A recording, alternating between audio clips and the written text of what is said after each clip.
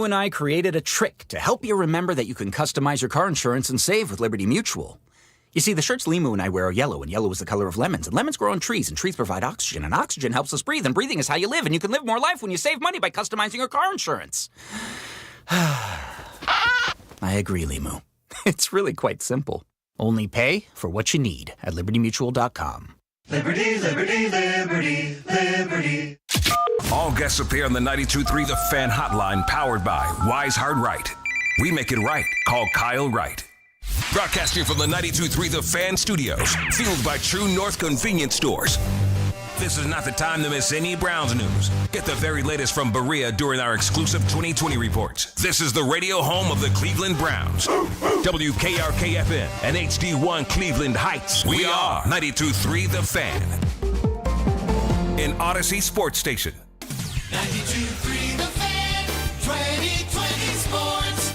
This 2020 Sports brought to you by Weather Seal. Get 25% off siding, including a free Polar wrap with 5 years, 0 interest. Call 330-920-4494 or visit WeatherSealHomeservices.com. Multiple reports this morning now saying Deshaun Watson will be the Browns starting quarterback to open up the regular season in a couple weeks against Jacksonville. The report adding that Shedeur Sanders will serve as the backup. On Saturday, Sanders was 9 of 11, 74 yards, a touchdown, and an interception against the Bills. Deshaun Watson was just 5 of 12, 36 yards of interception. Had some issues with fans afterwards for being booed for his play. We should get the official word from the Browns coming up at noon today, when we'll hear from head coach Todd Monken live right here on 92.3 The Fan. Raiders trying to figure out their quarterback situation. However, Las Vegas also has a problem at running back. Reports say that Aston Genty is dealing with a sprained ankle. Genty was injured during practice on Sunday. Raiders not sure how long he'll be out, but they believe the injury is not considered long-term. Guardians continue their road trip tonight. Going to open up a 3-game series in Anaheim as they take on the LA Angels. Guardians riding a 4-game winning streak after their weekend sweep at Colorado. Joe Adell returns to Angel Stadium for the first time since he got traded to the Guardians. Adell with a run of 3 straight multi-hit games. Parker Messick on the hill tonight, 9-8 at 2.54 ERA. Guardians in second place in the AL Central, 3.5 games in back of the White Sox. Guardians also tied with Texas for the third and final American League wildcard spot, so it's hard to say which club the Guardians will be pulling for tonight. Chicago opens a 3-game series against the Rangers in the Windy City. Don't miss the Browns preview show tonight, 7 o'clock, right here on 92.3 The Fan. From the University Hospital Sports Desk, I'm Jeff Thomas. Up next time for Baskin and Phelps here on 92.3 The Fan.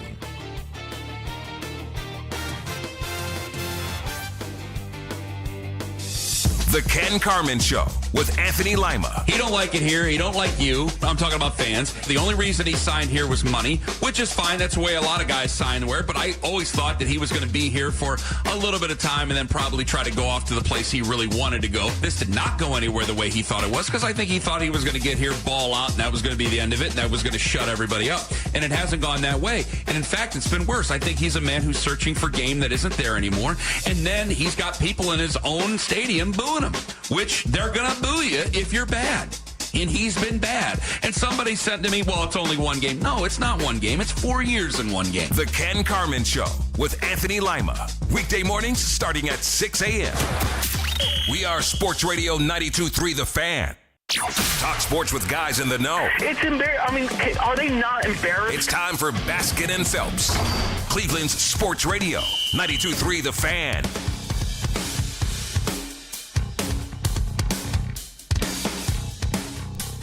Decision Day 2026. Do we already have our decision? Ian Rappaport thinks so. There are plenty of folks out there reporting today. Is that almost like when it hit 10 o'clock? Just happened. Yeah, it's weird how everybody seems to got that at 10 o'clock at the same time. Almost like it was embargoed, like it was news that was allowed to be told at 10 o'clock today. I'm Andy Baskin. He's Jeff Phelps. Dan Mennigan's here. Matt Corrali's here. It is Decision Day 2026 as we finally get news on who the starting quarterback will be for the regular season. It will be Deshaun Watson. At least that's what everyone was reporting. We will get the official word Which just around happened. noon. Yeah. All just happened. Well, we'll get the official word, I would think, from the team at noon when Todd Monken has his press conference. There has not been a press release from the team, though, correct? I'm not missing anything. Okay, we have scoured the wires, if they still existed, and there's nothing official from the team yet. But all reports are that Deshaun Watson is your starting quarterback. Jeff, I know that when we started our day today, we had different thoughts on who the starting quarterback would be. So give me your reflections now as we walked up to this moment where it sounds like Deshaun Watson will be named the starter today at noon. I don't think I don't think Todd Monken had good choices. It's okay. Which guy who probably isn't? Well, let's see. What's the best way to describe it? I don't think he had good choices. How about that? And I understand the idea of playing Deshaun. The one thing I think the comments after the game, just that puts everything in a different light. However, the one thing I think everybody needs to remember, Deshaun played pretty well in the first half of the game against the Bears, and Shedeur didn't play very well. And then in the game just on Saturday, I thought Shedeur played pretty well in the first half against Buffalo, and Deshaun didn't play well in the third quarter. So they flipped the playing times, and you could say they flipped the performance as well. Because if you're honest with yourself, Deshaun played pretty well in that first half against the Bears. Okay, so how much of that is about the other 10 guys on the field? Deshaun only played 2 series with the starters. Again, I ask, how much of it is about the other 10? Does it matter? Yeah, it does, because of the way you lay it out, you could say, okay, well, why did one guy look good here and struggle there? Well, and then you flip it around. Deshaun, I think, looked better after they took the starters out. That's when he had the scoring drive. Okay. He had the scoring drive with backups. Okay, so that's what I'm saying, though. I'm not even worried about who he was on the field with. And maybe I should be. Apparently, Monken's not. No, he's not. So I think over the last, and just kind of to rehash a little bit of what happened over the weekend and how we got to this point, it seemed to me, especially, and this might be the unknown part of the press conference, because everyone wants to talk about what Deshaun said, and the part of it that I thought that was most meaningful, knowing going into today, where it sounds like we will find out officially at noon that Deshaun Watson will be the starting quarterback week 1, was that Todd made it sound like he was really, really proud of Shedeur and the growth that he's had since he got here.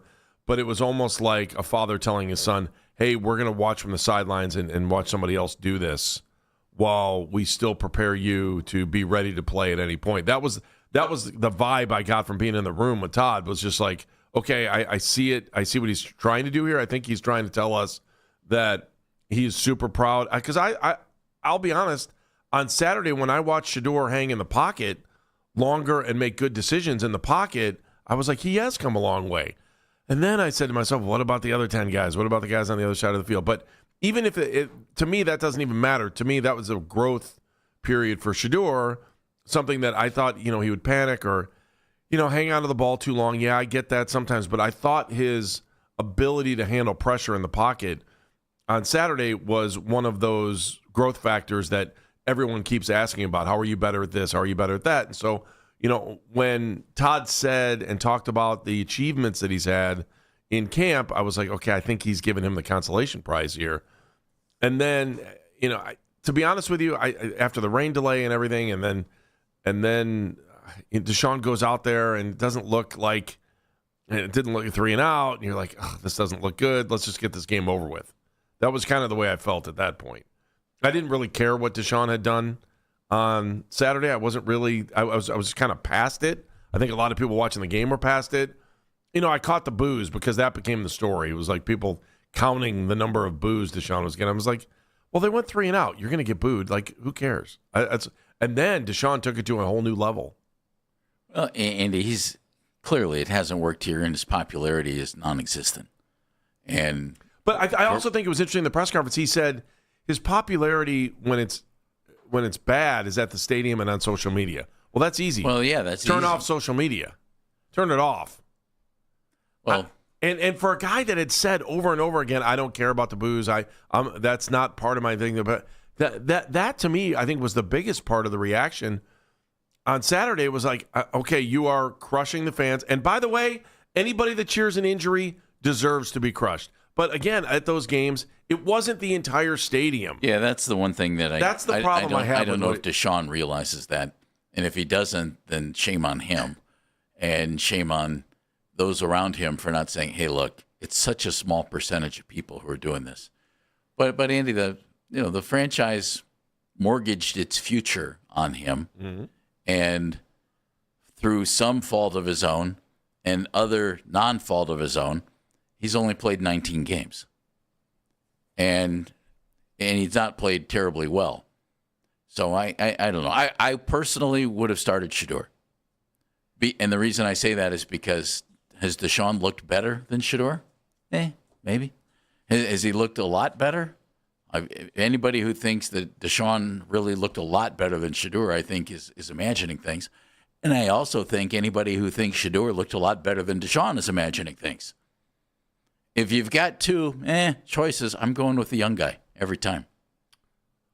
And the other part that I thought that Deshaun was going to be named the starter today, and it does seem like all these reports that are out there now are saying that Deshaun will be the starter, and Shedeur is the backup, that will happen in that noon press conference with Todd Monken. Yesterday when Todd came out and said, it was just a bad moment for him at the end of the game. He was frustrated, didn't feel good about the way he played. I sat there, and at one point I was like, Deshaun, just stop talking.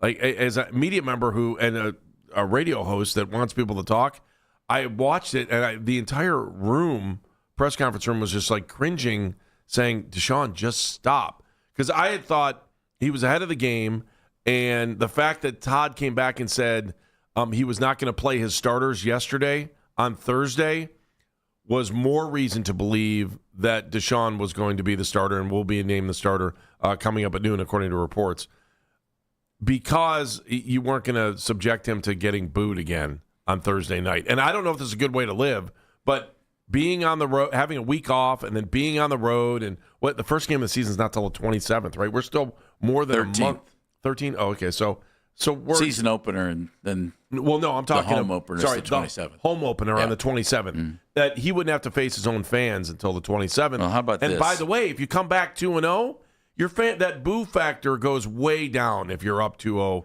and you won both those games in Florida. How about this? 2 games, road games, doesn't go well. Shedeur's starting game 3. What if it does go well? Well, then you keep rolling with Deshaun. Yeah, and I don't. And if they come back, we're talking about the Browns, like team that could never win on week 1. If the Browns can go out and get a week 1 win, week 2 win, and then they come back, no one. I'm just telling you, the boos that he was hearing, and this is why it was like, Deshaun, just say you had a bad game or things didn't work out the way you wanted them to, and move on. I understood. He's allowed to say anything he wants, and he vented. And he's going to have to live with the consequences of that. But clearly he had some things he wanted to say, and he said them. And I'll bet he feels a lot better about it. Now, does he? I don't know. I didn't ask him. Yeah. I would think he did, or he wouldn't have said it. I don't know. That's one of those moments where you walk out of the room and go, man, I'm glad I got that off my chest, but I may regret saying what I said. Andy, he doesn't regret anything in his life. But if you want to talk, his words. Those were his words. It just makes for a really interesting conversation. I talked to Dan right afterwards, after I walked out of the room, and I was like, Dan, I can't believe, or after you guys got off the air, sorry. And I was like, I've never seen anything like that. That in a room like that before, where the press conference was just like, well, what am I watching here? Am I watching a guy that just doesn't want to be here anymore, that's trying to get traded? Seemed that way. That's what it felt like. Yeah. But I also thought Deshaun had the presence of mind to know that when he said, this happens to me in the stadium and this happens to me on social media, I was like, okay, so where people can be anonymous. That's exactly right. Yeah, because face-to-face, when you see somebody in the real world, no one's going to come up and say, they may look at him and go, oh, there's Deshaun Watson, the quarterback, right? He was also mistaken when he said it's obviously not performance-based. It's like, well, yeah, it is. Part of it is. In 4 years, you were a 9-10 quarterback and didn't look very good. So that's part performance, Andy. Well, the performance part for me, too, is there's got to be a reality to the injuries. There is a reality to the injuries. Well, sure. And it's true of every athlete that's ever played any sport. if you've been injured. And, you know, the leg injuries in particular, that's unbelievably difficult to come back from. And, like, if he couldn't play because of the injuries, it's another story there, too. I also, like, and we're not even discussing what happened for the suspension part of his career here in Cleveland.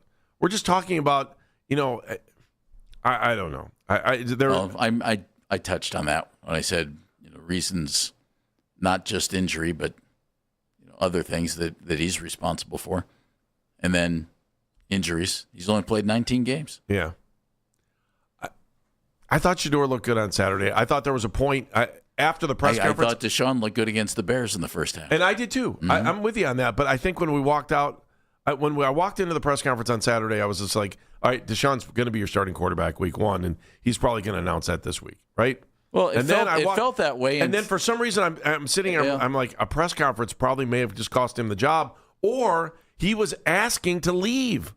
Anyway, the news will come down officially, we believe, at noon when Todd Monken has his press release, unless the Browns put out a press release. When Todd Monken has his presser, you'll be able to listen to it. It's going to be must listen to at noon. I'm telling you, lock it in. You're going to want to be here at 92.3 The Fan at noon when we play the Todd Monken presser. It'll be right around there. And we'll hear the reasons why. It appears that Deshaun Watson is the starting quarterback according to reports. All of this straight ahead, Baskin and Phelps Decision Day 2026, 216-474-0092.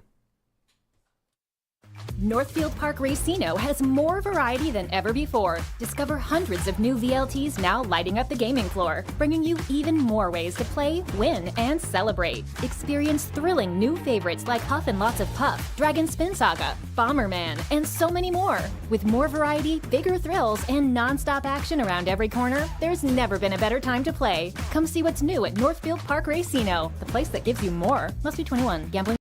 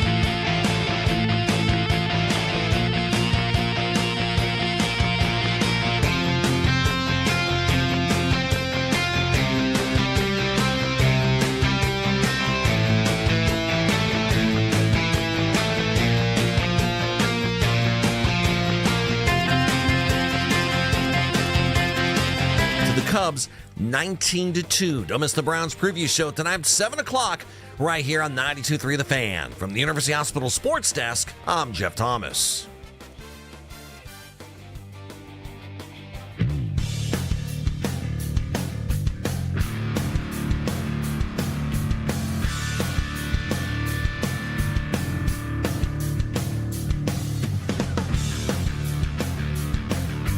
Basket and Phelps, 92.3 The Fan. Want to thank everybody listening on the stream today. Big day on the Odyssey.com app. And, we get the answer, right? It's Deshaun Watson. You surprised? I don't know. This hasn't been a very good race according to get here. reports. According to reports, it is Deshaun Watson. But everybody has it. Todd Monken's press conference at noon. You're locked in. Stay here. If you want to hear why, we're about to find out at noon. So lock it right here on 92.3 The Fan, and we will take care of you throughout the rest of the day. Plus, we're going to give you the opportunity to talk about, what the decision means and how did we get here, and is this the right move? Is this not? I can only imagine what Saturday was like after the game for the post-game show. I know this is like my favorite question for you. The day after, I can't imagine what reaction was like.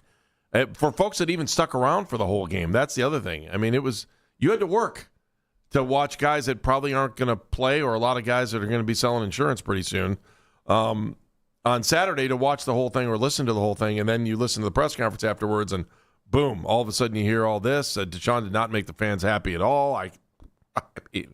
I'm still trying to figure out what happened in that room, but at the end of the day, Todd Monken has his starting quarterback, and it's going to be Deshaun Watson. We didn't have much reaction to the game, on the post-game show. Mm-hmm. And then after Deshaun spoke, we had a lot of reaction, just like we have right now. Yeah. Oh, you don't want to talk about Luke Flora getting the touchdown? It was a great play, man. Good for Luke. He was wide open in the back of the end zone, he caught the ball. I was pumped. That was probably the happiest I was for both Deshaun and Luke. But that's not the point. Or Shedeur. Yeah, what did I say? Deshaun? Sorry. We have two quarterbacks who have "sh" in their name. It's very confusing. Thank you, Jeff. That's why we need somebody named Tom. Bob. Tom, Bob, we could use Bill. Otto. Would be easier. Otto wouldn't be bad either. Instead, we have Deshaun and Shedeur. 216-474-0092. There was a lot of reaction out there, so we want to let you hop on in. Sean's in Houston. You'll get to start us off. Houston. Go ahead. What do you think, Sean? Hello, Sean. So just one, as fans, we're not stupid. We're not idiots. You guys aren't idiots. So for them to come and say that game mattered, tell us that he's going to start day one, week one, like we all already knew. And two, Deshaun Watson, you hit one pass in 2 games over 20 yards. And we just commented on Luke catching the wide open pass. That 20-yard completion that he hit against the Bills totally was wide open. And where did the ball go? That should have been a 40, 50-yard pass. But he ducked it into the ground. The guy can't throw downfield. We're going to see 2 games of this. We're going to see Judkins get the living heck knocked out of him because they're going to play the box, because everybody and their mom knows Watson can't throw the ball in the air past 10 yards. So now we're not going to be able to run the dang ball. And the last point is, what's the point? What's the plan? We're not going to re-sign him. Sean, what do we care if he's decent? Yeah, that's good stuff. Sean, I think a lot of people, that was the reaction I got from, what is the point here? What is the point? Where's the organization going? Why would you do this or that? Although I had no expectation that I didn't think Saturday's game mattered, truthfully, on who the starting quarterback was and what the decision was. So maybe Todd. It clearly didn't. It did not. No. Correct. And when Todd came out yesterday and said, I'm not playing my starters on Thursday, I absolutely thought, okay, this is Deshaun. It's his game. So they're going to let him be the starting quarterback. We have phone calls coming in from all over the country, too, by the way. Go ahead. I know Mary Kay Cabot and the folks at the Plain Dealer on their podcast said that the whole process of the quarterback alleged competition was just mismanaged. And I would think that that's fairly accurate. There was... Wait, why? Why do you think? Because if you're truly competing and you have Deshaun and Shedeur both going, why did you play either guy in the third quarter? of those two to games. give equal reps and equal time. That's why you would just do it. don't play them. Play one in the first half of game 1 and play one in the first half of game 2. You put Shedeur in a position to But fail. you're already taking away reps from those guys, and you're trying to give them more. I understand why they did that. You put Shedeur in a position to fail in the first game against the Bears by having him out on the field with guys who may not make the team. Right. And he didn't look very good. And you certainly put Deshaun in a position to fail in the third quarter against Buffalo. You know, he's out there with guys he's never thrown the ball to. Or at least not very often. I think you're in a catch-22 because you've already said I want to give these guys equal reps. Well, So equal you're trying reps, to equal reps out. could have been just play him in the first half and give them better opportunities to succeed. But you put each one of those guys in a position to fail. I honestly thought this, Andy, coming in today. Mm-hmm. I thought by putting Deshaun, why put him out there? Well, maybe to see how maybe to see how he handled it and then handled afterwards. Hold on. Yeah. And see how he felt afterwards and see if he could shoot himself in the foot and cost himself the job. And I thought he did. He didn't play well, but that's okay. Neither did Shedeur. But his comments, I thought, he's not going to start. And we want to see how he handles a stressful situation and being under duress, not only from the opposition, but also from the folks who were sitting there. Apparently, he didn't handle it well, and he gets the gig anyway. I thought it was an interesting week for Deshaun, even though you look at what he said after the game Saturday. Earlier in the week, though, I thought he had a great approach to coming in the third quarter and understanding that it's an opportunity to work with everybody on the team, and it doesn't matter if they're going to make the team or not, that he was looking forward to playing with those guys as well and the opportunity just to be on the field, especially when you've been out for 2 years.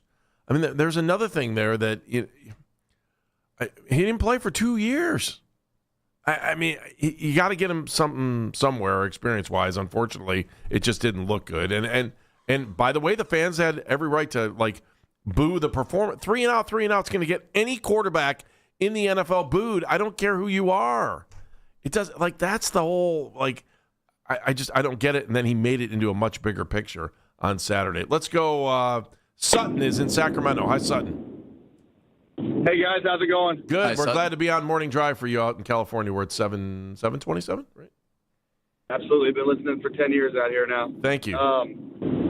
Yeah, so I want to talk about some times in the past as a Browns fan that have made me genuinely angry. Mm-hmm. It's always been a thing where you have moments in football where they're going to do some things, cut players, your favorites, that make you a little upset. But there's things that make you angry that stick with you. And a couple of them I wrote down was Hugh Jackson not inviting the fans to jump in the lake with him. I thought that was so out of touch. The firing of John Dorsey completely made me almost want to not be a Browns fan anymore. Not re-signing Nick Chubb, again, one of those legendary players for the Browns that didn't do. And then now this, naming Deshaun over Shedeur. The previous caller said it. What is the point, right? We don't want this guy. He's made a fool out of us. We had all those years where the one thing we had over Pittsburgh was, hell, at least we don't have the off-the-field stuff like that. And now they brought it to us. And we have to deal with this guy coming into Cleveland. Once again, disrespecting the in Cleveland, or week 3 in Cleveland. Okay. Sorry, your phone line broke up there. I didn't want people to think we hung up on you. Just say that last part one more time. I'm going to let you go. Just say what you just said again. I was just saying, I'm coming to the game in Cleveland week 3, and if he's the starter, I will 100% boo this guy. He doesn't want to be there. We don't want him there. Let's move on. All right, Sutton, thank you. We appreciate you listening and waking up early to listen to us all day long, too. So, See, there's the issue, Andy. Yeah. I mean, how do the Browns roll Deshaun out for a home game? It's got to be 2-0, 1-1. I don't know. I don't know, Andy.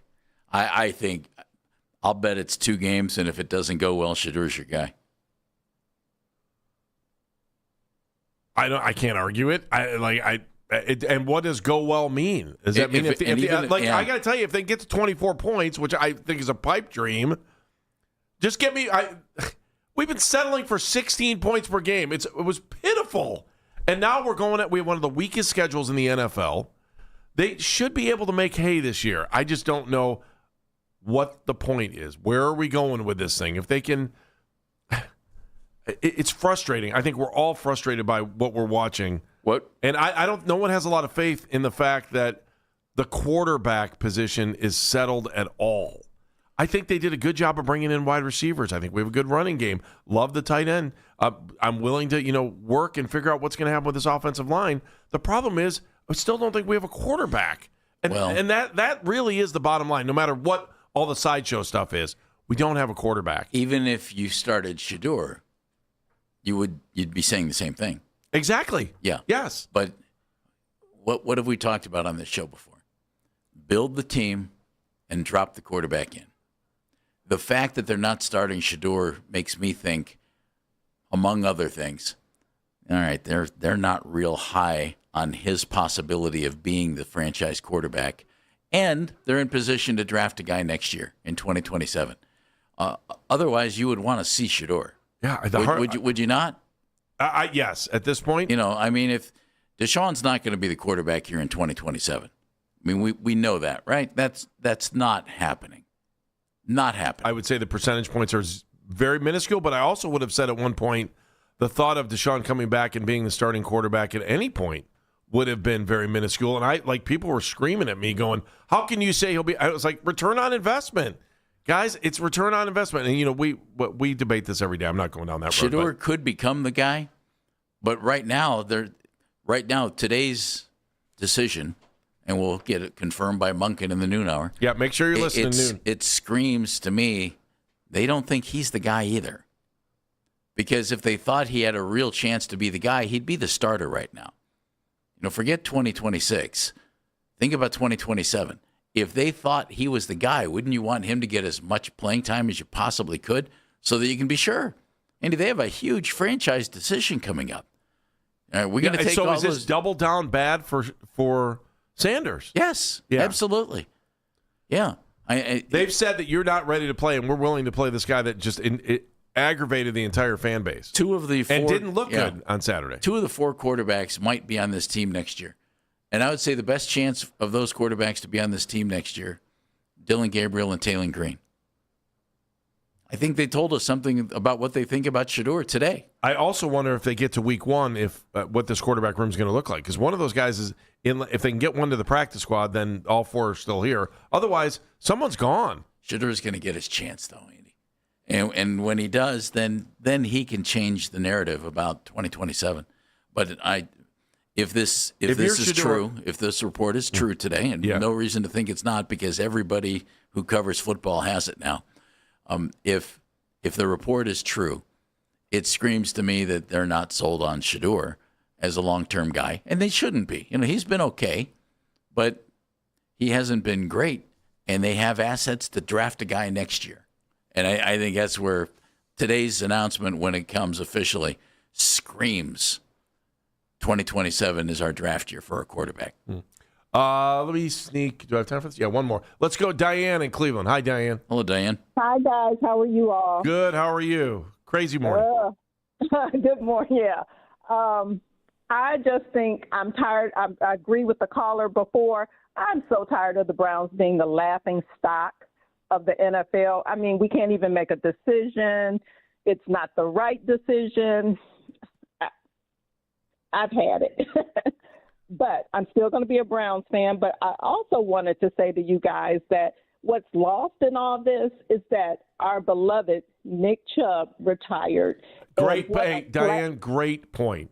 Great point, because that should have been something we talked about. Go ahead, sorry. Right, a class act. And sometimes my family will say I cry at the drop of a hat, but when I read what he said, I cried. What a class act.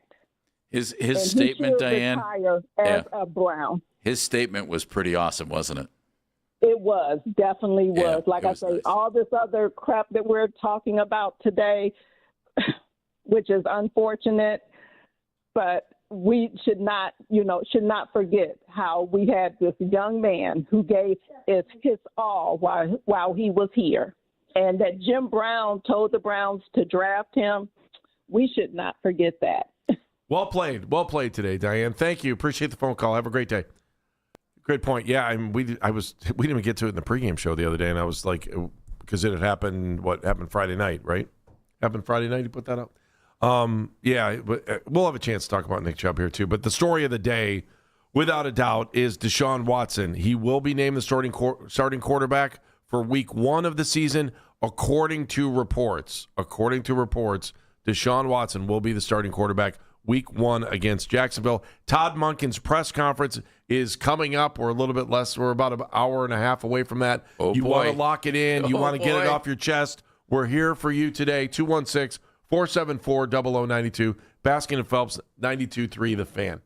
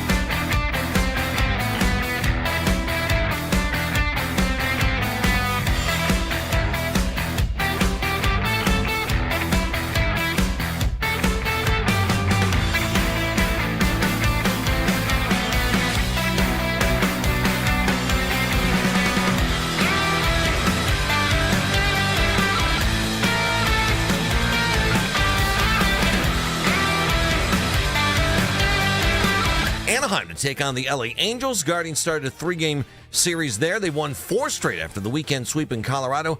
Joe Adell returns to Angel Stadium for the first time since he got traded to the Guardians. Adell will run 3 straight multi-hit games. Parker Messick gets the start tonight. He is 9-8, a 2.54 ERA. Don't miss the Browns preview show tonight, 7 o'clock, right here on 92.3 The Fan. From the University Hospital Sports Desk, I'm Jeff Thomas.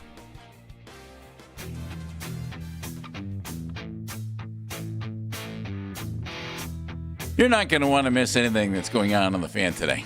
So you can listen to us all day, anytime, anywhere on the free Odyssey app by telling your smart speaker to play 92.3 The Fan. And then you get all the goodies, too, like YouTube, 92.3 The Fan on YouTube. Morning, guys. Ken and Anthony, 6 to 10. Andy and me, 10 to 2. Afternoon Drive, Nick and Jonathan, 2 to 7.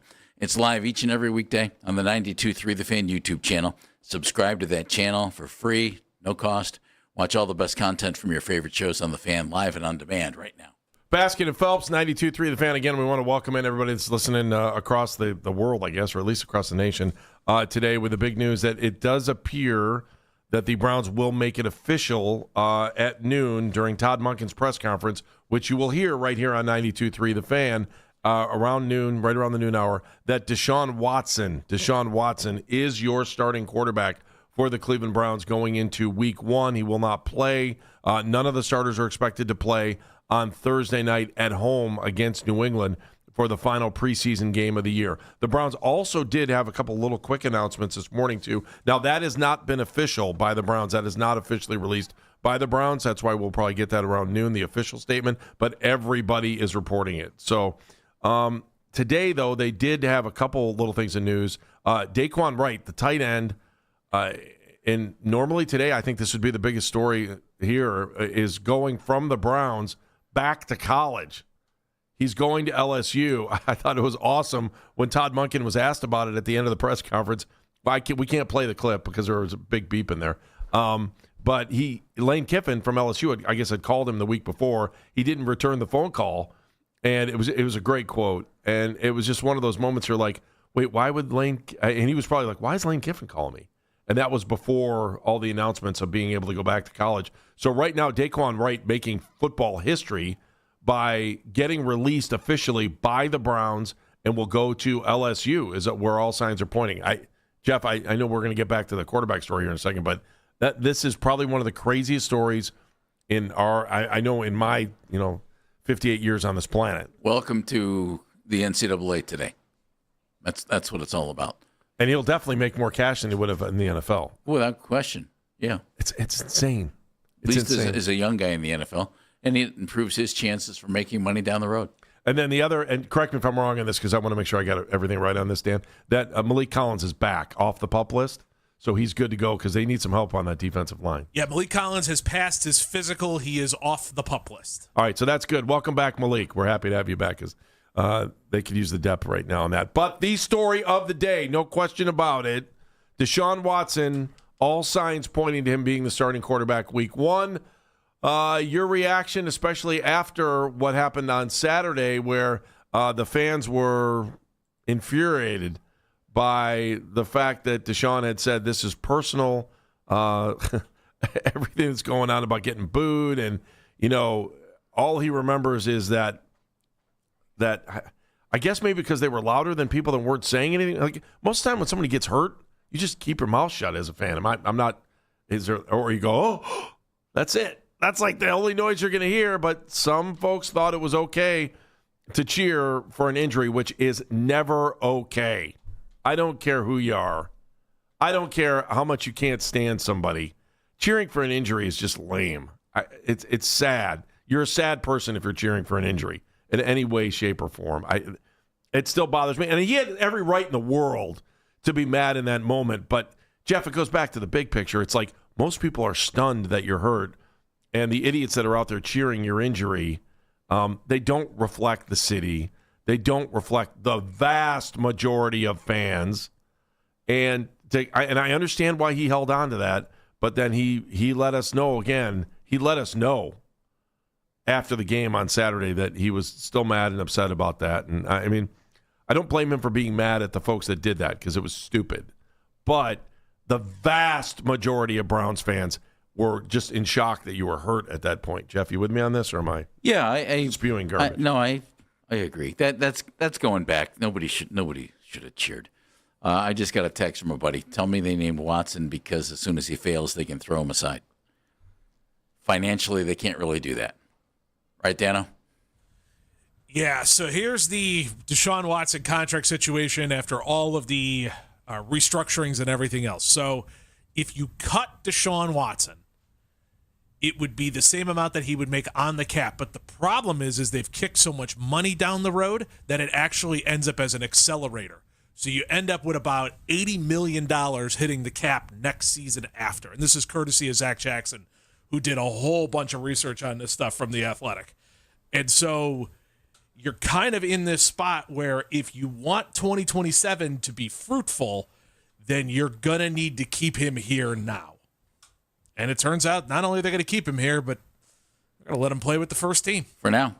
For now. Let's go Randy in Cleveland. Randy, my man. How are you? How's it going, guys? Good. Weird day, Randy.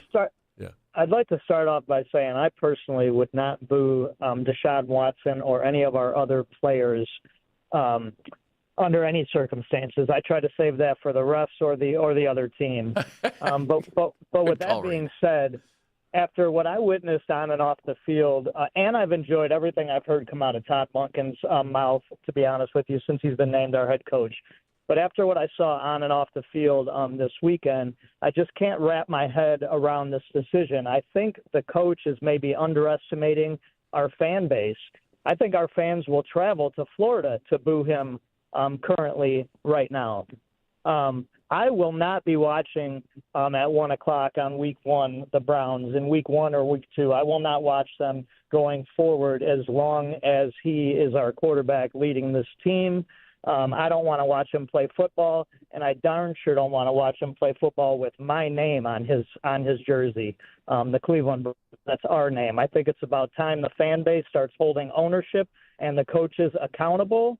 And that's all I got to say, guys. I will not be watching. And what are they saying to Shedeur Sanders at this point? Good point, Randy. Thank you. The other question I was kind of kicking around was, if you're in Shedeur's camp and you know you're coming in as the number 2, you asking for a trade? Yeah, are you asking for a trade or a release? It's not like he has any leverage. Well, then you wouldn't ask for a release. Then you'd ask for a trade, right? It's not like he has any leverage. Unless there's somebody out there that wants him. That's the only way we'd have leverage. It's not like he has any leverage. All right, I get your point. Anthony in Stowe. Hello, Anthony. Hi, Anthony. Yeah, I promise you Randy will be watching week 1. I don't believe that for a second. But, guys, I want to make a comment real quick and then ask a question. Sure. Okay, I'm a longtime season ticket holder, and maybe I'm a different kind of Browns fan because I try to look at it professionally, not personally. All right, I don't have personal feelings towards these players because I don't know them. I see what they do on the field, right? Right. In the 15 years that I've had season tickets, this looks like the most complete Browns team to me on paper that I've seen in 15 years. We finally have a group of talented, young wide receivers that are explosive and that we know can make some plays. We have an offensive line where the sky's the limit. Young, very, very talented. We have a running back coming back who proved he can run in the NFL, and Harold Fannin is dynamite, right? Okay. Our defense is not going to miss a beat versus the real deal. And you know what? If we were going to trade for Miles, that's the guy I would have wanted. I mean, that was a hell of a trade. Okay? Mm-hmm. So my question is this. What happens if Deshaun Watson comes out and we win 10 or 11 games this year? Are we still going to be saying, let's dump Deshaun because we don't like him? Because, look, the fans never liked him before he stepped on the field because of his personal problems. The same fans that were booing Deshaun for the morality were wearing Kareem Hunt jerseys in the stands. Okay? Let's set the personal feelings aside. Well, Anthony, my only argument with you was Deshaun made it very personal on Saturday. Like, Deshaun is the one that's making it personal now. Fair point. Yeah. Deshaun Watson is incredibly liked in that locker room. You know what's just funny? But Anthony, you're saying this. You're saying I'm not. It's not personal for me because I don't know this. But now you're trying to make it personal that you're saying that he's liked in the locker room. No, by his teammates. That's what I'm saying. You're saying that you know what his team. You don't know what his teammates are thinking. You don't. I don't know. I don't either. I'll be honest with you. Yes, you do. It's well known that Deshaun's well liked in the locker room. It was well known that Miles wasn't, and it's well known that Deshaun is. You are creating animus. I've not heard that. The booing, I don't know anything, but go ahead. Not heard that. The booing is creating animus and resentment between the fan base and all of the players. Anthony, thank you. I'm not buying that. I'm not buying that. There are plenty of players that that respect the fans, that understand what the game is about. I think there are athletes, most professional athletes know that when you take a check and you don't perform, because who drives the sport? It's still the fans who buy the products for the commercials that are on the air. It just doesn't make any sense to get into an argument with fans, ever. It just doesn't. Like Dan says, if you don't like what's being said on social media, it's like a window. Close it and don't look outside. I listened to some of the things you said, and I thought you had some pretty valid points there. But at the end of the day, I'm not going to sit here and the fans are what drive everything here. There's no reason to pick a fight with the fans and say it's personal with them.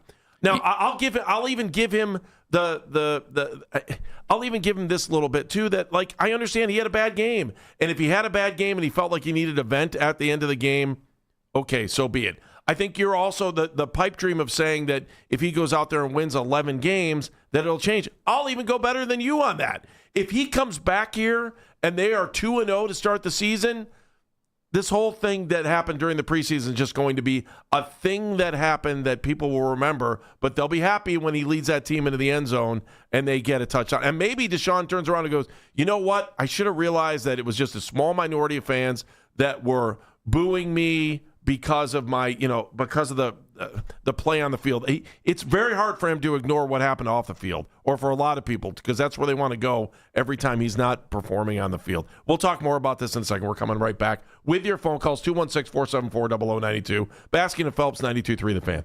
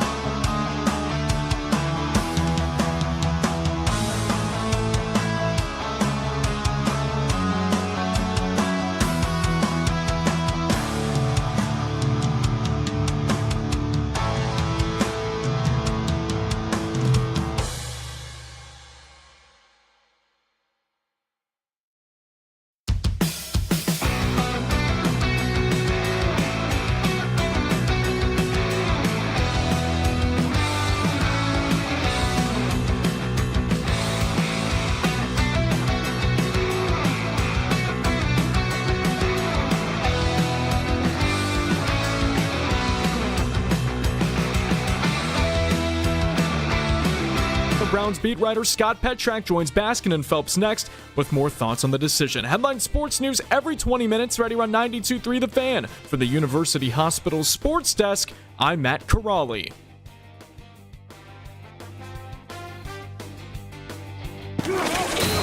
The only place for Browns news on your way into work. The Ken Carman Show with Anthony Lima. Weekday mornings starting at 6 a.m. 92.3 The Fan.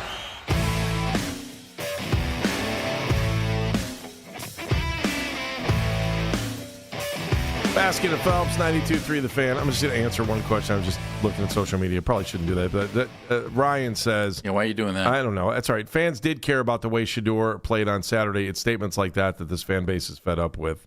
My point about Saturday was the real work got done on Thursday. So a lot of the things that were happening on Saturday were just like an optical illusion on some of the things. And that's why I thought people that thought... Disagree. Oh, I did. I thought the hard work got done on Thursday. I do think that Shedeur moved in a positive direction based on Saturday. Yeah, he played okay. I'll give you that, but I don't think Watson had anything to I didn't think he had anything to lose or gain. The 3-and-outs don't help, right? Like, he didn't play well. I got it, but if Todd had already had it in his mind that he was going to be the starting quarterback, and as we were about to find out at noon, then guess what? I was probably right on that, and I think we were just waiting for that game to end. And then no one expected what we got in the locker room afterwards. Let's bring in super friend of the show. He is Scott Petrak. We love having him on the show from the Chronicle Telegram, brownzone.com. And he is on the Wise Heart Right, We Make It Right, Call Kyle Right hotline. Hello, Scott. Anything going on? No. What's going on with you? Hi, Scott. Nothing. Just playing some golf. Are you shocked, or are you just kind of like, nothing will shock you at this point? So hearing the news today, and get ready because the press conference we'll have on 92.3 The Fan with Todd Monken coming up, that Deshaun Watson will be named the starting quarterback for Week 1. It is hard to shock me after 20-plus years of doing this with the Browns. If you had told me this Saturday night when I was leaving the press box, I would say I'd be shocked. After listening to Todd Monken on the Zoom yesterday, he certainly did more than left the door open for Deshaun Watson to be the starter. And I wasn't sure if that was just a PR thing or what, but he spoke yesterday like he was going to name Watson the starter. So that made it less surprising when the news came today. But there is still a surprise factor because, it doesn't make that much sense. It just doesn't make that much sense to me. Here's the thing, Scott. I think we were all in agreement on this. If somebody beats out everybody else, that's fine. If somebody looks significantly better, great. And this isn't about Deshaun nor Shedeur. I don't think either guy separated themselves. So why go with the older guy? Yeah, that's my number one question, Jeff. It really is. You have the fan thing, right? And we can talk about that. And I do think that is an issue in this, or maybe should be an issue in this. But my number one takeaway is if it was close, why not go with Shedeur Sanders? Yep. So either Todd Monken keeps saying that he's going to play the guy that he thinks gives him the best chance to move the ball, best chance to win. So he obviously thinks that is Deshaun Watson. And I have no doubt that Monken thinks that Watson at the line of scrimmage is better than Sanders. And, there's two plays in the huddle. You get up to the line, you got to get into the right play. He probably does that more than Sanders does. He's more experienced, been through offenses, etc. Having watched them practice for months now, there is no gap between them. And if you gave me the edge on who played better, just from a throwing standpoint, I would give a slight edge to Shedeur Sanders. So for it to go to Watson, either makes me wonder just what I don't know or what I'm not seeing about Sanders and what he's not doing that Monken wants to see, or what else is in play. Because I'm 100% with you, Jeff. If it's close, how do you not go with the young guy that might have a future, that's super cheap, and that the fans don't hate? And then here's the other. There is that too. Point. Yeah, I think. What does it say to Sanders that we saw what we saw on Saturday, and then first, Scott, tell me what mattered more, Thursday or Saturday to the coaching staff? Yeah, it was Thursday, and I think Todd said that yesterday. Yeah. That was more important. But Watson had a really good start to the Thursday practice. Then he threw a terrible pick in the red zone, and he missed a wide-open arrow at Fannin for a touchdown. Now, it's right. It's two throws in this huge body of work, so I get it. But if you're going to extend this quarterback competition through Thursday and through Saturday, then those things matter. And over those 2 days, Sanders was way better than Watson, and we're not, or at least better than Watson. He was much better on Saturday. And that's not including the press conference part of it, right? So, again, I think it was really close. And, there must be something. And, I want to hear Todd lay it out. Hopefully he does when we talk to him at noon. The exact reasons why he thinks Watson has the edge. So what's the message you're sending to Sanders?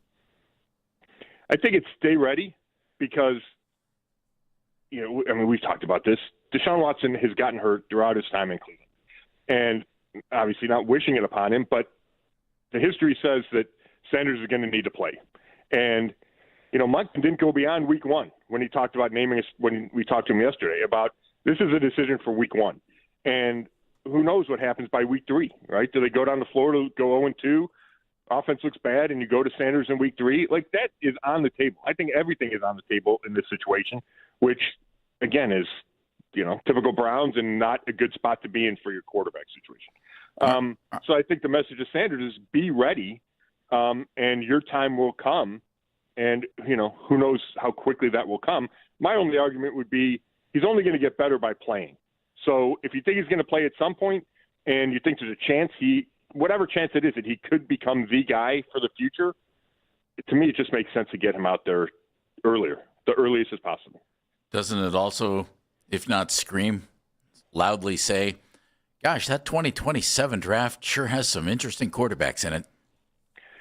It does, but if you're making this, I don't think they're making this decision to try to lose games. I don't think that's Todd Monken's I don't either. decision, right? No. I don't think that's a factor in it. So it might be the byproduct is that they get bad quarterback play from Watson, or maybe they get bad quarterback play all year and lose a bunch of games, right? I mean, that's certainly one of the scenarios that's possible here. But yes, all of this screams they're going to go find their future quarterback somewhere else, right? I mean, the way this has been handled, the 2 guys they have. And again, I've not closed the book on Shedeur Sanders is a possible starting quarterback in this league.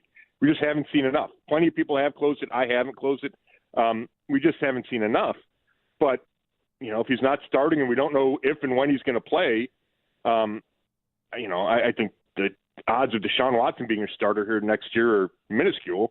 So, yeah, it does scream 2027 quarterback, but it's been looking that way for a while now.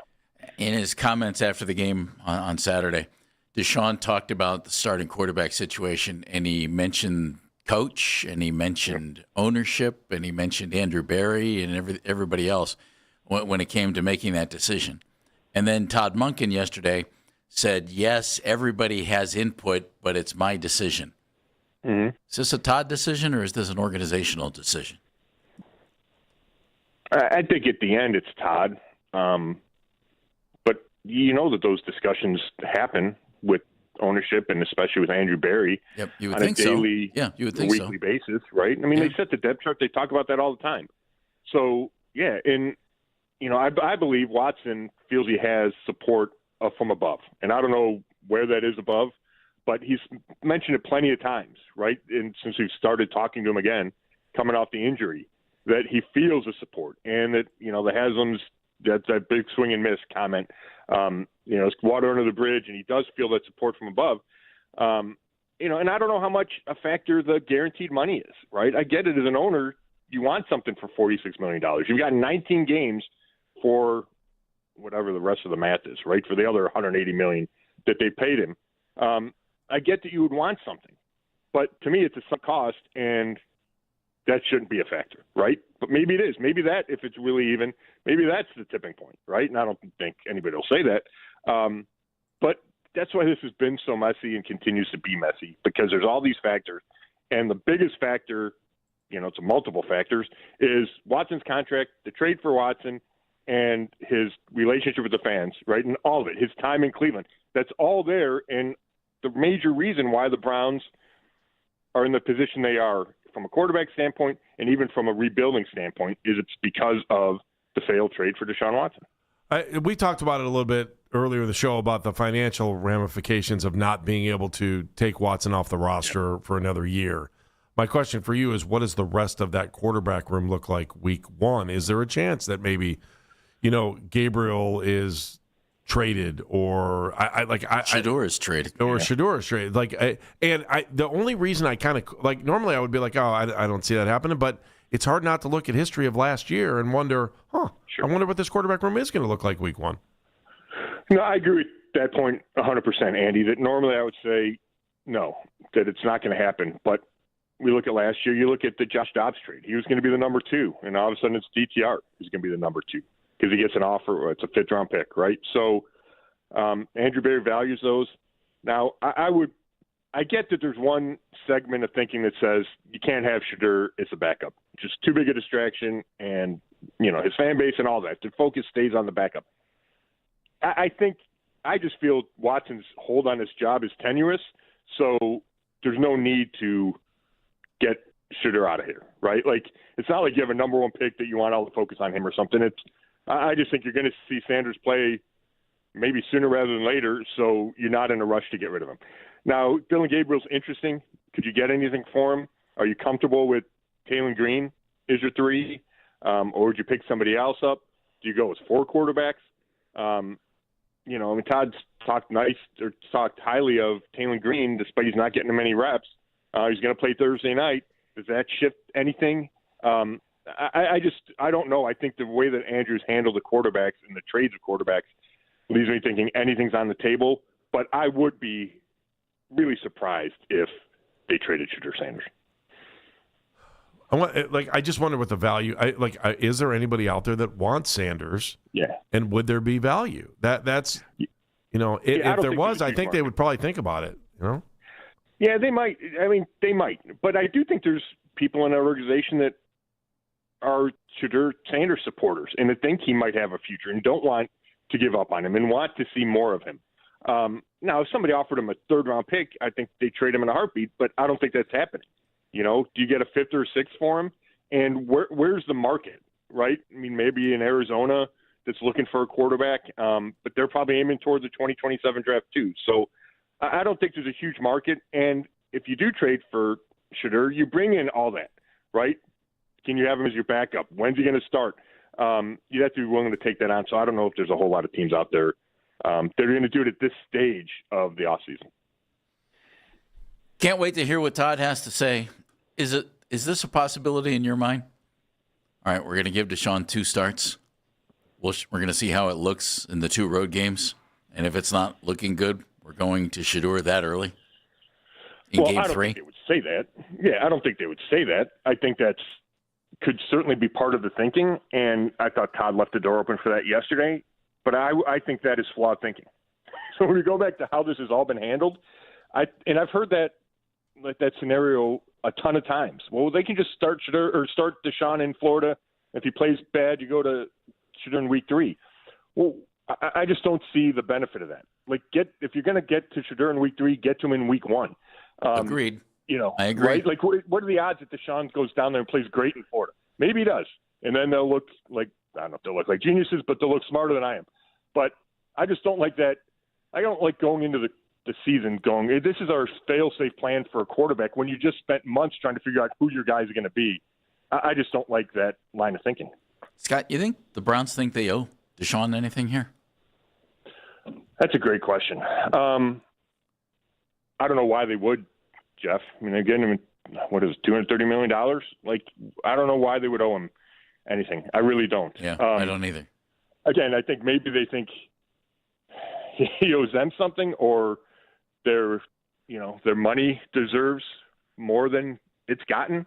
But I don't think they owe Deshaun Watson anything. All right, we didn't talk about it yet. Let's talk about the fan factor here and what was said on Saturday. And, Todd seemed to try to downplay it a little bit yesterday. Your thoughts on what was said, and is there any turning back from that? Yeah, I thought it was, I don't know, monumental might be too strong, but I don't remember many press conferences like that. I thought it would and perhaps should shift the quarterback competition in that decision. Obviously, it did not. I don't know how he comes back from this. It'll be interesting if we talk to Deshaun today, what he says about it. Obviously, it's in the forefront of his mind when he's out there. I don't think the reception is going to change at all. Even if they go 2-0 in Florida, I don't think the reception changes. I think he's booed when he walks on the field, and they cheer when something good happens, and as soon as something bad happens, he gets booed. I just think that's where it is with him and with this franchise.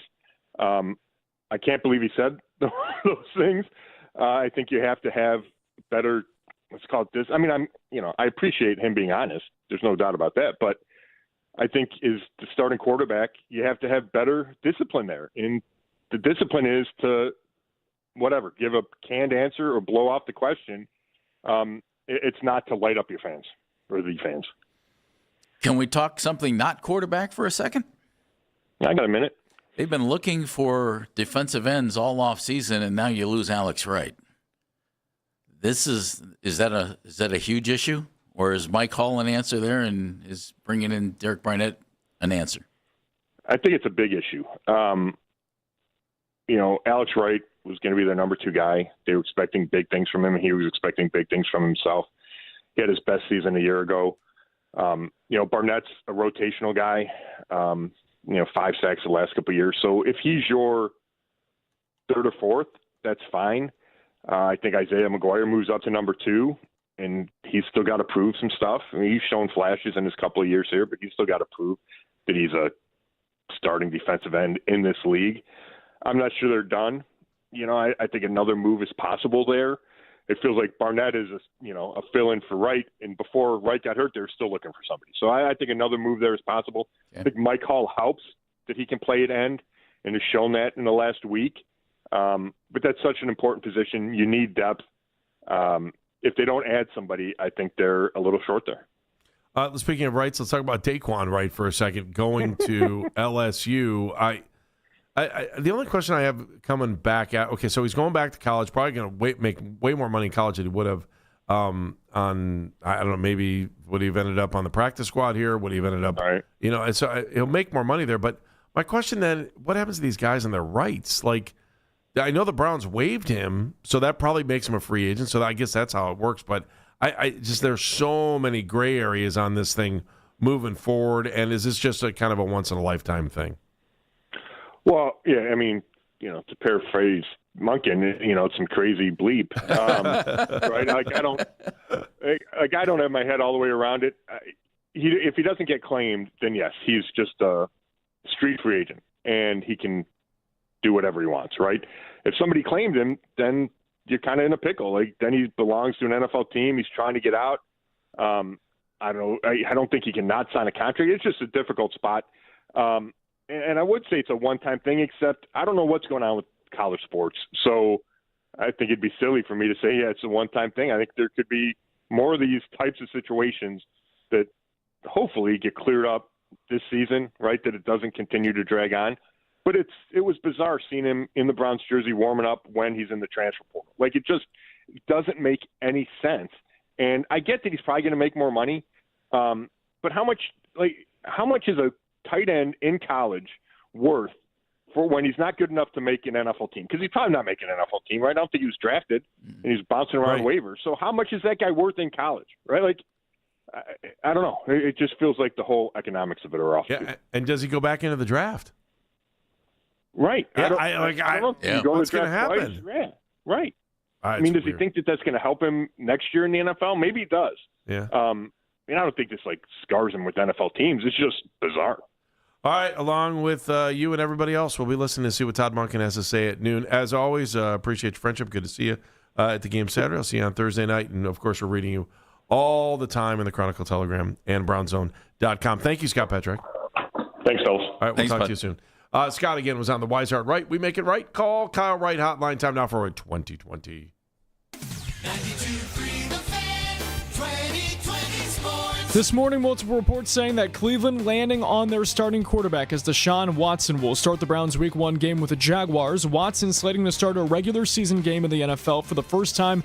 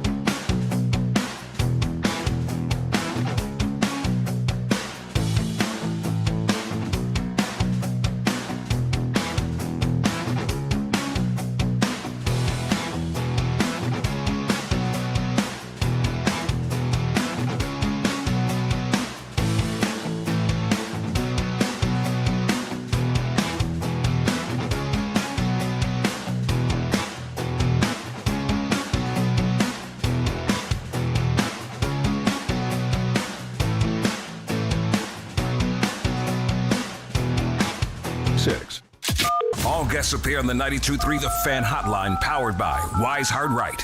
We make it right. Call Kyle Wright. He's a pride of Bedford High School and the Buckeyes. Tyvis Powell talks Browns football every Monday afternoon at 1:20 with Baskin and Phelps on Cleveland's Sports Radio, 92.3 The Fan. Training camp coverage powered by Expert Renovations and Consumer Tire, 92.3 The Fan.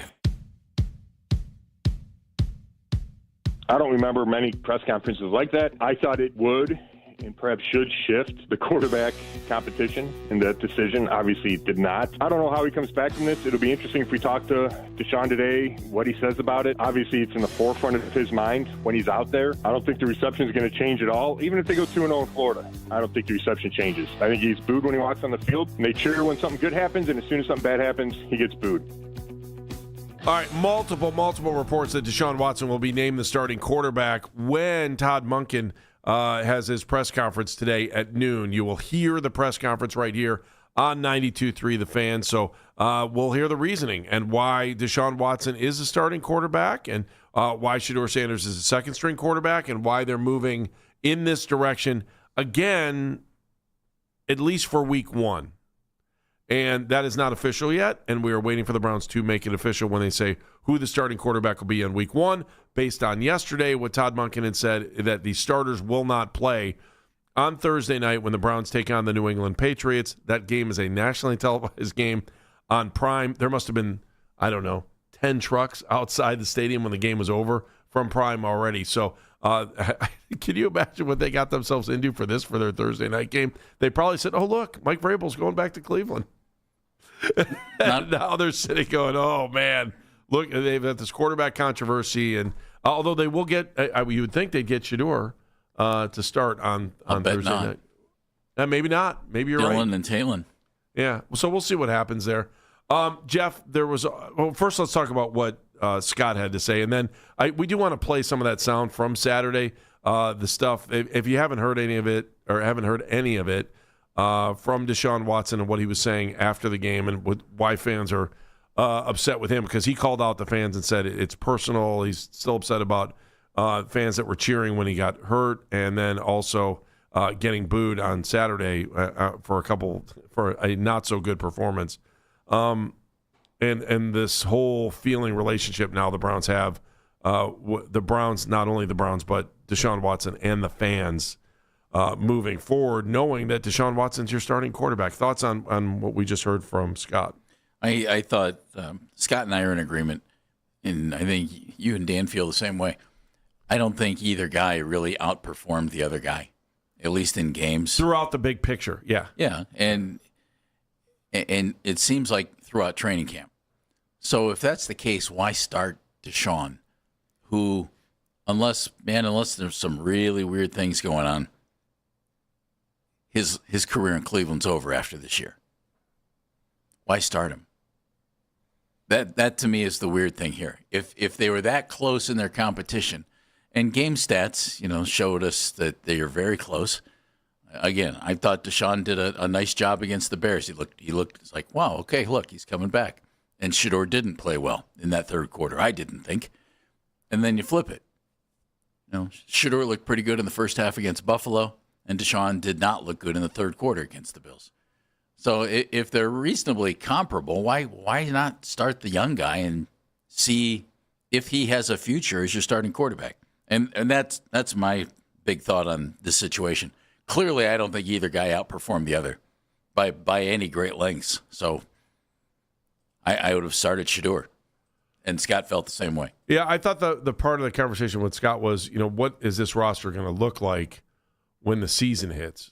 And I say that as far as the quarterback room is concerned. If you're Shedeur's camp and you're Shedeur, obviously you'd be frustrated thinking that maybe you should be the starting quarterback. But when you listen to him, he's pretty day-to-day on stuff, and it's kind of like whatever happens, I'll control what I can control.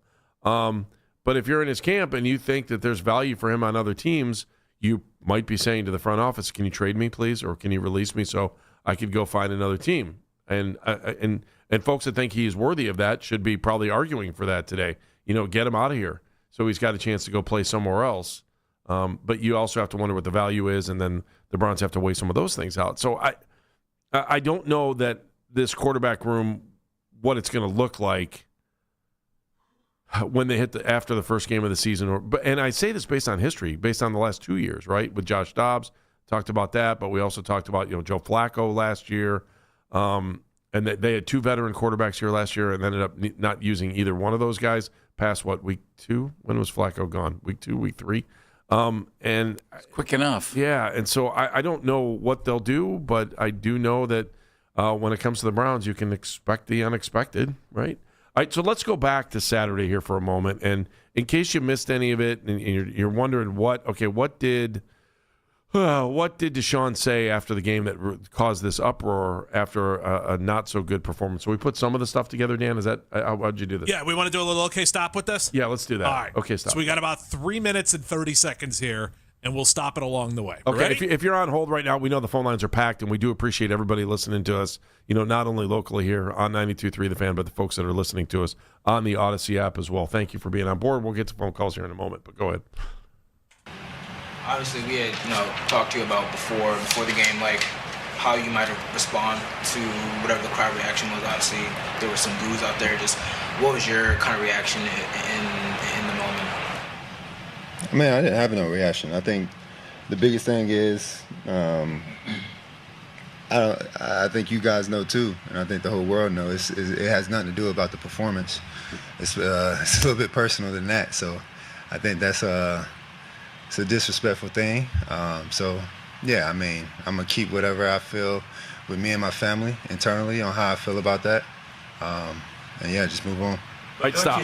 So at this point, I'm sitting in the press conference, and I'm like, okay, he's talking about the things that made his life go sideways with courtroom appearances and the accusations and the settlements and lawsuits and all that stuff. That's what I thought he was talking about at that point. Well, I thought he was too. Yeah, I still think he is. Yeah, and I do too. But he's not paying attention if he doesn't think there's some performance in there as well. With the boos from the game, yeah. Yeah. I mean, he was looking at more the... And not just, it wasn't just performance on Saturday. It's been performance since he's been here. Sure. Right, so he's had some moments that were okay, and he's had some moments that weren't. But clearly, all the baggage he brought with him is a huge part of this. And we all know that most Browns fans would have ignored all that baggage had he come in and played well and been able to stay healthy. And also part of that, too, is the underlying theme that they gave up all those first-round draft picks. Well, yeah, that's I don't huge. know. Sometimes people just want to say it's the money, it's the money, it's the money. No, it's the ripple effect of giving up those draft picks and wondering what could have been had the Browns actually had picks then. All right, let's roll on. I think, Deshaun, that winning and playing better would eliminate some of that booing? Last time I played on this field, I tore my Achilles. And that same fan base, they cheered when I got hurt. What does that have to do with anything about performance? When a person get hurt, especially for your own city, and they cheer. Doesn't that make you regret coming here? Stop, Dan. No. He said that fan base. That's inaccurate.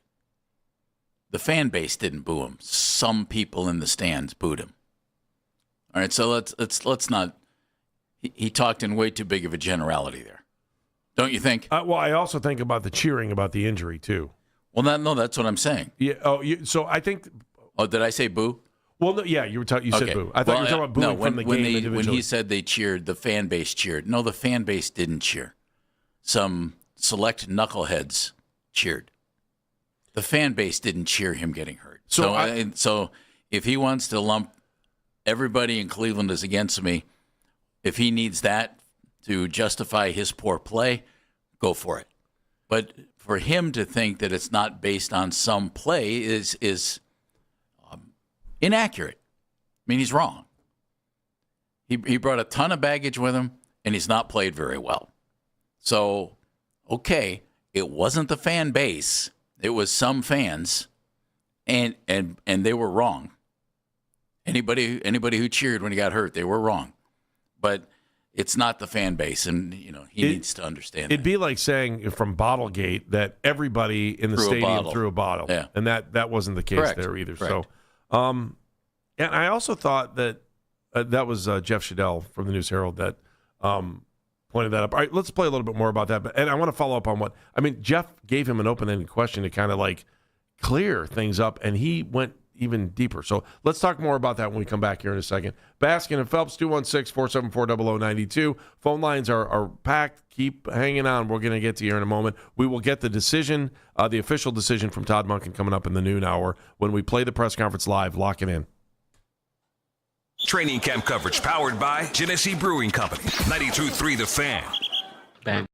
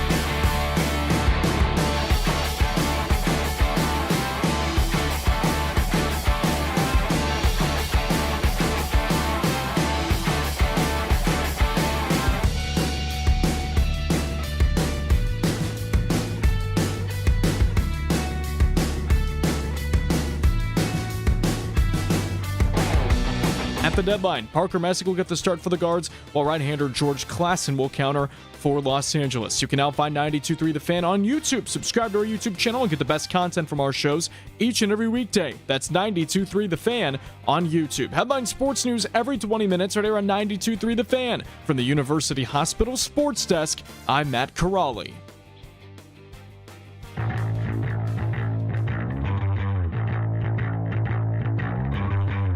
All right, we're about 20 minutes away, we believe, from Todd Monken's presser that will reveal the fact that Deshaun Watson is the starting quarterback week 1 for the Browns, as we've watched this battle play out between Watson and Shedeur Sanders over the last couple of weeks.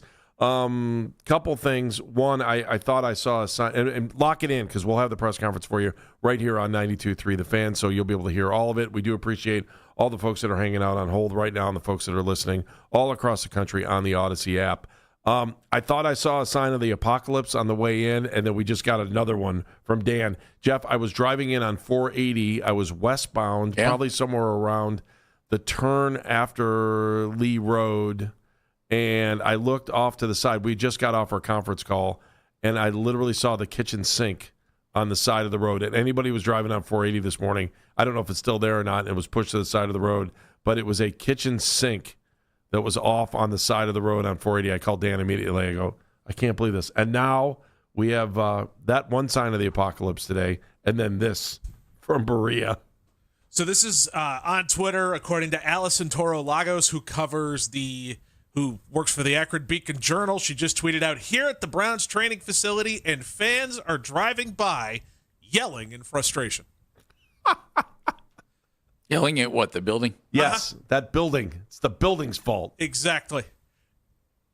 Hey, boss, I'm going to be about 5 late. I got to go drive down Lou Groza Boulevard and yell at architecture.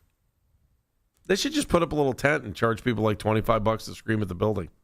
I think that'd be delightful. You know what? Poke fun at it and laugh at all you want. I get it.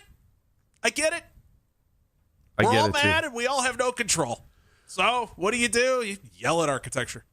All right, press conference coming up here in a little bit. We were listening to some of the sound from Saturday and what Deshaun Watson said. So just going back to, Jeff Shedell had asked Deshaun about, hey, if you just win a couple games, does that change the way you feel about, people getting mad at you or booing you?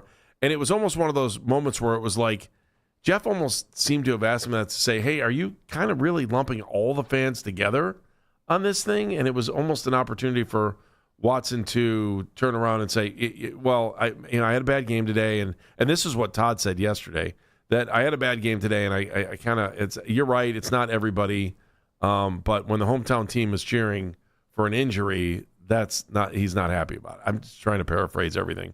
And so the door was open for him to kind of change his mind and change the direction of his answers, and he just went even deeper into it and kept digging into the fans. All right, so there's more to play from this press conference. Right? Does any of that make you regret coming here? No, I don't regret anything in my life. I think the Lord put me through situations for a reason, so I don't regret anything at all. I had different thoughts on how it was going to be, but it is what it is. Sometimes the tables turn. And I'm patient enough because I'm a child of God to, wait for that time to change. So I'm not tripping on it.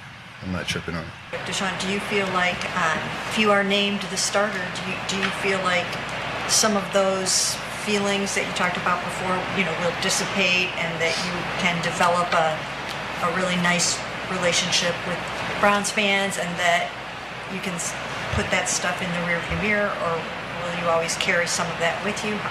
What's your feeling on that? I don't know. The only time I feel that energy is when I'm in the stadium or it's on social media. Like I mentioned before, when I'm in public, no one's mentioned anything. So I think that's the only time those people that's holding it in is trying to, disrupt the energy. You know what I'm saying? Because this is social media, players can't respond back. And in the stadium, players can't respond back. So I get it. I understand it. So it is what it is. All right, let's stop for a second. You want to take the first comment was hard to listen to. I don't regret anything in my life. I don't regret anything, and bringing a lot of religion into things. That was a tough listen. I would think most people have some regret, something that happened in life. And I would think Deshaun would as well. And the other stuff with the social media and everything else, turn it off, man. Turn it off. 230 million reasons to forget about it. Social media. Yeah. Right? I mean, if the social media part's actually the easy part of that conversation. Yeah. Turn it off. Turn us off. Your job is to be a professional football player and try to win games. And, they've trusted you with that, and they made a huge investment in that. And it doesn't, Jeff, I could say he's the best quarterback to ever walk the face of the earth. That still doesn't change what he does on the field and might make him feel good for a second. Or I could say he's the worst quarterback to ever walk the face of the earth, and it might make him feel bad for a second. But at the end of the day, what does that matter? What does anyone on social media matter? It doesn't. It doesn't. And maybe that's why he feels like, when we're talking to Scott, that he feels like, the front office has his back and moving forward and that stuff. I just, knowing all the side stories that have happened with that, I'm sure there's got to be a twist there where he at one point said, maybe this isn't a good idea. I don't know. But he said that was an exact quote. I don't regret anything in my life. All right, let's keep going. I'll say two more. Quarterback job is tough enough. Can you defeat that negativity? I don't know. It's a mental battle every day. I feel like I get more love on road games than I do home games. So if it is my spot and he does make me the name, maybe it's 17 away games then. I don't know. The fact that you guys do have your first 2 are on the road, your first 6 of 9 are on the road. If you win the job, might that work in your favor? Again, I'm not sure. I don't know. I thought being away for 2 years and working myself back from 2 Achilles injuries and putting the time in and, being around the facility, being around the city, doing charity work in the city, supporting the Cleveland Browns, hanging out with fans whenever I do see them, being honest, being, the type of person that I know I am and the character would help. And I guess it haven't. So that's why I say it's personal. So, it is what it is. People have their own opinions. I can't there's only so much you can do to change that. So at the end of the day, I just have to continue to just work on it and strive to be better mentally moving forward. I do think it was interesting. All week he had said, because I think it was Daniel Fusi that asked the first question about, they had talked earlier in the week about perhaps getting booed at this game. That was prior to the performance that we watched. People were already talking about that, and not. Normally, he's right. I think people would say, wow, this guy's coming back from torn Achilles. I can't believe he's on the field. Most cases, guys get cheered for that. He's right. But it's just, you walk into this thing and it was just like, was there no apathy? Probably would have been the best scenario, and probably was for most people watching a game. Let's not forget what the game was, right? The game was, a preseason game, virtually meaningless, especially when you add on the fact that everyone had put a lot into the Thursday joint practice with the Bills, and that's where they thought the clear work had come from. And there were times in that where Deshaun looked good, looked worthy of being the starting quarterback, and perhaps may have tipped the scales at that point to where it didn't matter what happened on Saturday. It's a weird place, man. We are just in a really, really weird place. You think? And I just don't feel like we have a quarterback. That's the bigger question. Now, if he comes out and wins, people will be happy. They're just Jeff. If they go out 2-0, happy's a big word. I think the animosity, Andy, dissipates if they win. I don't think he ever wins over this fan base. Folks who didn't cheer when he got hurt, I'm sure didn't appreciate what he said the other day. Like the normal Browns fans probably thought, okay, that's about enough. We've heard from plenty of them. Again, the press conference coming up shortly here, hopefully about 10 minutes away. Let's take a couple phone calls before we get there. Let's go to Solomon's been patient on the line. A lot of people have. So thanks for hanging on. Hi, Solomon. How are you? Hi. Good morning. Good morning. I just listen. I got a lot of thoughts actually, but the main point I wanted to get out is I don't understand how people are acting so angry and frustrated and everything when Coach Monken has been coaching for 40 years. This might be his one chance at being an NFL coach. This might be Deshaun Watson's one chance at coming back and being a starter in this league. And you think with all that on the line, this $1 billion team and that $1 million contract that Deshaun got. $8 billion team. No, go ahead, sir. Right. Yeah. $8 billion team that they're not going to try to put out the best version of this team. You guys don't think? No, Solomon. I've been saying what you've been saying for months. I said they're going, and I thought that based on history and that Deshaun, has been a good quarterback at time and a guy with experience. You can't change the experience factor. I've said for the last 2 years that if Deshaun was able to get back on the field and be the starting quarterback, even based on the contract, he would be the starting quarterback. Now, some of that stuff looked awkward on Saturday after the game, but I've said that the whole Solomon. I'm saying exactly what you're saying, 100%. Exactly, and also, I got to get this off my chest. Okay. I'm not going to name names, but someone who was on the station yesterday said that, you can't put Deshaun out there after that press conference. You can't do this. You can't do that. The fans don't want to see him, this, that, and the third. I'm like, that's literally stupid. That is a stupid take. That is a stupid thing to say because, like you said, $8 billion team, $230 million contract. You think even though, we have a huge vocal fan base and he said some words that some people may have not liked in a press conference, with all that on the line, they will let a press conference dictate whether this man is going to be a starter or not. Solomon, and another thing. Hang on, Solomon, I'm sorry. We got to go just because we got to get to the press conference here. Thank you for the phone call. I do appreciate that. Bottom line to me is that I do agree with what he said. He did not play Shedeur, and Shedeur did not play him. So I would have played the young guy. I'd start Shedeur.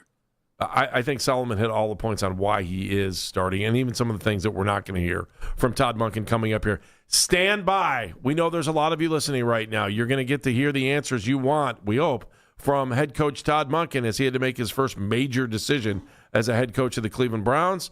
All signs pointing to Deshaun Watson being the starting quarterback week number 1 for the Browns when they are on the road. Listen to it live right here on 92.3 The Fan. This is an Odyssey Sports.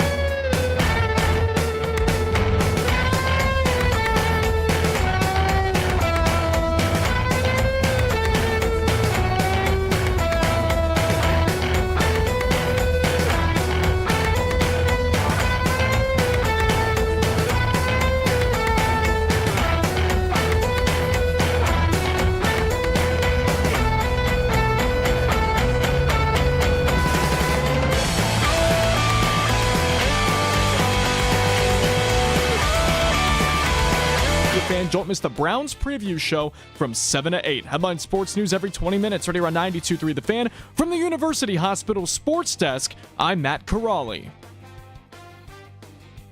Go around the AFC North, Wednesday morning at 8. The Ken Carman Show with Anthony Lima. Weekday mornings starting at 6 a.m. 92.3 The Fan.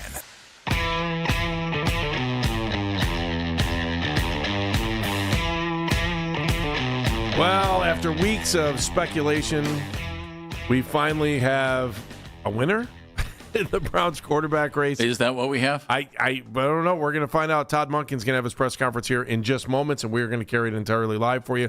Thanks for listening to us all day long. Win VIP access to the Fan 15 celebration September 3rd, Dave & Buster's. It includes a pair of reserved seats, buffet dinner, and a pair of power cards. Enter the word GAME by the end of this hour at 923thefan.com to get registered to win. That's GAME by the end of this hour at 923thefan.com. Press conference coming up, by the way. Everything on the Fan press conference-wise brought to us by Expert Renovations, expertrenovations.llc.com. Yep. So big day in Berea. Todd Monken told us yesterday he would let us know today. We are about to find out, and almost all the reports out there, I'm sure all of the reports out there now, are that Deshaun Watson will be the starting quarterback week 1 for your Cleveland Browns. After a camp battle between him and Shedeur Sanders, Watson appears to be the winner for at least week 1. And I say that based on what Todd said yesterday. And that's really where I thought, Todd kind of hinted to us. I actually thought he did it on Saturday after the game when he kind of was like throwing flowers at Shedeur Sanders, trying to pump him up with the eventual feeling that he was not going to get the gig today. So we are standing by for the answer. I don't know that at this point anybody's shocked by that, but I do think we get answers to why he made the decision. Don't you? I think he'll tell us. I love Todd because he's a straight shooter, and I'm hoping that he continues to be that way.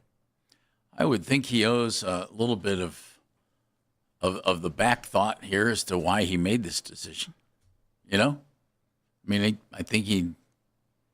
Let's put it this way, Andy. This is the first big move Todd Monken has made as head coach of the Browns. Yeah, and it's not a popular one already. Was it going to be popular either way? Yeah. You think it would have been popular if he would have gone with Shedeur? Absolutely. Huh. That's interesting. Yeah. The tough call is to start Deshaun Watson. That's the tough call. I agree with you. So there might be some real reasons. Let's hear them. I hope we hear them. But he's had a real honeymoon period, and he should. He hasn't coached a game yet. Mm-hmm. Well, that honeymoon came to an end about 10 o'clock today because for the first time, Todd has infuriated Deshaun's fan base. Deshaun's words, fan base. You mean Shedeur's fan? That Todd has infuriated Shedeur's fan base? No, the Browns fan base. Oh, okay. Have we had anybody? We've had one call today who was realistic, okay, who wasn't angry. How's that? We've had one call today that wasn't angry. That's fair. Yeah, we haven't. I'm again. It goes back to I think the very first phone call we got today was like, what's the point? What's the point? Where we? Well, maybe he'll tell us that. Yeah. I don't know. Do I have time to sneak one in? All right, let's sneak in. The phone lines have been packed, and I know there are folks that want to get through. Let's go to Ethan in Chicago. Hi, Ethan. How are you? Hey, boys. How are we today? Good. How are you? Hey, I think this is a move. The Browns are playing chess, not checkers. But first off, they need to let Deshaun Watson speak with Tyrod Taylor. I was there when the Browns came back and beat the Jets when the losing streak was ended, and fans were cheering when Tyrod went down, not because we were glad he was hurt. However, we were. Then we got fired up, and then we went. So here we are in a similar situation where we're hoping the Browns are playing chess, not checkers. Now, I don't think anyone's rooting for Deshaun Watson to get hurt, but if the tape comes out and they say, you know what, Watson was dealing with an injury back from the week 1 in the preseason game when he was shaking out his hand against the Chicago Bears, come to find out he broke his hand and we get some of the insurance money back, then hey, no love lost. Best of luck to Deshaun Watson. But I think every single one of us is understanding this. We're probably going to see Sanders in the backfield we're hoping it's not rocket, Sanders, because Judkin's going to go down early. Oh, because I man. think this Browns team is going to run heavy the first 3 weeks. But I want Sanders in the backfield. I want Judkins back there too. But, boy, I don't think anyone's rooting for Watson to get hurt, but I don't think there'd be any love lost either. All right. I'm not rooting for anybody to get hurt.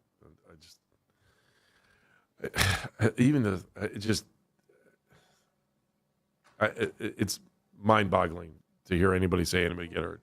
If you've ever played. Gentlemen, we go live to Berea for Browns head coach Todd Monken. Course of off-season to training camp to the games, the joint practice, and ultimately felt like to start the season on the road, Deshaun gave us the best chance to move the ball and score points. I mean, that's really what it's about. And felt that way going into the last game, but wasn't sure. And after we talked as a staff and after we re-looked at everything, we're going to go that direction. Is this a week-by-week thing? Or No, we're not anticipating this being a week-by-week thing. Again, I think Shedeur has done a great job, come a long ways, and we're excited about his future. But this is not a week-to-week decision. Was it hard making that decision between Watson and Sanders? For sure. I mean, any decision where it's so close, right? Both guys competing their rear ends off. I mean, it is a hard decision, right? I mean, it's not a hard decision to start Jared Verse at defensive end, right? That's easy, right? But that's what we're paid to do, try to put the best players on the field that give us the best chance to score points and move the ball. Todd, is this a decision that feels like maybe you're flexible with changing if things don't go the way that maybe you anticipate early?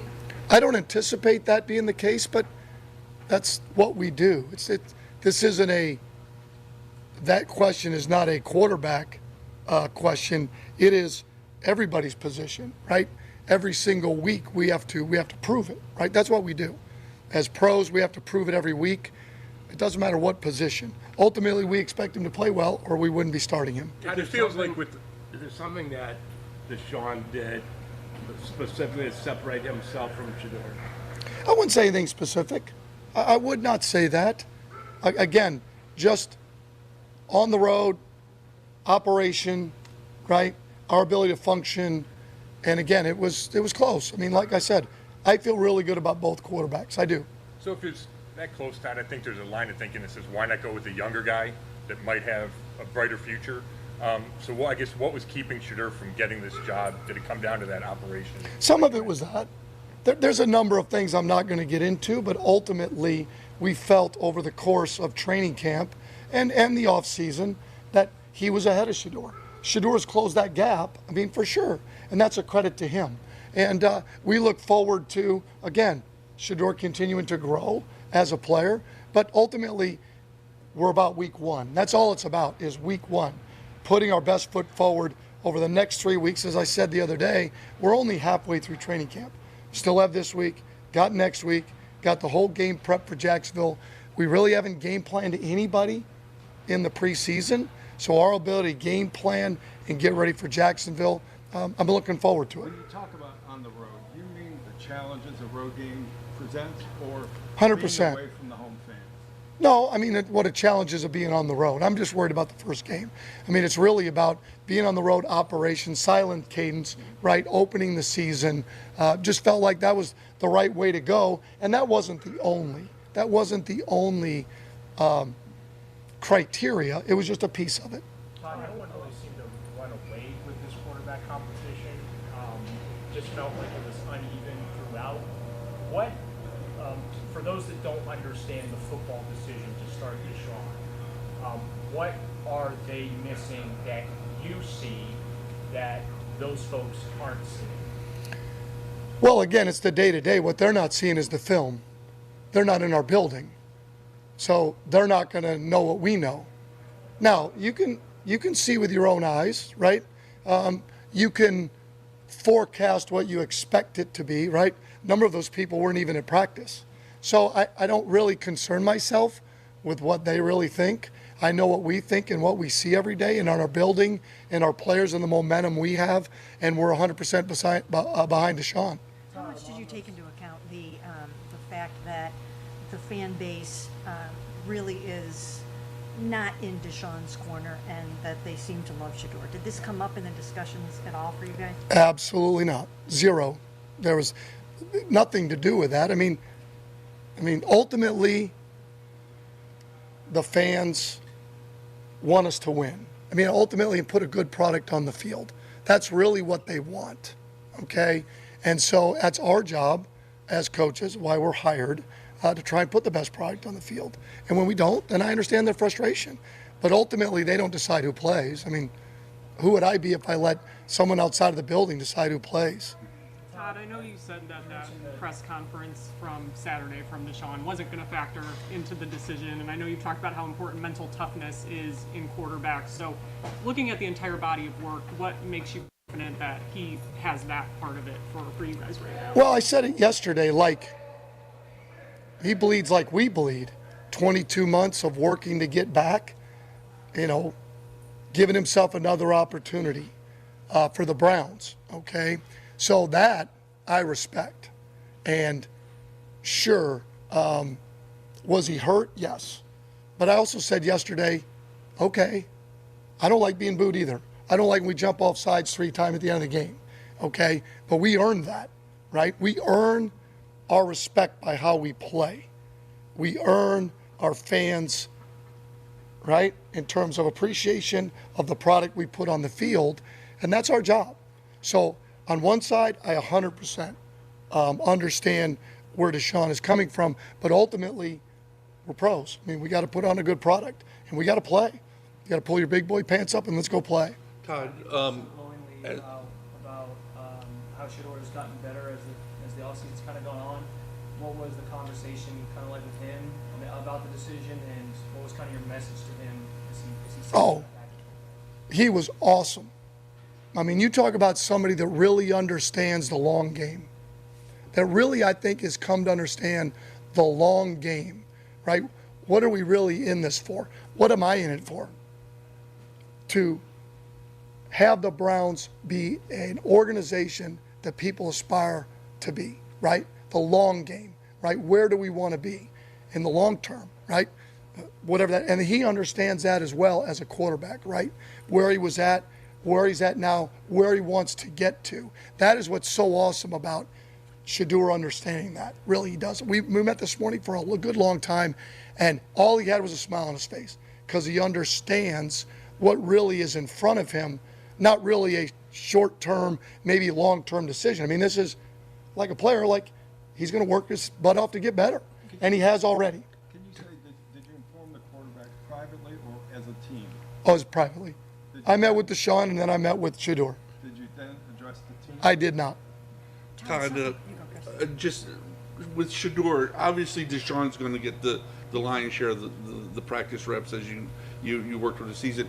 How do you work to get Shador reps in practice so that he can continue his own development, in case, Well, that's a great point. I mean, we do have we have this week, a couple of days. We have a few days next week where we're still Browns on Browns. Mm-hmm. And then we'll turn our focus the back end of next week and the following week on Jacksonville. So we still have reps where we're running our offense, right? So that's where he'll get the development. The hardest part is, you are exactly right. Once we get into game week, Deshaun takes all the ones. So he's going to have to do a great job in individual, film study, and then when he gets opportunities to go against the defense, again, people run a lot of the same concepts, right? People run 4 verts, they run curl flat, they run flood concepts. That's no different what we run. So how are you going to play that out in your mind? What is that on the card that is exactly what we do, and then process and play it out like it's a real practice rep? Todd, after the game Saturday, Deshaun Watson was asked, in relation to the response he got from the fans, he was asked if he could defeat the negativity, and he said, I don't know. When you met with him, did you guys talk about that? We did. We talked, I'll keep most of what we talked about private, okay? But the conversation was like, the way we make this go away is to play good football. Like, we got to own that. You know what I'm saying? Like, if you think, I asked him, hey, do you feel like you got that off your chest? Because you got to feel like you got that off your chest, right? And now what do? Let's move forward and work our rear end off at playing winning football. And that's it. And you guys get a chance to talk to him. And again, it was at the moment. We all have those moments, okay? And we're going to see moving forward. I have gotten no indication over the 6 months that I've been here that he doesn't have the ability to bounce back as a player and compete as rear end. I have no indication of that. Todd, when we talk about Shedeur Sanders and we talk about him coming up the learning curve and figuring out cadences and getting in and out of the huddle and those kinds of things, sometimes people misinterpret it, I think, as that we're saying or you're saying that he doesn't have the capacity to learn all that stuff. What do you say about how, maybe how far he's come or his ability to learn and pick all that up and how he's doing in that space? Well, that's not true. It's just the understanding of how important it is to the collective group, the other 10. He is the epicenter of our communication. Then the center is. So the understanding of they're there listening to you, right? Being crisp, concise, on point, right? Once you get into the huddle, I've got this, I'm in charge. That's us as well as coaches, right? How do we get that out of players? Anything that we do, be it a quarterback, be it another player, it's our job as coaches to maximize their measurable skill set. That is a we thing, not a me thing, not an individual thing. So we're all in that together. He is certainly more than capable of that, and I saw today he was even better. Now that you've settled on this quarterback decision, how much effort has to go into turning 4 quarterbacks into 3 for the roster? Well, we're going to get a chance to see it Thursday night. I'm excited for Dylan and see Talon. We went through the first couple of games, the way we went about it. Talon did a great job over the course of time with limited reps and going against the Bills, really executing our offense at a high level. So I'm excited to get him out there and see him play. Neither Deshaun or Shedeur on Thursday night? They will not play Thursday night, either one of them. Did you have a change of heart in if you're going to play the starters? It felt like early in the preseason or training. I did. And I talked to Coach Vrabel. We had talked about initially like wanting to play our starters and get them a series or two. They really hadn't played their guys, but we both felt like we were thin, especially up front on both sides of the ball. And we just felt like, we'd be better off not playing our starters in the game Thursday night. I know you said it was your decision yesterday. Mm-hmm. You were making the decision, but I'm just curious, did you consult at all with Andrew Berry or anyone in the front office, or did you just this morning just inform them that was the decision? Well, I think any major decision, right, is an organizational decision. Ultimately, I have to make that call, right? I guess if you said, hey, the decision on trades or free agents that we bring in or contracts, ultimately Andrew would have to make that decision, but those are organizational decisions, right? That's the way it runs, and that's we talked about it. We did. We had conversations about it, and we landed on this. Is there enough time in the preseason for Malik Collins to be ready for game 1? Oh, yeah. Oh, yeah. I saw it when he first showed up. I mean, he was doing box jumps. I was like, he's ready now, for God's sakes. I was kind of bummed he wasn't out there for 3 weeks. I mean, he looks great. I mean, holy cow. I mean, impressive for the injury that he had and his work in the offseason at his age as a vet. It says a lot about him, how much he loves football, how much he loves the Browns and his teammates. Awesome. Todd, Quinshawn, do you expect him back on the field today or tomorrow? If not, it'll be shortly. It's just something that's a little bit nagging. If we do, we'll get him out there. If he doesn't go practice, he'll probably do some individual today. I'm hopeful he'll do some of that. Swessinger, moving forward, I think we'll see some of him today. To what extent, I don't know that. We'll see. He was in the walkthrough today, which is a good sign. Now that this thing is wrapped up, how confident do you feel that Deshaun can get all the reps that he needs to get with this starting 11 to be super ready to go? Oh, yeah. I feel very confident. Good. Thank you. All right, there you have it. That was Todd Monken's press conference. It's official now. Deshaun Watson is the starter for week 1 and moving forward was another thing that we found out in this press conference. That we want to remind you that press conferences on 92.3 The Fan are brought to you by our friends at Expert Renovations, expertrenovationllc.com. A lot to swallow there. So here we go. We now know officially, right? And so we're good to go there. We're going to talk about that when we return here in just a few moments. We also have some players that may be stepping in, maybe not stepping out. We'll see if we can figure out if we're going to take them. I do not know if the quarterbacks are planning on talking today.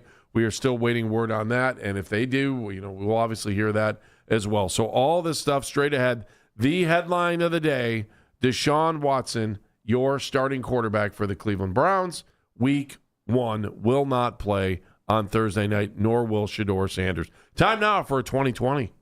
92.3 The Fan, 2020 Sports. Deshaun Watson has been named the starting quarterback for the Browns Week 1 against the Jaguars. Head coach Todd Monken saying that this is not a week-to-week decision, as the first-year head coach also saying that the choice was not an easy one to make, with it being a close competition. Monken also telling media members moments ago neither Deshaun nor Shedeur will play in Cleveland's preseason finale against the Patriots on Thursday night. The team will be back to practice today out in Berea at about 1:15. And news on the defensive side of the football, Cleveland activating Malik Collins off the PUP list, and he can begin practicing. He passed his physical after suffering a season-ending quad injury last year against the 49ers.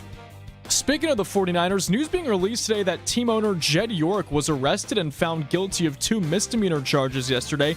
The arrest taking place in East Palestine as York pleaded no contest this morning to charges of disorderly conduct and possessing criminal tools. And the Guardians back in action tonight at 9:40, taking on the Angels, trying to win their 5th in a row. Parker Messick will get the start for the Guards, while right-hander George Klassen will counter for LA. Want to catch highlights from the Fan from earlier today? Get over to 923thefan.com or favorite the Fan on the Odyssey app for all of today's headline segments. Headline sports news every 20 minutes, right here on 92.3 The Fan. From the University Hospital Sports Desk, I'm Matt Corrali.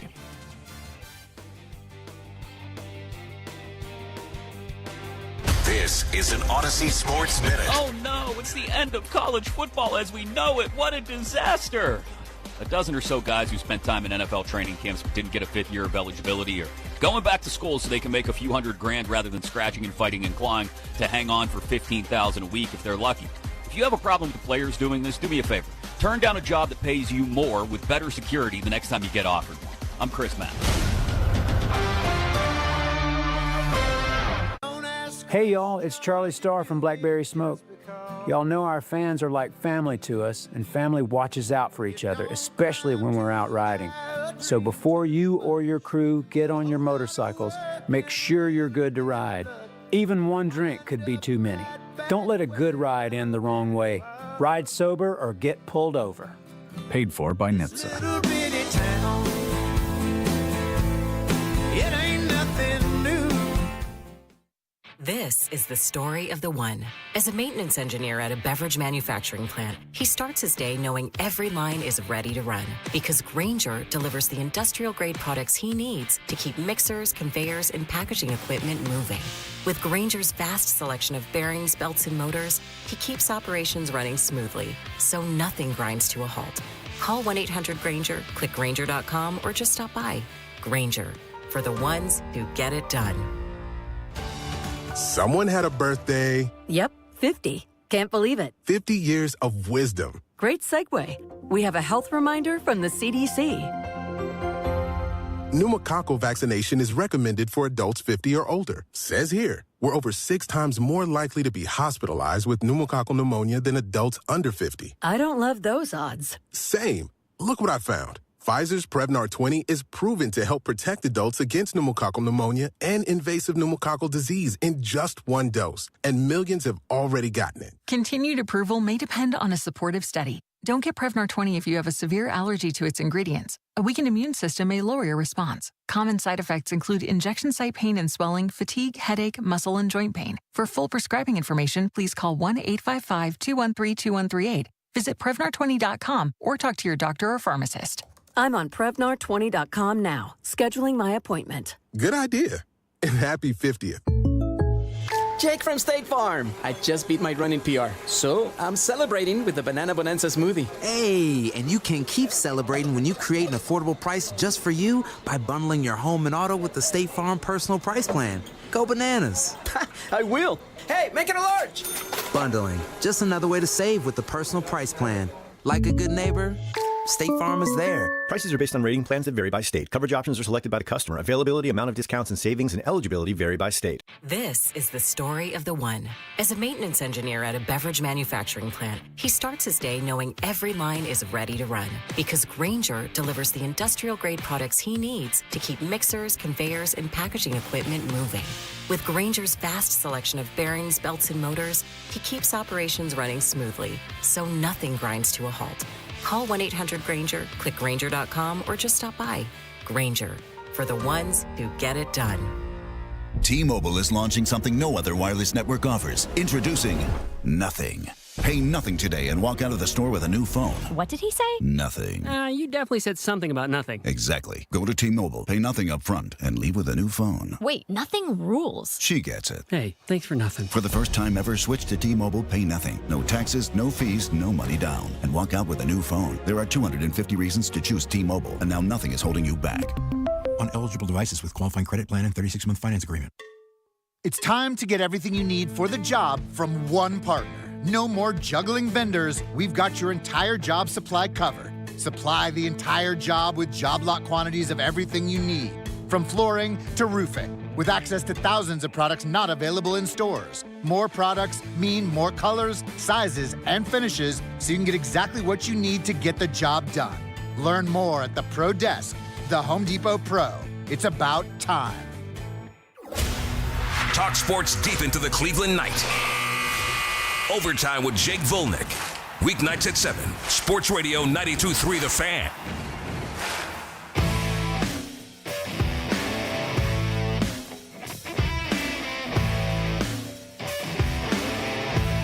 Deshaun Watson will be the Browns' starting quarterback week 1. It is official. Game in Jacksonville. They've got one more preseason game. He will not play in that game. Shedeur Sanders will not play that game Thursday night. So we'll see the battle of the backups on Thursday night as the Browns will take on the New England Patriots, a game you can listen to right here on 92.3 The Fan. Todd Monken just had his press conference.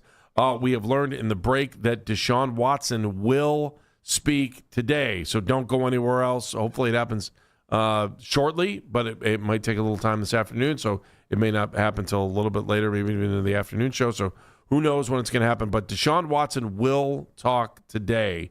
I give them credit. I give Deshaun credit for going out and talking today, too. I want to hear what he has to say, especially based on what happened at the press conference on Saturday after the game. I think he'll follow Todd Monken's lead in saying it was one game, one moment, and I was frustrated. And I think he'll follow Todd Monken's lead. Will he apologize to the fans? I don't know. Should he? It's in his world. Interesting. He has no regrets in his life, Andy. He has nothing to apologize for. Maybe he will say something different today. I have one regret in my life, and it's what I said the other day. What, starting working with me 15 years ago as we get ready for another Faniversary? Oh. Oh, good. That makes me feel better. By the way, this football talk right here on The Fan, it's presented by Xfinity. Score the most reliable Wi-Fi, one price, 5 years, guaranteed. Xfinity. Imagine that. All right, let's go back and rehash what Todd Monken said. I want to talk to you too. I still want to know what the fans think. So let's just spend a couple minutes on this, and then we're going to go to the phone lines. Todd summed it up. He didn't need to say anything more after his first little comment. In his mind, Deshaun Watson gives him the best chance to move the football and score points. That is the number one thing I wrote. That's the end of. He didn't need to say anything else. That's his thinking. That's his reasoning. Truly, and everything else he said after that's inconsequential. Didn't matter. I thought it was interesting. He said the fan base, and by the way, this is how you end up sitting in the stands with the fans, is by listening to the fan base. Yeah, that's right. True. And he said zero discussion on the fans on this decision. They don't decide who's going to play. Well, no, Bravo. They don't, and he's right about that. Yes. And Andy, good. Seriously, if he thinks Deshaun gives him a better chance to move the football and score points, then he should play him. In everything that we observed, everything we've heard about everything that's been going on, seemed like it was pretty dead heat, didn't it? Yeah. And we've also heard it looks better with Deshaun, operationally. Mm-hmm. We've heard a lot of quarterback buzzwords, this summer. Operation, cadence. Those two words have been thrown out way too often. Again, that means you don't have a quarterback. I'm sorry. You're worrying about all this stuff. A quarterback should have all that down. If you have to worry about it, then maybe that tells you something. I did have a head coach epiphany. If the question about did you talk to Deshaun about what happened would have asked of Kevin Stefanski, it would have been like, those private conversations. We'll leave it that way. This is why I like Todd. Todd said, he said, we talked about it. He said, you want to make the moment go away? Go win some games. He said, hope he got it off his chest. It was an at-the-moment thing that he said on Saturday. We'll find out. We'll see what he says today. Again, Deshaun Watson is going to play. I also thought that what he said about the fans was interesting. He said, in talking about Deshaun Watson after getting booed, he said he bleeds like we bleed. Saying, look, you do affect a quarterback when you boo your own quarterback. Okay. Even though he knew going into the game that this was a possibility because he had been asked about it. And he was like, I don't care. And when he said that, I was like, all right, good job. Right answer. And then you go to Saturday, and he clearly did care. And that's why Todd says, he bleeds like we bleed. But then Todd said this about the general feeling. And I think this is what Browns fans, especially blue-collar Browns fans, want to hear, and I don't think he said it just because I think you want to hear it. I think it's because he believes it. He said, we earn our fans. That's our jobs. We got to pull our big boy pants up. He's right. Nothing matters to me after what he said. Best chance to move the football and score points. We'll see if he's right. All right. And what's it say to Shador that, hey, we don't think you give us the best chance. Maybe it's go back, sit, learn, study, pay attention. You'll get another shot at it. Yeah. All right, let me sneak some more. Cool Ray in Bedford. Got about a minute or two. Hi, Cool Ray. Hey, what's up, fellas? Hey. So I'm going to say, in my opinion, I just heard the press conference. Let me tell you something, man. I like to hear liars talk, and I do. Monken, your credibility is completely out the window. For me. Can't speak for no one else. Cool, Ray. We now go to Berea and gentlemen to hear Browns starting quarterback Deshaun Watson.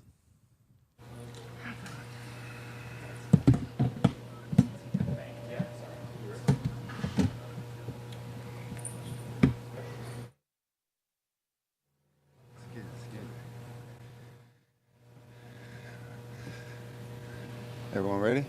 Good. First off, I want to address the comments from Saturday after the game.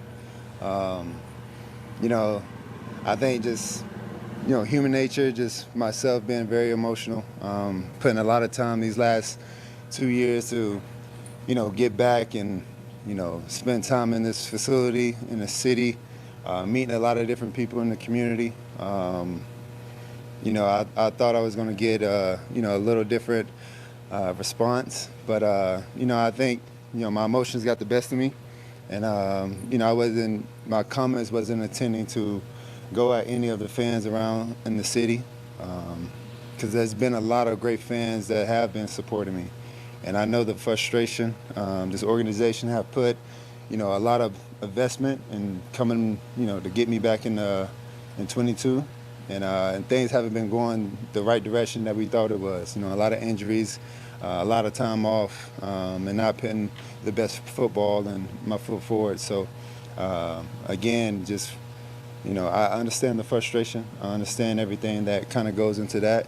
And moving forward, I just want to focus on football, making sure that, I'm putting the best product out there, having the best ability, because I thrive off the energy. I thrive off the energy of the fans. I thrive off the energy of the community. I thrive off all that stuff. I think looking back in my history at Clemson and, previous at the Houston organization, I was a big community guy, big city guy, big fan guy, during the game. So, again, my emotions got the best of me. I'm human. I take full responsibility of that. And, just moving forward, I want to make sure that I put the best product for the team, for the organization, and for this city so we can put a lot of wins and make sure that I celebrate and put Cleveland on the map. And that's why I put the helmet on my head and I put the uniform on my body, is to go out there and make sure I put my best foot forward. And that was one of the reasons why I chose this city, is to come and have a lot of wins with this community, with this city, and make sure that we on the right track so we can have a lot of, celebrations and a lot of excitement to go each and every Sunday. So, again, moving forward, I just want to make sure that, I can give the city something to, think about, in the first 2 games. And, when we come back home, that we have something to cheer about and we can celebrate and, go do what we want to do. And that's achieve the ultimate goal and go win and, be a champion. So what is your reaction to being named the starter now, Sean? It's great. Like I mentioned before, this is what I've been working for 2 years, is to be able to show that, I'm capable of being a starter for one of the 32 organizations in this league. And, today was a assignment. I had no idea until I walked into the building and I talked with Coach Monk. And, it felt good, and a lot of excitement, but it comes with a lot of work too. There's a lot of work, there's a lot of challenges that I have to continue to overcome, and I just got to continue to work on, achieving those victories each and every day. So I'm ready and prepared, and there's going to be a lot of ups and downs, but at the same time, I'm excited to be, a starting quarterback in this league, and especially a starting quarterback for the Cleveland Browns. Were you worried that the comments Saturday could affect the decision to make you the starter? Not necessarily, because I know how Monk, we talked about it. We mentioned it, and I just felt like, again, in that moment, as a human, as my emotions going on, I just, felt what was on my heart. But we spoke on it. We moved on from it, and we on the same page as an organization and as a team. So, like I said before, moving forward is just focusing on playing good football and putting W's on the board. On the field Saturday, that first quarter didn't go the way you anticipated or it was difficult. What gives you the confidence and the hope that the things that didn't go right for you Saturday, once you get in regular season game action starting week 1, they'll start to go right for you? Because I have an organization and a team, walking in the building today that has, 110% support. And I think that goes a long way. And knowing that I have teammates in the locker room that support me, knowing that I have a coaching staff that support me, knowing that I have an organization that support me, all the other stuff got to take care of itself on the field. And now it's my job to be able to show that, I'm capable of putting points on the board and getting W's. And I think that, if we can do that, then I can earn the respect and loyalty to the rest of the fan base. And that's what I got to do. Because again, it was a big investment, and we haven't got the product out of that investment just so far, and I have another shot, I have another chance, so I want to make sure I take full responsibility of this opportunity. Deshaun, off of that, Todd also said it, that if you play winning football, all of that conversation kind of goes away. For you, are you prepared though for the reaction if there are those highs and lows, those bumps in the roads early? Am I prepared? I don't think you ever can really be prepared for that. But I think the best thing I can do is just, give my full ability. And that's, being the best player I can possibly be, being the best leader I can possibly be, and showcasing that I can, go out there and produce. And, and after that, you got to let the chips fall how they play. And then, we'll see when we get to that moment. Sean, those comments in post-game were the first time you commented about what happened when you were hurt. Do you feel that just had to get out of your system?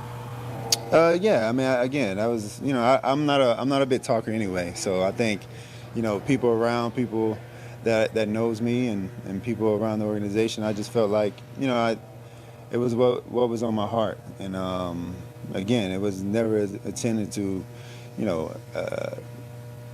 to go at a certain person or a certain fan base or a certain crowd. It was just, this is how I feel. And, once I got it off my chest, I felt better, and now I can move forward from it. You said earlier that you were a big fan guy at Clemson and Houston. Has that made it harder, you think, to hear the kind of response you've heard here from the fans, like the one Saturday? Is that Has that adjustment been jarring? I mean, it's definitely difficult, but I have to take full responsibility of those. You can't just walk into a place and just earn that respect just right away. And I think that me showcasing my personality maybe a little bit more, showcasing that I can play good football, showcasing that I am a winner, I am a leader, and that I want to lean on the fan base to be able to showcase and bring that energy to that stadium downtown. It's been a little difficult, but at the same time, I have to do my part to be able to earn that.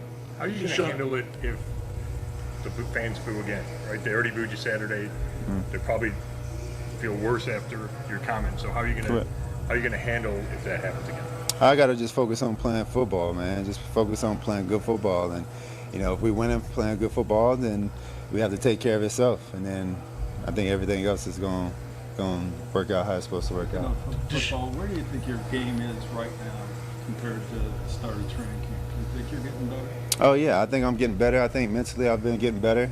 There's a lot of things, too, that me and Monk, talking personally, that we haven't showcased. We haven't showcased my full talent and ability to run in this offense. Being able to run and being able to use my athletic ability, getting outside the pocket, being able to do some other QB-driven stuff.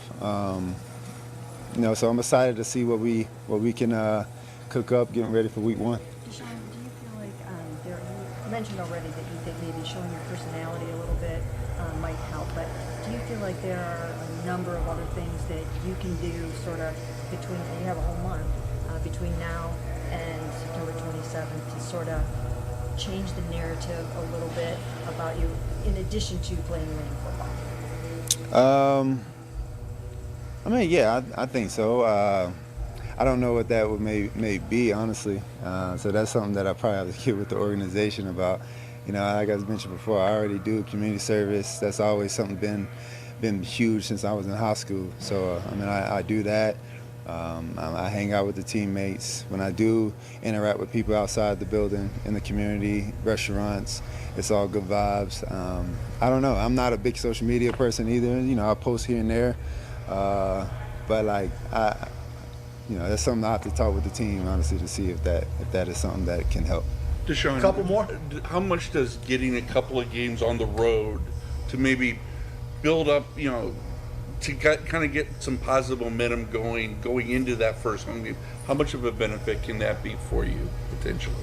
I think it'd be a big, huge benefit for not just me but the team. Coming back home, with a chance of, right now we 0-0, so we gonna think positive and be 2-0. And coming back home against Carolina and getting a big victory, and then have a Thursday night game against a rival at home, it'd be very, very huge. So I think it'll be beneficial for all of us. Do you think you have enough time right now between now and week 1 to just get all the chemistry you can with your pass catchers, your running backs, the new O-line in front of you? Like, how are you feeling about that challenge, and especially knowing like you're not going to play in the preseason game on Thursday?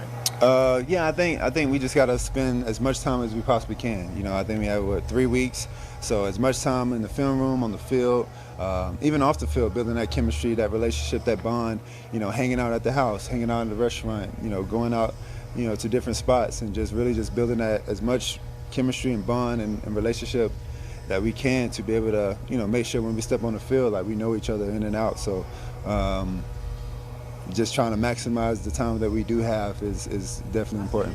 Going back to last one here on the field, Saturday's performance. You go back to Chicago. You played solid there. Is there a certain frustration that you have this good first performance, and then not being able to kind of stack another quality performance on top of it? How much frustration is there maybe there as well? Just to not build off of what you did in Chicago. I wouldn't say necessarily frustration. I think that's what the preseason is for. That's what practice is for. Is building, and we're in with different guys, different different type of style of defenses, and different times of the game. So, I watch the tape and I grow from it. I don't think it's a frustration thing. I think it's an opportunity for us to get better as a whole. Even taking Shadora's performance and watching that tape and seeing what I can learn from that. I think all of us as a whole being in that QB room is just something that is very important, how we can grow from each other and being able to learn from the good and the bad. And that's that's part of this game. It's hard playing in the NFL, especially quarterback. So, it's going to be like this a lot of times. So if you can stay consistent as much as possible and learn from other people, it can definitely go a long way. Good. Thank you. All right, there you have it. Your starting quarterback week 1 for the Cleveland Browns. That is Deshaun Watson. Talking about Saturdays, things that he said after the game. He said, my emotions got the best of me. And then he went on to say things about wanting to put Cleveland on the map, having wins with the community in the city, giving the city something to, think about to achieve the ultimate goal. A lot of moving forward, trying to, and I think, he said human nature kind of got the best of him after the game on Saturday. He was frustrated with the way he played. I get it. I thought he would follow Todd Monken's lead, and he did. My emotions got the best of me. What'd you think? Well, if you were looking for an apology, you didn't get it. You did get an explanation, an understandable explanation. And I can see how a guy would be really emotional in that situation. Called it human nature. Lots of fans have been supporting him, he said. And so that was, good to hear. He understands that. Mm-hmm. Ultimately, Andy, fans are going to root for most anyone who wears the Browns helmet and playing quarterback. Totally agree. That everybody wants to see, Browns fans want to see the Browns succeed. How do you succeed? You usually need good quarterback play. So if a guy can go out and play good quarterback and he's playing for the Browns, Browns fans are generally going to be happy. Some are going to not be pleased, period, and never be pleased, and haven't been since they made the trade for Deshaun. You're not going to win those folks over. I don't know that you can ever, and I don't know that you should. Some folks have different feelings on things. Right. But the guy's going to be the starting quarterback, and my estimation, he's got about 2 games to show that he can do it. Yeah. And if they look terrible in the first 2 games, well, then take what Todd Monken said, best chance to move the football and score some points and throw that out the window. If that's your best chance, what's that tell you about everybody you have playing quarterback? I agree. Dan, do you, Jeff, I just want to make sure you're saying you don't think he apologized. Well, no. Okay. Did you hear the word sorry? No. I don't know that he had to, Andy. I don't know that he had to. I don't know that he had to, but he said his emotions got the best of me. Yeah, I think that for a guy that's been through everything that he's, whether it was of his own doing, I think he has spent a lot of time with a lot of lawyers and, straight out 100% apologizing for anything or saying something is my fault is not going to come out of his mouth, and nor do I expect it. I do think this was about as close of an apology as he could possibly give, just saying it was. Well, no, all I had to say was, I'm really sorry I said what I said. I shouldn't have said it, but he didn't, and he didn't have to. It doesn't matter. He's getting paid like crazy, and he's the starting quarterback. That's true. Regardless of what he said the other day. Dan, do you think he apologized? Nope. Okay. Nope. It was just an acknowledgement of something that took place. Yeah. Which, hey, whatever, right? Mm-hmm. Yeah, he said a lot of things, though, that he's taking criticism for. That's the point that I kind of, he said there have been great fans, and, I think he needed to, he does whatever he wants, but I just think the acknowledgement that it's not all fans that cheered him after his Achilles tore, and he understands the investment that not only ownership made, front office made, but the investment that the fans make too. He did point that out without saying, this or that. I hope we all can move forward, and I think the only way it's going to move forward is if they go out and grab a couple wins on this first trip. As far as football is concerned, there are fans that will never like him. That is 100%. From things that I've heard from other people. Again, Jeff, I think it goes back to Browns fans want to root for whoever's playing for, and you're hoping that, you don't aggravate them so much that they don't want to root for the team anymore. Although, it's like the name change for the baseball team. It's like, I'm never coming back. We had a couple phone calls. I'm never watching the Browns. I'm not. I'm sure there are people who still feel that way about the baseball team name. Yeah. And I'm sure there will be people who feel this way about Deshaun for the rest of their lives. Let's take some phone calls here. Again, big breaking news. And by the way, the press conference is right here on 92.3 The Fan, brought to you by Expert Renovations, expertrenovationllc.com. All right, we were talking to Cool Ray. I'll let you finish your thought here, too. Sorry about that, Cool Ray. Interrupted by the press conference. Cool Ray, you're still on the line. Hey, what's up, fellas? Yo, man. Man, listen, the first press conference with Todd Monken, like I was telling you, I hate to hear liars talk. I do. Monken's credibility went out the window with me with that statement. Okay. Which statement? Which statement? Like every time you ask him when the outcast reporter asked him what's the difference, he couldn't answer it. It's like all we keep hearing these clickbaits like that we can't prove. Like, oh, it's he just made great strides, closed the gap. Like that type stuff. Like you supposed to be straight. You had a reputation of being straight up, straightforward.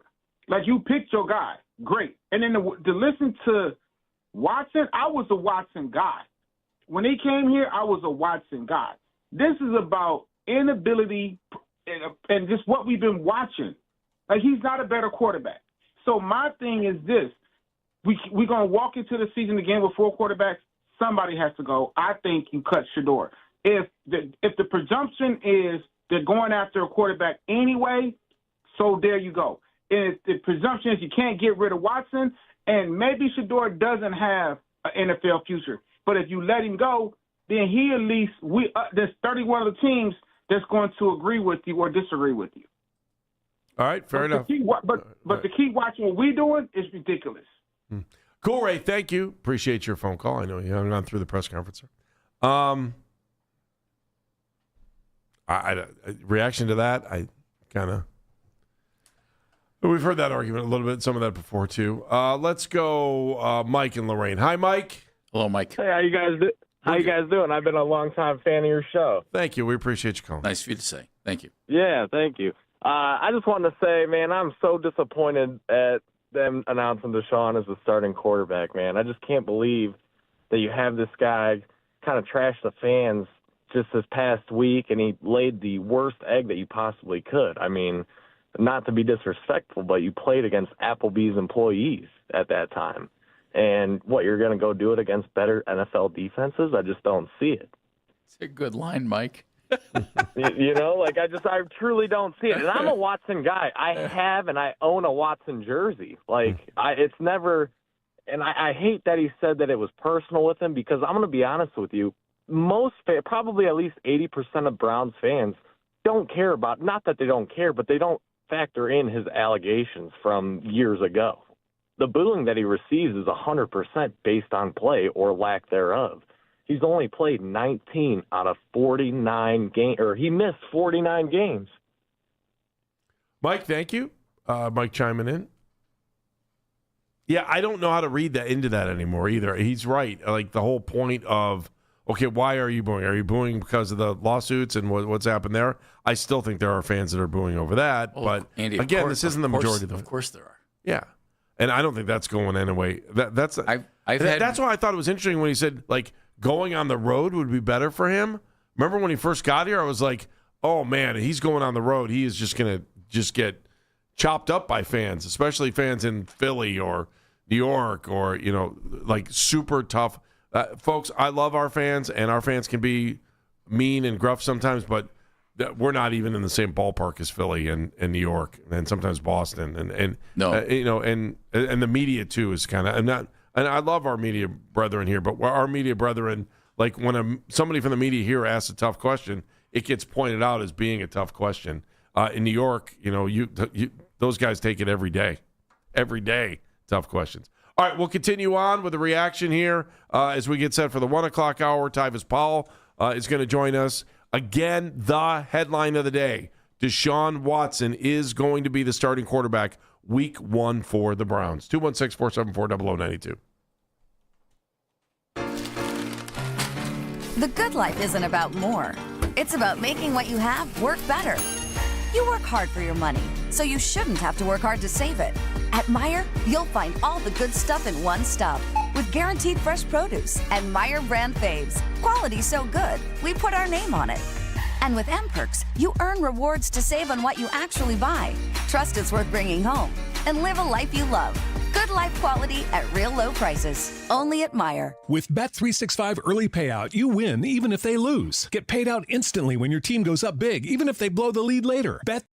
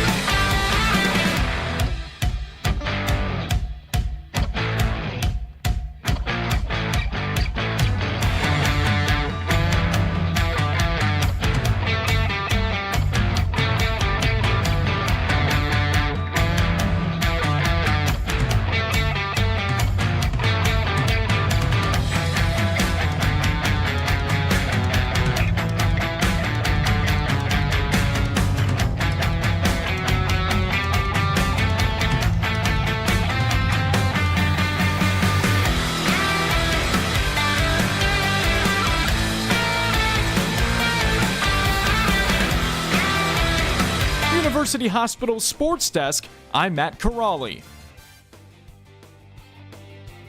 Tune in to hear from the Browns head coach himself. Ultimately, our job is to put the best product on the field and the best players on the field that we feel like give us the best chance to move the football, score points, and win games, irrespective of outside noise. The Todd Monken Coaches Show, Tuesday night at 7. 92.3 The Fan. Big day out here, right here on 92.3 The Fan. Of course, we had the Todd Monken press conference. We also had Deshaun Watson's press conference on a day that we found out what we've been waiting for a long time, to find out who the starting quarterback would be week 1 for the Browns, and that is Deshaun Watson. It is official. Well, it sure is, isn't it? You can catch Daryl Ryder and Lance Reisland's daily Browns training camp recaps on the 92.3 The Fan YouTube page. Daryl and Lance break down the storylines from each day's practice and, of course, your daily quarterback competition updates and the big one today. You can also catch the recap each night on Overtime with Jake Volnick. That's at 8:40. Subscribe to the 92.3 The Fan YouTube page right now. Jeff, just give me your general. I want to go back to the phone lines because there have been people that have been waiting all show long to get on. And if you can hop on in, I do see one line open right now, which has been an oddity today. 216-474-0092. 216-474-0092. Get it now. It's right there for you. Just give me your general overall feeling on what we've heard today, what we experienced over the weekend, and where we're at this point. At the beginning of Todd's comment that Mr. Crawley just played, he said Deshaun's going to start this week against Jacksonville on the road. And if you just listen to that, you might think, oh, okay, he's starting, on the road against Jacksonville, and the reason why he gives us a better chance to score points and move the football. He did later say it's not a week-to-week thing. So, if you just heard that comment and thought, well, wait a minute, he didn't say he's the starting quarterback of the team, and he kind of did later, don't you think? Well, I think when he said I thought it was interesting. Not week to week. Yesterday, he kind of alluded to he would name his week 1 starter, and I think people were reading into that. But he did. But he said later on, this is not a week-to-week thing. Yeah, no, it's not. They're all in. Should it be a week-to-week thing? I think, isn't it every NFL player a week? Yes, a week, and every play-to-play thing. Couldn't agree with you more. Joe Thomas is probably one of the few guys that have ever defied the odds on play-to-play, and then when it wasn't for Joe, right? Yeah. And that led to retirement. It's still the NFL, and if you don't look good, sometimes you got to go to the bullpen. Coaches don't like going to the bullpen. If it doesn't work, it's not going to work, and Shedeur will be right there. And Todd seems to like the progression, the emergence, how much better he's been, how he thinks he's getting better. And I thought the other thing that Todd said that I think is important to note, what we see is not what they see, and they see every practice, every play, every movement on the field open to the public or not open to the public. So what we might see on game night is not necessarily what they saw, especially when you look at last week in a joint practice on Thursday and what they see in practice every day. And by the way, the reporters aren't at every practice throughout the year. Certainly not in the meetings. No. And so, we don't know what they're discussing and how they come to their conclusions. But I do know this. Todd Monken said, the fans did not get taken into consideration. And to be honest with you, kids, we shouldn't be when it comes to who will play. Of course not. Zero discussion on the fans and this decision. They don't decide who plays. Let's go to the phone lines. I know folks have been waiting quite some time. Stephen is in Lyndhurst. Hello, Stephen. Yeah, as a fan, man, I've been watching this 5 decades. First of all, Crew Ray, he's out to lunch. He has no idea what he's talking about. The only thing the Browns organization owe to us as fans is to put a winning product on that field with an opportunity to win. There's things that we don't know about Shedeur when they get on the film study and everything that he comes up miserably short. But Todd Monken, being the great head coach that he will be for this football team, is not going to throw his young backup under the bus. Todd Monken had Lamar Jackson for 8 years, the 2-time MVP, and he chose Deshaun Watson over Sanders. So what do that tell you about Sanders? So we need to just get behind this football team, trust the process, Hopefully we can win 10, 11 games with an opportunity to go to the playoffs and let the cards fall where they may. All this assuming. There's a story about Deshaun that nobody even knows, and he was trying to hint to it, but I thought he was going to get around to saying it. When he tore his Achilles for the second time, he was thinking about walking away because it would have been a hard road to come back. You know who he thought about? The fans of Cleveland and the organization. He thought that he would be letting us down, and that was his motivation to come back. And that's when he started doing the work in the community with the fans and everything. And when he got booed, he got emotional. As a fan, he don't owe me no apology because I can understand that. I've been there. I'm 59 years old. I mean, we only human. We're not perfect people. And for you guys this morning, you know, I just hope and pray that you guys just be a little more positive about the organization. This is only preseason. Whoever thought Sam Darnold was going to win a Super Bowl with Seattle? Nobody. He's been on 4 different teams. Let's just get behind the team and be positive, and let's just see what happens. I see. Thank you, Stephen. Stephen, Appreciate that's a very, very honest thought. For Stephen. Well, yeah. Andy, Todd Monken has a lot riding here. You know, I don't care how much money he's making and everything else. If it doesn't go real well, if it blows up on him, he's probably toast. So he truly picked the guy that he thinks is going to give him the best chance to win football games. Okay, let's find out, right? Seriously, Yeah, I mean, what more is there? I'm not going to get mad at people who are going to. If you're negative about the organization, you have a trillion reasons to be mad about the organization. You do.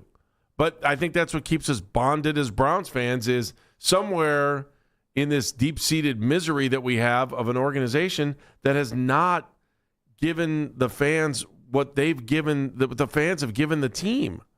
The fans have been there consistently year after year after year. And at some point, fans crack or they break or they don't want to hear players complain about them, the ones that have been coming, the ones that, and this, how it's deep-rooted. Sadly, it's in our DNA. It's from the day that Art Modell told Paul Brown to take a hike. Right? Really, if you want to go back to when this whole thing started, that's where it was. I wasn't there for that, but I can see where the frustration and the animosity and people that want to be negative about the organization. Look, there's a part of us that when they came back in 99, we're just glad that we had a team again. And we all know that. And we watch this franchise just struggle to put wins on the board year after year after year. So if you want to be a frustrated Browns fan and you want to be aggravated by what's going on, you have every right in the world to. Deep down, we all want this team to win. Just give us a reason to believe that they can win. I do believe that this roster is better than it's been in quite some time. There are plenty of reasons to be positive about it. But when you get a quarterback that was upset the way he was after the game the other day, you're like, oh, man, you're making it hard on us. You're just making it hard. But you know what? We're back every week like lemmings, watching at 1 o'clock on Sunday where the NFL thinks the Browns belong. Every week we're back, and we're just kind of hoping that they can turn the page and give us the opportunity to understand what it feels like to live in Pittsburgh, to understand what it's like to win every once in a while, to Baltimore, where the franchise, and it's endless, the reasons you should be mad. And if you're still a Browns fan and you've made it this far, bravo. I salute you. All right. James is in Akron. Hi, James. Hey, you know what? I think this decision was made by the owners. I don't think the coach made this decision. That's one. And was it made before the season even started, before they even got to camp? Well, I think what they wanted to know was if he could play. It wasn't a matter of how good he would be. I think if he could play. Okay. And that was the concern, I think. And I think also one other thing, this reminds me of John Elway. I remember, and I don't know how old you guys are, but Baltimore had a decent team, and they tanked it to get Elway, and he wouldn't come. Now, I just wonder if the Browns are going to do the same thing, and Manning decides he's not coming. Now, what do you do? Well, ask his brother. He went through the same thing, right? Yeah. Eli did the same thing. And one other thing, too, I think this can backfire on the Browns because the Browns team, other than we don't know what the quarterback's going to be, none of us know. You got awful hard on Sanders all year. I've been listening to you. I listen to you all the time. But we both say, hang on, I know Thank you, James.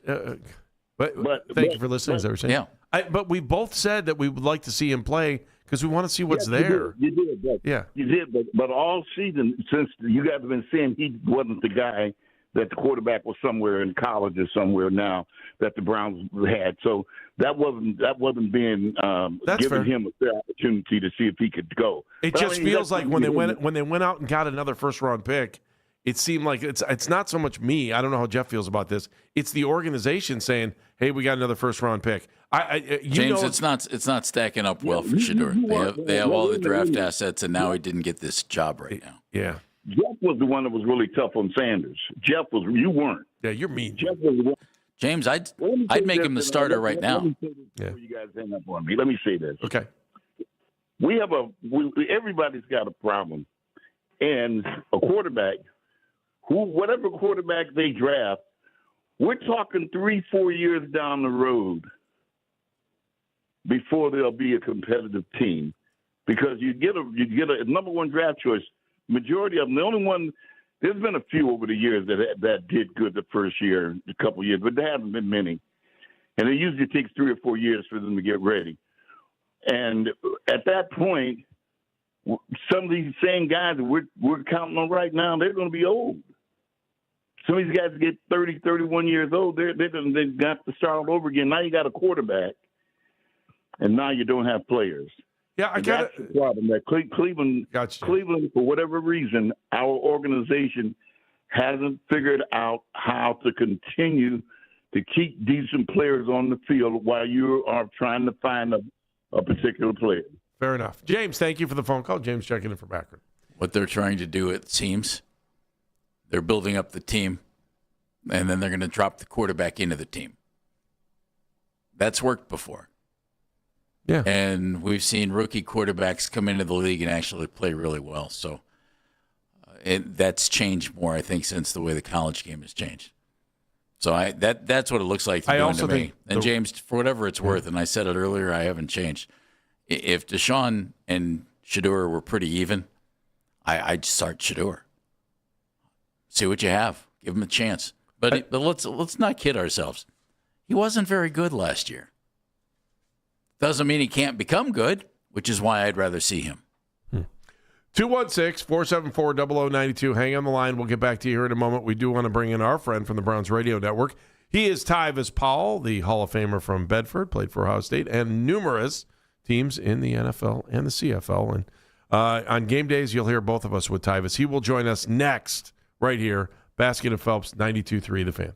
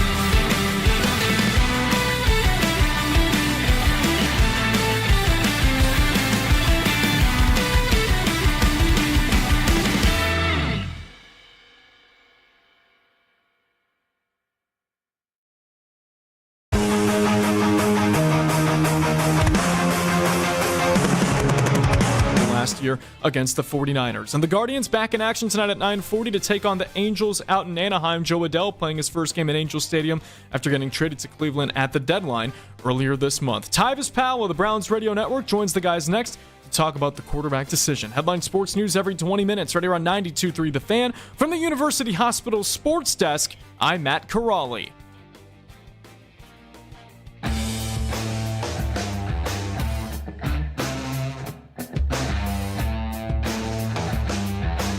As always, you can listen to our show, all the local shows here on The Fan, on Apple Podcast, on Spotify, or wherever you get your podcasts.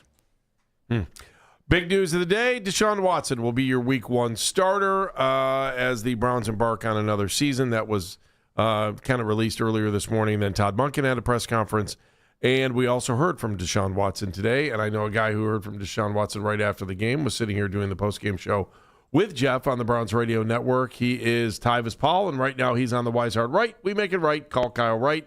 Hotline. Hi, Tyvis. How are you? I am wonderful, gentlemen. How are you doing? I could only imagine the phones just being hot today.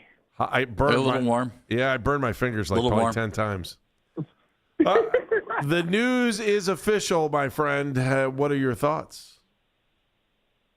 I mean, do I love it? No, not at all. But hey, what are we gonna do about it? We're gonna sit here and complain about it? You know, I'm one of those guys. So when I had the pleasure of playing under Greg Williams when he was with the Browns for my cup of tea, when I was with the Browns for a cup of tea, and it's crazy because as little as for a short time that I was there, he made a lasting impact. One of the things that he used to say is, you can't dwell over things, especially in this league.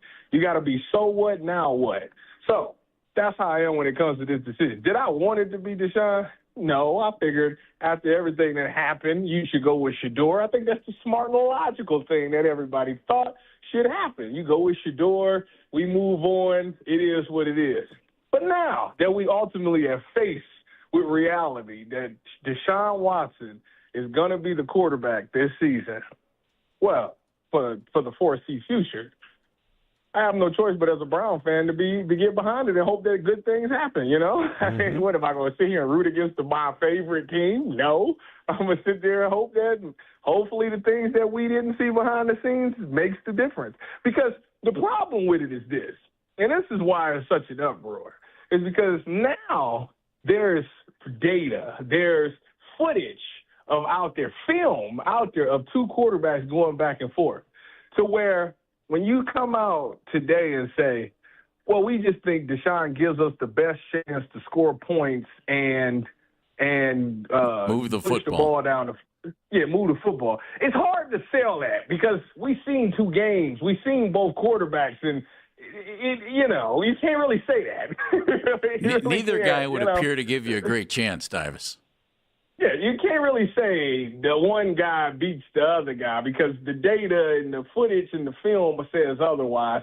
So it's hard to sell that. This is ultimately what I think. And this could be wrong or it could be right. You know, I tend to be wrong sometimes. I think this. I think over the course of this training camp, two quarterbacks went at it. They came in there with their mind with this. Deshaun Watson is probably going to be the starter, but we want to see what Shador brings to the table. Through those practices, it was a time where Shador was winning, right? Or even. Let's say it was even. He got to even. Shador had to catch up to Deshaun. Let's say he caught up to Deshaun. I think that it was a course of a 4 or 5 day practice where Deshaun looked really, really good. And I'm talking, the day he threw the 7 touchdowns in the red zone, everybody in Berea was like, oh, my goodness, I didn't even know he could do this. I thought he was completely shot. This man went out there and had a magnificent performance. Then we moved to the Saturday scrimmage where they flipped Shador and Deshaun. That was tail one right there. There wasn't a good explanation, but that was tail one right there that they kind of was leaning more towards Deshaun. I was at that practice. Deshaun looked good. Not saying Shador looked bad, because Shador looked good for his standards too. I thought Shador was upset at the fact that he was not the number one quarterback that day, that he got moved, and he went out there and he was threading the needle. But I will say that the offense looked a tad bit better with Deshaun Watson. He definitely moved the ball up and down the field, and I think they scored about 2 or 3 touchdowns of what fans believe in. When you look at those, it's time you can for a also new Bible. say, I know. You can also say Deshaun Watson put the ball in harm's way the most because he got the most interceptions. So when you say he gives us the best chance to win, that's hard to sell. It's hard to sell because he also puts the ball in harm's way more than the other guy did. So I don't know. I think the whole thing was. I see why fans say it's a little bit rigged. I don't disagree with you. I mean, it is what it is. I think that for the most part, they tried to keep it as even as fair as possible. It was a couple of little wrenches that was thrown in there that was kind of messed up. That kind of messed the whole thing up. But after the Saturday thing, it's hard to get this fan base to believe in that guy when he looked as bad and then had the post-game comments that he had. But I'm a guy that I believe in second and maybe even third chances. He's going to be the starting quarterback. It don't matter how much we complain about it. It don't matter how much people call in and complain about it and don't like it. It's not going to change the fact that he will be the starting quarterback for Jacksonville. Due to the fact that I'm a Cleveland Browns fan, I'm a root for it. So what was your take on my emotions got the best of me when he said that today? And by the way, I give him credit, and I do give the Browns credit for putting him back out there today after naming him the starting quarterback, knowing what had happened in that press conference on Saturday. I mean, I said it on postgame. I said this was a guy that's let this build up, and he couldn't hold it anymore. He had to get it out. The problem is this. He should have said this a long time ago. I mean, the thing is this. People think that football players are not human. Yeah, they got feelings. His feelings got hurt a bunch of times. Of course it did. It has not gone the way anybody thought it would. And everybody is stressed out about it. But instead of putting it off and acting like none of that ever happened, you address it. Be human. People can sympathize with that. But the fact that you tried to play it so cool this whole time and then you just let it explode and just talk bad about the fans, that's not the way to go about it. And it's going to be hard to get them back. They do say winning cures it all, though. But I don't know. You shouldn't have really opened up that bag because now everybody knows that you hear the boos, and the boos get to you. And if they want to get to you, they're going to come to the stadium and boo even louder. You thought 4,000 people was bad? Wait till you see a sold-out crowd to boo you. So I don't think he should have even opened that bag. But you know what? He's human. You know, I get it. You're dealing with a lot. Things aren't going well. You didn't play well. You got fans booing you. You don't know what's going on behind the scenes in his personal life. It's a lot of stuff that these players have to deal with, and he just lashed out, and it was the wrong time to do it. Tyvis, how do you think his comments on Saturday went over in the locker room, go over in the locker room, and what do you think the players think about the decision that was announced today? I mean, I'm sure players in the locker room, they don't agree with booing either. I mean, I think every player will be like, yeah, I don't know why y'all booing him like that. Because the thing is, they see him every day. So they see the work that he puts in, you know, and this is a whole different offense. You know, a lot of those players is new. They wasn't here for the beginning of Deshaun and all of the things that Deshaun has gone through. A lot of people don't know about that because they weren't on this roster. So they're seeing the new version, the one that he spoke about, the one that he lashed out about, the guy that's doing the charity work, the guy that's being a good teammate, the guy that's showing up at the building every day. That's the only version of Deshaun they know. So when they hear him boo, I think the viral video of Denzel Boston kind of tells you what it is. Everybody think it was because of a throw. No, Denzel Boston turned around because he was like, why y'all booing him? Like, what's going on there? So I think that they don't know the history. So they probably on his side like, you know, I see a guy that comes to work every day, good teammate, good to me. I don't understand why everybody's booing him. So I think they understand why he feels the way he feels about the boos. I do it's hard agree to with get behind it. Yeah, it's hard to get behind it for sure. But what are we going to, Andy? What are we going to do? Oh, no, you're right. You're going to hope Taylor Green comes on strong. Listen to him. So he's, we're going to sit here and be mad. Like, you can say what you want to say. You can do what you want to do. At the end of the day, against Jacksonville on whatever day that is, he is jogging out there. It is what it is. It is. You're right. I just don't ever remember you getting booed anywhere. I remember the massive cheers in Bedford at Ohio State for you.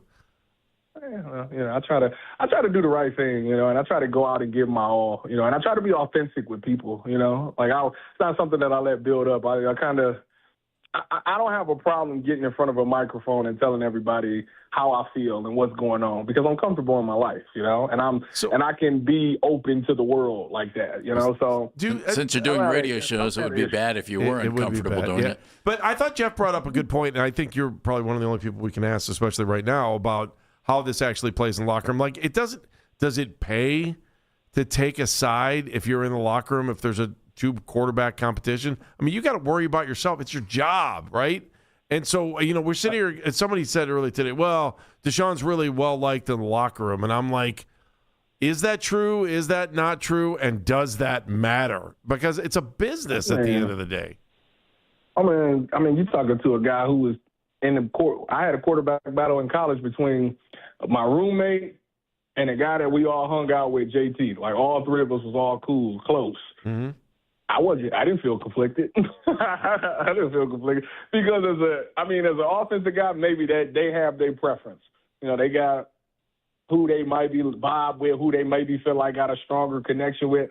But as a defensive player, for me, it didn't matter. My job was to play defense no matter who was out there. I told them my grandma could go play quarterback. That's not going to affect what I got to do anyway, so that doesn't matter. Yeah, it's not like you're going to drop one of their interceptions in practice to make them look better, right? No, I'm not doing that. I'm gonna pick it off and then I'm gonna punt the ball to demoralize them.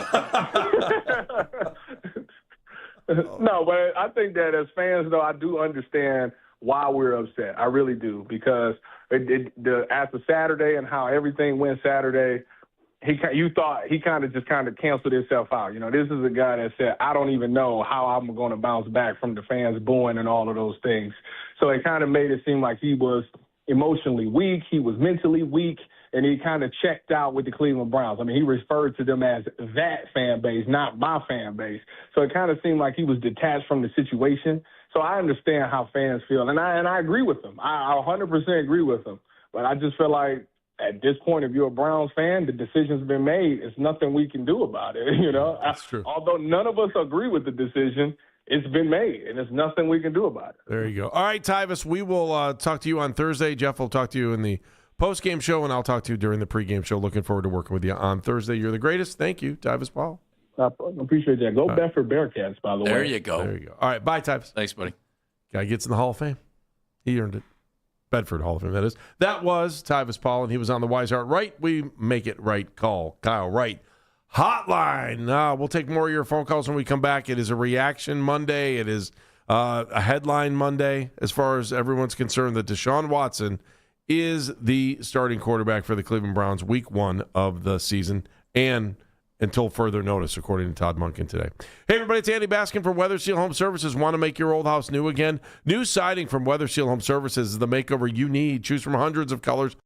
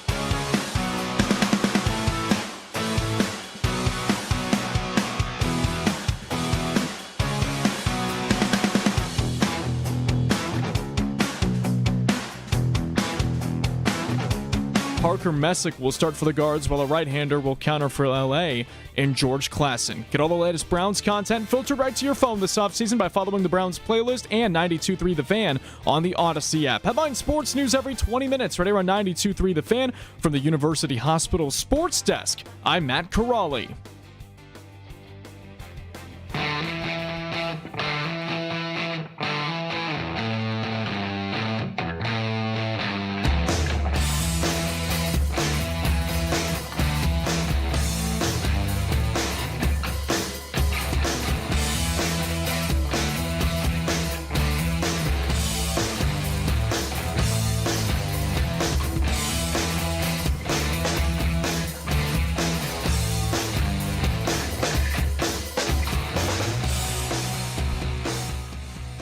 This day in sports history is powered by Bomber Sports Cards Mystery Monday. Spend $200 or more at Bomber Sports Cards in Broadview Heights and win something from the mystery prize box that includes packs, gift cards, supplies, gear, and more. This is a big day in sports history in Cleveland, Andy. August 24th, 1945. Ready? 1945. Tell me about it, Joe. What happened in 1945?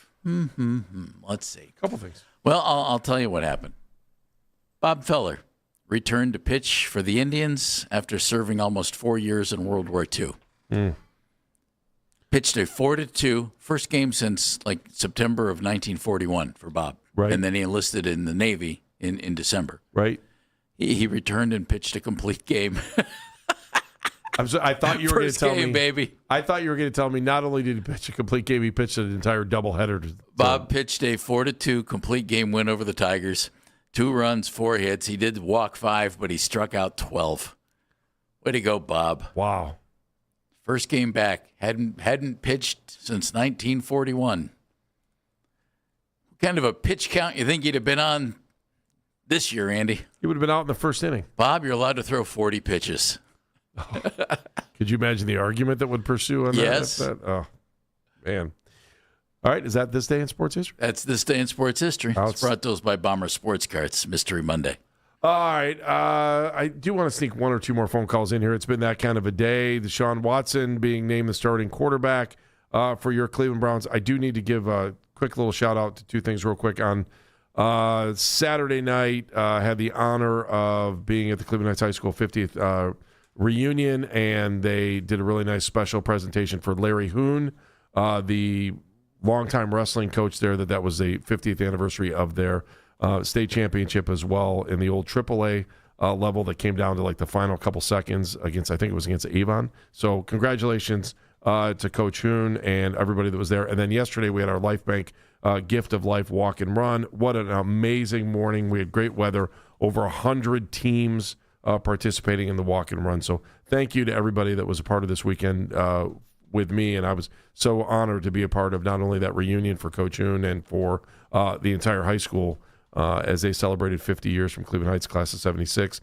But Life Bank yesterday was just outstanding. And it's an amazing feeling to be around all the warmth of human beings in a good and positive way when we're talking about something like Life Bank and organ tissue and eye donation. So thank you to everybody that let me be a part of their weekend over the weekend. Jeff, again, the big story of the day, Deshaun Watson is your starting quarterback. We'll sneak in, 1 or 2 more phone calls here. Let's go to Ryan. Hi, Rhino. Yeah, thanks. Hey, gentlemen, man, thanks for taking my call. Jeff, man, Keller. Today, Vesuvius erupted August 24th. I look into this day in history like you just did, man, with the uniqueness of Feller and et cetera, man. Good stuff. Hey, I want to chime in on the carousel of the Browns, man, as the world turns. Again, man, you guys, I think they're listening to you guys, Jeff and Andy, because obviously right after Jeff made the valid point about an hour and a half ago, like, you know what, guys? Deshaun's got to mind his words to where he can't claim that the entire fan base is utilizing the boos and the cheers for when he got injured, et cetera. It's a bunch of knuckleheads, like you alluded to, Jeff. You made a valid point there.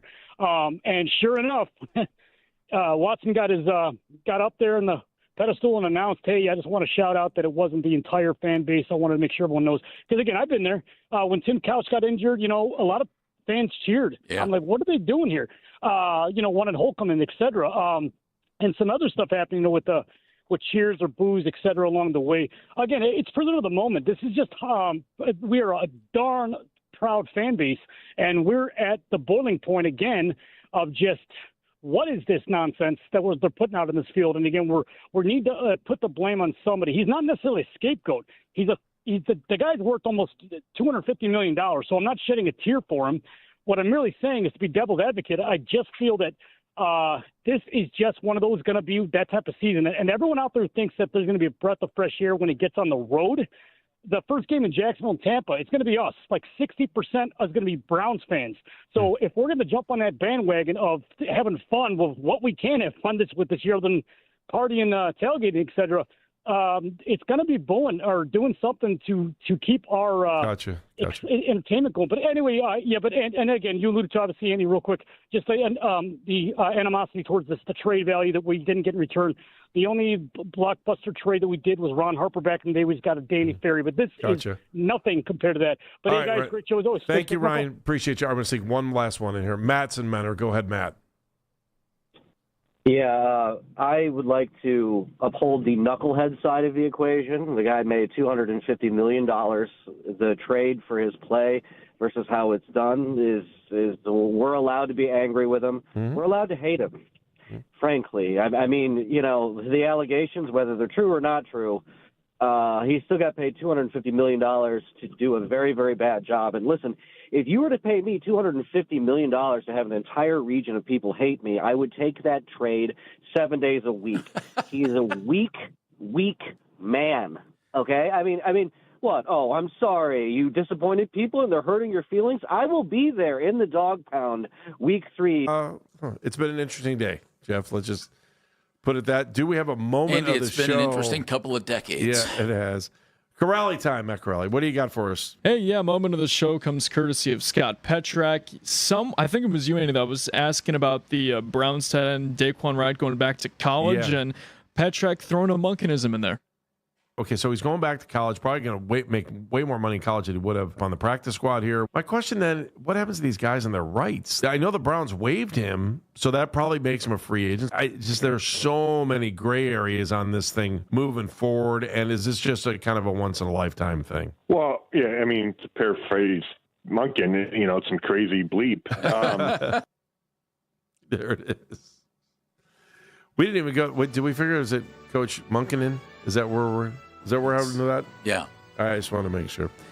Kids, we ask you this question each and every time we do a show. Why are you smarter for listening to Baskin and Phelps? Brought to you by QC Kinetics, the leader in regenerative medicine.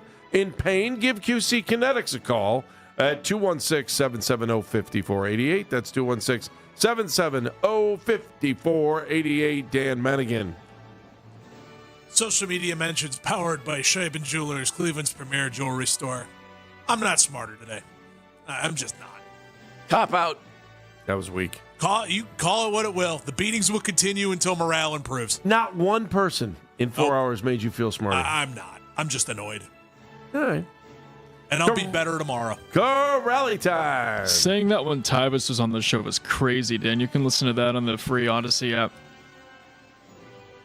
It's good. Is that why you're smarter? It was good, yeah. Yeah, he is always good. Come on. We're not here for the tryouts. Jeff Phelps. I'm smarter today because Deshaun Watson must have been an awful lot better than Shedeur Sanders in all the meetings and in what Todd Monken was trying to get accomplished on the football field. Because if you just went by their play, it was pretty even. It seemed in the preseason games. And if that were the case, I would have started Shedeur. But Todd's not. So to me, it must mean Deshaun Watson is giving him what he wants out of a starting quarterback, at least right now. Because it's a tough decision on his part. And it wasn't the popular one. It's true. I'm smarter because of you, the fans of Cleveland. I mean, you always come through when there's huge stories like this, and everybody's got an opinion. Everybody wants to be heard. You're not always going to hear what you want to hear, but I do think a lot of the times, even if it makes you angry, you're willing to listen, and that's probably the best part of this job is we've been sitting here for 15 years, talking to you, getting to know what you think and how you feel, and it's what makes it great. I love sitting here, and some days are crazy, and I don't know that I'll see how the decision plays out. I know walking out of that press conference on Saturday with Deshaun Watson, I was just still shaking my head, trying to figure out exactly what was Deshaun doing. Today he came back today, said he was just trying to get stuff off his chest. As Todd Monken said for him yesterday after a frustrating game, I do think Deshaun understands that the people that cheered for him when he got the Achilles, it wasn't everybody. It wasn't. And it's one of those stories that drives me nuts because our fan base gets painted as like one of the worst fan bases in football because of things like that. But part of it is the history. It's the Bottlegate stuff. It's you know, it's Johnny Manziel. It's everything. And when the city gets punched in the face, I take it, and I take it personal. So, but Deshaun is your starting quarterback, and we'll see how that plays out. We do know he won't play on Thursday. That'll do it for the show. You know there'll be much, much more to talk about as soon as we get off the air with Afternoon Drive. Those boys will take care of you for the next 5 hours. So, hey, thanks for listening. We do appreciate you. Be a hero. Be a real hero. Be an organ donor. Lifebank.org. See you, Cleveland. See you. We will talk to you tomorrow at 10.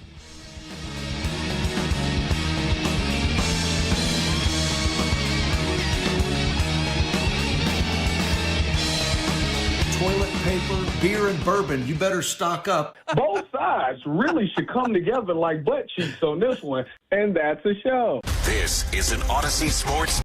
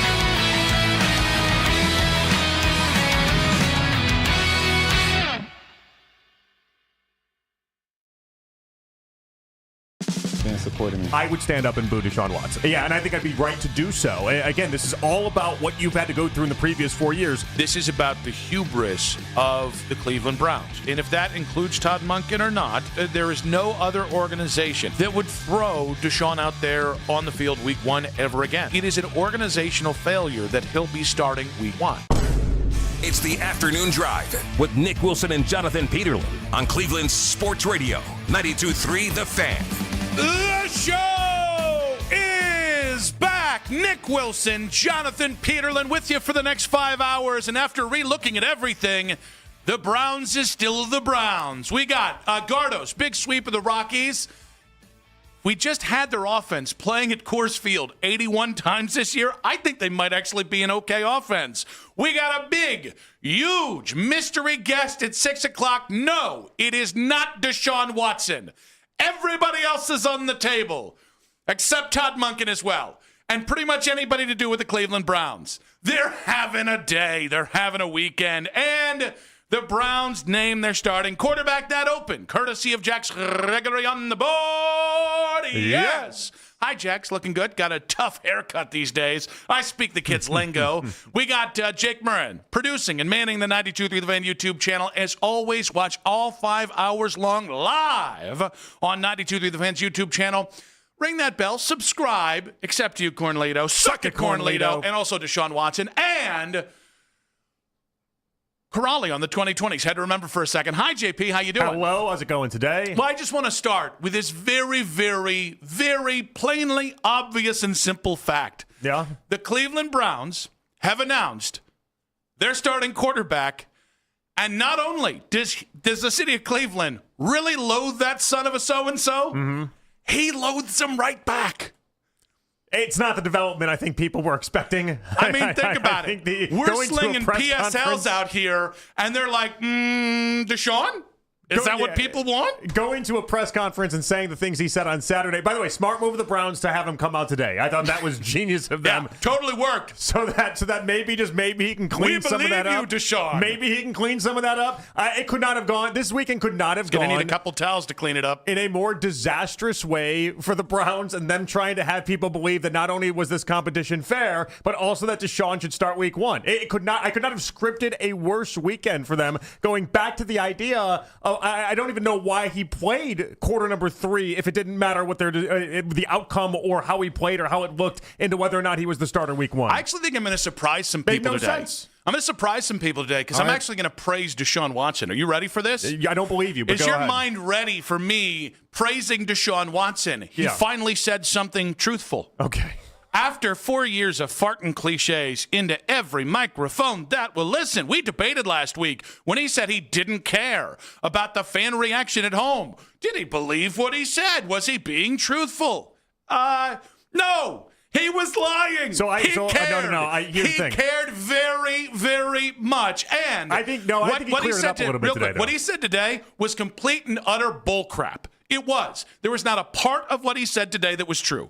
Everything truthful that Deshaun Watson thinks about this town, these fans, he said it on Saturday. And the Cleveland Browns still had the massive, huge, gigantic balls to come out here and be like, so Deshaun's starting week 1, and this is all about football. All right, pals. All right, good stuff. All right, so clearly he does care. That's obvious. But I think what was interesting today is him going down a different path than I expected. When they asked him last week, they said to Deshaun, were you worried about the boos? And he's like, oh no, I don't really care about those things. I'm not worried about it. Whatever that was. After listening to him today, I genuinely do believe that when they asked that question, he just never envisioned a world where boos would actually come. That's part of, I think, what he was clarifying in the idea of today of like, I just didn't see it coming. I didn't see boos happening. There's something's gotten distorted with his brain where he genuinely thinks people around Cleveland like him. He genuinely thinks that everyone's just forgotten and we've just wiped away 4 years of bad football and all the off-field allegations and everything else. Like, I just think he's got a twisted view on reality, and that is what is draining Deshaun Watson. And that's why when they asked that question last week, I think in his mind he's just like, that's just media asking a dumb question. That's not what's going to happen. And then obviously we watched it happen. I mean, it does make sense that the Browns and Deshaun have been a flawless marriage off the field because neither of them have any modicum of self-awareness. That's it. That's exactly what he's missing. He has missed self-awareness throughout this entire not just stretch him. of all the of Cleveland it. Browns have no self-awareness. That's how he got here. He got here with that idea. And then for years I've called out the idea that he obviously lacks self-awareness in so many different spots in Houston and so many spots here. And what he showcased today and the comments he made today and being surprised that was the reaction on Saturday, that's Exhibit A, that he just does not understand or get it. More praise for Deshaun from me, because I'm just on a winning streak here. I'm feeling good about putting this truth into the universe, right? This truth bomb. He was right on Saturday, by the way. It was more than just about football, right? Well, actually, no, that's where he was wrong. It's not just about your performance. It's about everything, Deshaun. But he was right when he said it was a disrespectful kind of thing. Yes.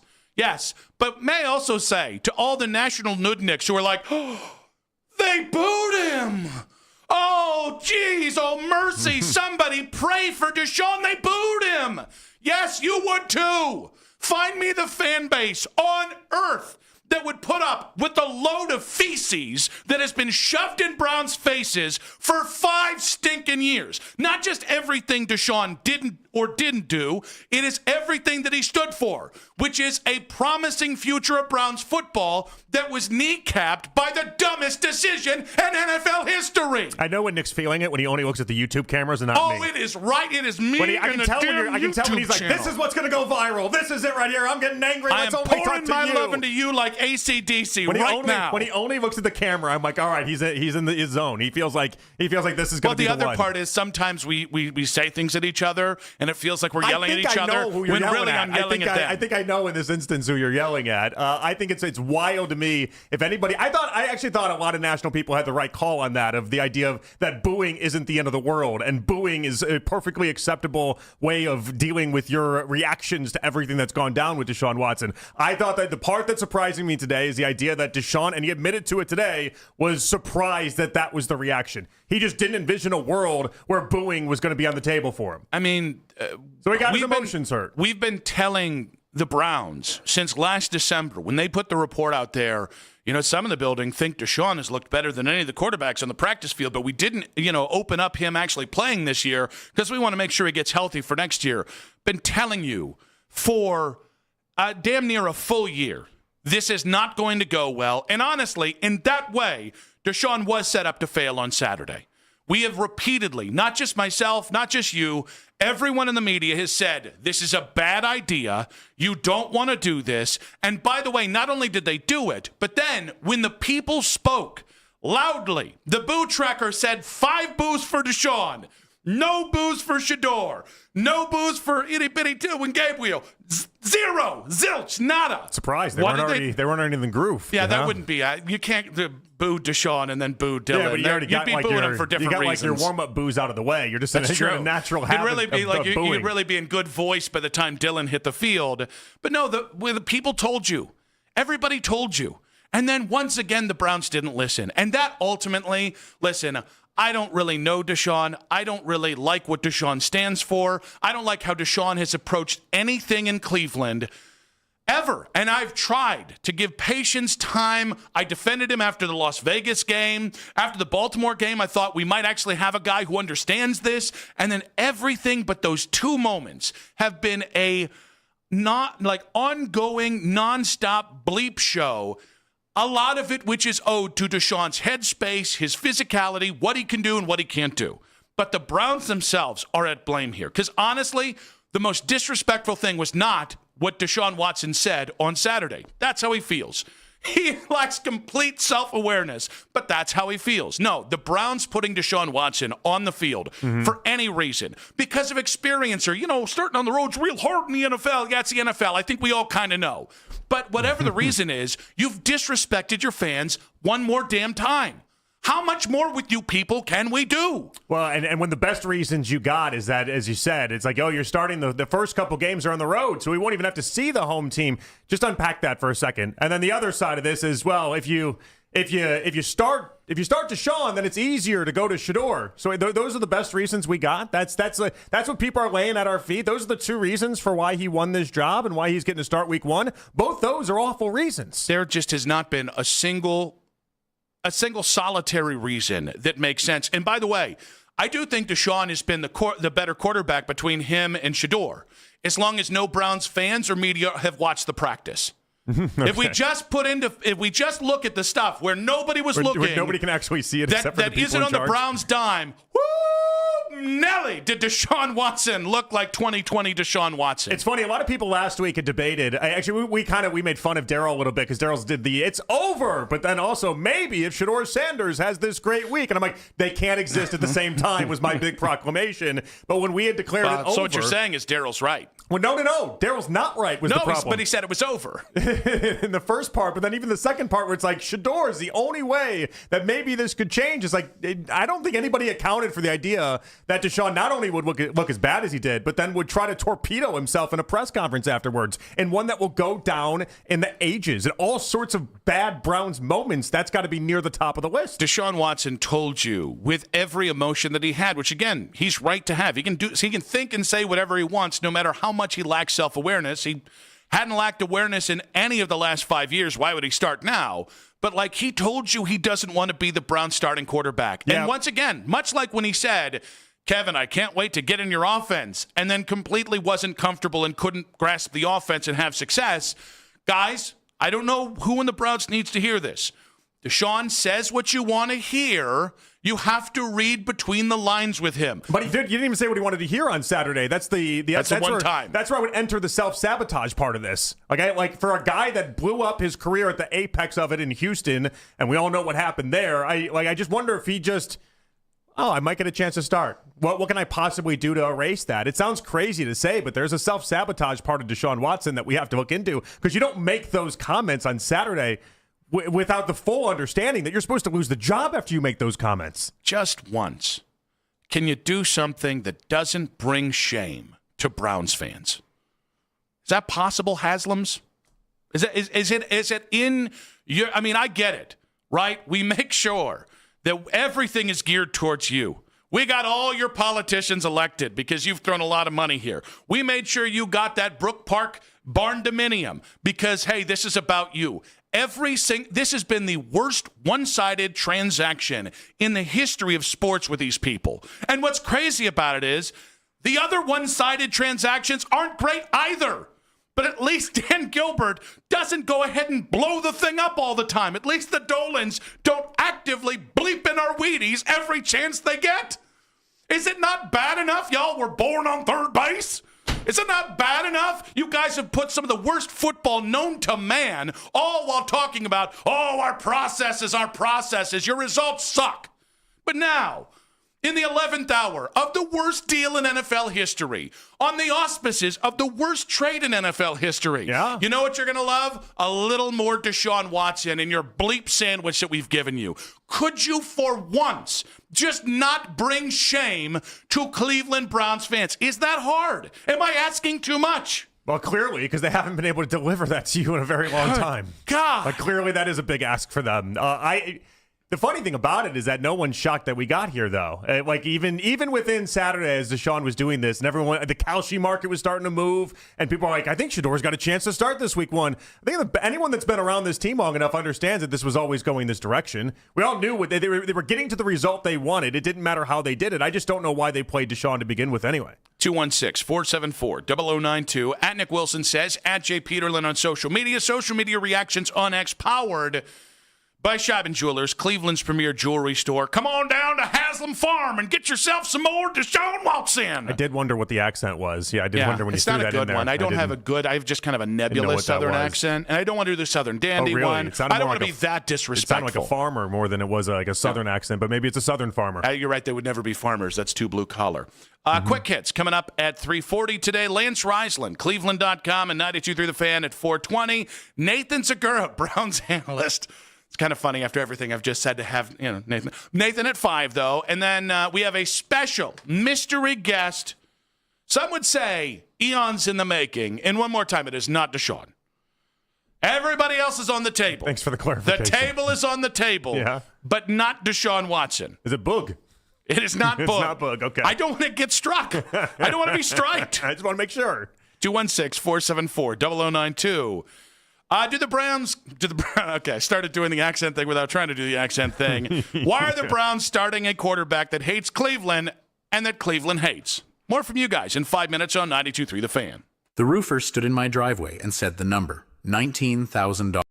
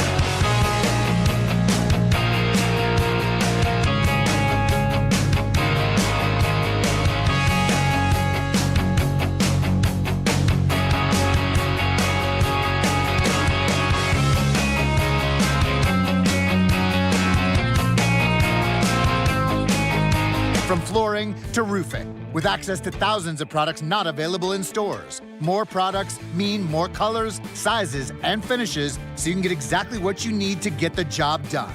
Learn more at the Pro Desk, the Home Depot Pro. It's about time.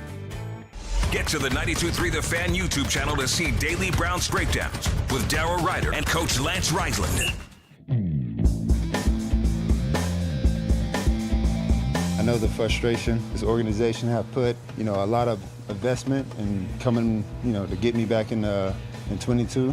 And things haven't been going the right direction that we thought it was. A lot of injuries, a lot of time off, and not putting the best football and my foot forward. So again, just, I understand the frustration. I understand everything that kind of goes into that. And moving forward, I just want to focus on football, making sure that, I'm putting the best product out there, having the best ability, because I thrive off the energy. I thrive off the energy of the fans. I thrive off the energy of the community. I thrive off all that stuff. Well, that solves it. Deshaun Watson speaking to Browns faithful earlier today. And I would say the Browns in full damage control, but they just want to focus on football.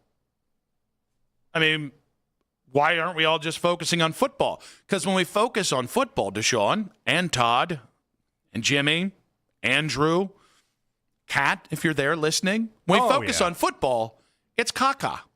It's not good. And dare I say, even if it's halfway passable, there are injuries. If this was just about football, I think we could all move along. This is about everything. This is the totality of the last 5 years, with a cherry on top being the Browns' hubris at thinking Deshaun can say what he said on Saturday, and if he just says the opposite today, well, we dum-dums are just going to sit here and be like, I mean, he said the opposite today. Oh, what is he to believe? There's already some national people that are just, they're getting online and they're telling everyone, well, this seems pretty good. Jason McIntyre, your favorite. Oh. He popped up and was like, you see, now this is how you speak. And he's rewriting everything that happened on Saturday. There's no rewriting that. Did he tweet that out? Yeah, he did. He tweeted that out. Okay, good, because I have something to tweet out at him, and it ends in you. Yeah, what's the first part of that? I can't recall. I think you want to recall. Oh, no. I want to tweet it. I want to get it right. Here we go. Yeah. This is well said. Watson realized he made a mistake, quickly apologized, a step in the right direction. And this is why the Browns just don't put him tear out your there. Achilles. This is why they put him out there today, to try to basically just, you basically backtrack and you rewrite everything that just happened on Saturday. The problem is that we did get the unfiltered truth from Deshaun on Saturday. And he told every fan that could pay attention, I don't like you. I get you don't like me. I don't think it's fair, is what he's saying, which is ridiculous and just a lacking self-awareness of the highest order. But then he told you all, I don't like you. And the Browns' answer was, well, let's name him starting quarterback week 1. Okay. That's fine. Hey, listen, the Browns don't have to listen to the fans. They've just repeatedly showcased they don't care what the fans think, not only throughout this entire Deshaun process, but in multiple instances throughout the previous years. And so Browns fans, you just have to have these moments where you sit back and realize, do I want to spend my money and put my attention towards a team that doesn't care about me? Well, they continue to not care about you. I will give them credit for this, is that there are a lot of times in my life, being a Browns fan and covering this team, that I've thought, well, at least it can't go lower. And they have found a new low. They consistently find ways to get to a new low. And I wish I could just say today was it's really from Saturday to today that is such an absolute. I think this is really fair to say. You cannot get, whether it's Clevelanders, your average Americans, to agree that, with 75% of us to agree on anything. You can get 50% to agree, but 75% or more cannot happen. We were talking 90% of people voting on polls saying Shedeur should be the starter, Deshaun Watson should be cut. 90% of people agree on that in 2026 when all social media is a divisive silo to make us hate each other?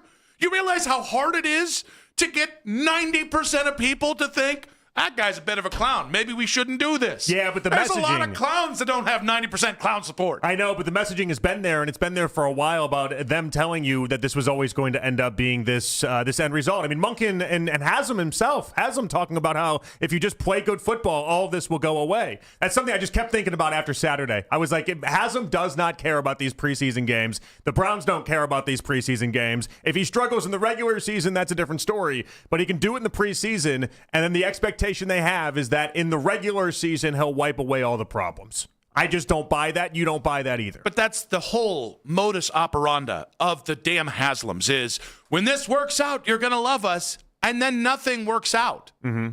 Like, that's the infuriating part, is the I know more than you, I come from money, I'm better than you. Don't you know we've got Ivy Leaguers, top men, Jonathan, top men working on this, and they're smarter than you, so shove it up your ass with the complaints. And then they don't have the common courtesy to deliver results. Well, they keep putting themselves in these corners that are just ridiculous. Like, think about the corner they put themselves in now. The only way the Haslams, Andrew Berry, and Todd Monken look smart at the end of this is if, checks notes, Deshaun Watson balls out after 700 days and no evidence as of all training camp and preseason that he can do so. That's the only way they get out of this corner, Nick, is if Deshaun goes out in the field and is legitimately just awesome for the rest of the year, and then their decision would be justified, and then they could go back and say, you guys made way too much of a deal out of a second preseason game. Think of how insane that is. You're not going to win that battle. A 1% chance of something happening is the only way they end up looking smart out of this. No wonder why they keep ultimately looking like the dumbest people in the room. 216-474-0092. We're talking, I don't know if you've heard about this, if you've seen about this, if you heard about this. Deshaun Watson, after pretty much saying, I'm gonna paraphrase here, that's dangerous in 2026, he doesn't really like Cleveland Browns fans. Well, he was named the starting quarterback of the Browns today. You're all caught up now. We want to hear from you guys. Why are the Browns starting a quarterback that hates Cleveland and that Cleveland hates? Let's go with Matt in the fair land of Medina. Matt, welcome to the show. I'm really, really feeling the energy today, guys. I really like the hate is flowing through you, and I got news for you. You're preaching to the choir. He hates me. I hate him too. I do. I really, really do. And here's the thing. I said this in the last thing on the last show, and they cut me off. You made $250 million, okay? If you had a region of people out there that paid me $250 million and they hated me, I would not care. I don't care about this man's feelings. But now that I know that my hatred bothers him and the booing, it bothers him, well, I will be there. I will be there in the dog pound. I'm not 538, okay, with those people booing, as I've heard on some other shows. No, it's me. I'm going to be in the dog pound. I will have a say no to Uncle Creepy sign, and he will see it. And I will twist that knife. I do not want him starting. I don't want him taking another snap. I want him gone yesterday, before breakfast. I want him gone, okay? This is where I'm at. He's going to suck failure, and the only release I get out of this stupid 5-year problem is that I get to twist the knife. So please, Todd Monken, bring him on, because we're going to make him cry again. He can bring out the Benjamins to dry up the tears. Oh, yeah. Right. That's where I'm Strong at. start. Matt, we Strong appreciate start you. to the That's day. what we needed to start right there. That was a good leadoff hitter right there. Yeah. Setting the table for the day. Yeah. But like a leadoff triple, I would say. Yeah, that was really nice. Nicely done. Yeah. I mean, it's funny. He told everyone his kryptonite. Why would you do that? Like, why would you tell everybody the thing that's going to get in your head the most? It was so obvious that it got in the head and just was able to just dismantle him. Forget the road game element. I mean, any game he ever plays in again, you think just boo him like crazy. He cares too much. Yeah, and again, he kind of gave him the keys to the head when the keys to his head. That phrasing when he said, what are you anticipating on Saturday when you get before Browns fans? And he said, I don't care. And it was the shortest, most succinct answer he's ever given in Cleveland. You pretty much told people you did care.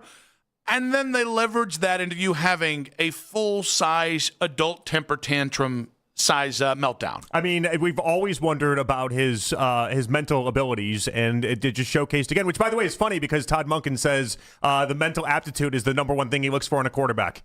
So, like, he's preached all camp. Like, yeah. I care about your mental game. That's the one thing I care the most about. And then we had proof positive that the starting quarterback, the guy you named, has the mental ability of somebody that should not be playing football. And here we are, right to the front of the line. Congratulations. He's going to get booed mercilessly. But also, not only here, on the road. If I'm a Jacksonville fan. Do they have those? Remember, his very first little stretch was at the preseason. It was the preseason, him coming back. Jacksonville said really hateful things. Yeah. They said really hateful things Looking towards back, Deshaun. they were on the right side of history. They were. They nailed it. But, there was a lot of creepy and then different things I can't say on the air right now. And it was easy. Just get in his head. Get in his dome. All right, let's go with John in Huntington Beach, California. We got somebody from California here. John, welcome to the show. Geez. Worldwide. Oh, Daryl's good pumped. afternoon, John. When the Browns went 1-31, I watched all 32 games. I try to get my kids to be Browns fans. I'm trying to convert my girl Leah to be a Browns fan. I'm a Browns fan. This is the first time in 15 years I'm not going to renew Sunday Ticket. And the reason is I just don't feel like it. I just don't feel like watching Browns games this year. Have a good day. Any specific reason, John? Thank you, John. He'll be back next year, hopefully. Is it the losing? Yeah. Is it the putting a very unlikable person and player out there on the field against everyone's wishes? And I think maybe what is the most frustrating part of this is he had 3 nice plays against Buffalo. It's not like if you actually look at the body of work, and we were ridiculed for saying this, but if you actually go back, football knowers know, if you go back and watch the Buffalo game, it got real ugly real quick, and they pulled Deshaun Watson in that Buffalo game. You mean the Bears game? In the Bears game, yes, thank you. In the 7 practices we saw, there was 1 practice that Deshaun Watson actually looked better than Shedeur Sanders. And this really isn't about Shedeur. This is the beauty of this whole thing is, your Shedeur stance. All the crap that has been said. No, guys, we just didn't want to watch Deshaun Watson play again, and we were open to the idea of Shedeur. The Browns did this when they insisted it was Shedeur versus Deshaun. If it was Shedeur versus Will Levis, who knows where the clouds would have taken us. Yeah, kind of like when Jason Lloyd went to the owners' meeting and then came back out of it. What was that, May or April? Early on. Was like, guys, I think they're going to play Deshaun Watson. Maybe, just maybe. Maybe they all had an idea who they wanted to play. Yeah. It's almost like like it was already organized. When Deshaun Watson commented at OTAs of why were you so confident that you would get another crack at this? And he said, because I've talked to the organization. Yeah, maybe as if he wasn't just, telling us all exactly how this was going to happen the entire time. What? Totally legitimate quarterback battle. Totally legit. Yep. Totally on the up and up. Yep. I believe everything. Let's go with Ken in Cuyahoga Falls. Kenneth, welcome to the show, Kenneth. Hi, Ken. Kenneth. How you guys doing today? We're all right, buddy. What you got? You guys got your pacifiers in, and your diapers need changed. Do you not understand what they're doing? Do you want Shedeur to start and then suck? You have Watson at the end of the year? I don't think so. I would rather have Watson throw a turd now than have Shedeur absolutely give a good shot. Because you know what? He's not ready. You guys can't face it. I understand. So he's not ready, but he's going to be ready in 3 weeks or 4 weeks? Make that make sense. Well, you know what? What, you want him to play all year and suck it up? I'd rather have him play from the beginning, get the reps in, get the opportunities, and then watch where that evolves to instead of saying week 5 he's going to automatically be ready. You guys aren't coaches. Obviously, you guys think you are, but you're not. I'm not a Watson fan anymore. Can't stand him. But you're not making it clear in your own head. Well, make it make sense. Make it make sense, Ken. How is it that sitting on the bench for 4 weeks and then entering in, let's say, week 5, that development's going to be mind-blowing?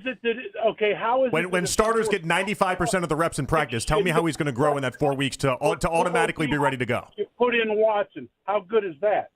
Right? Well, you were just kind of talking. We didn't really actually hear the full statement there. I talked over you, yeah. But we do have our pacifiers right here, and we got our diapers changed, so thank you for that.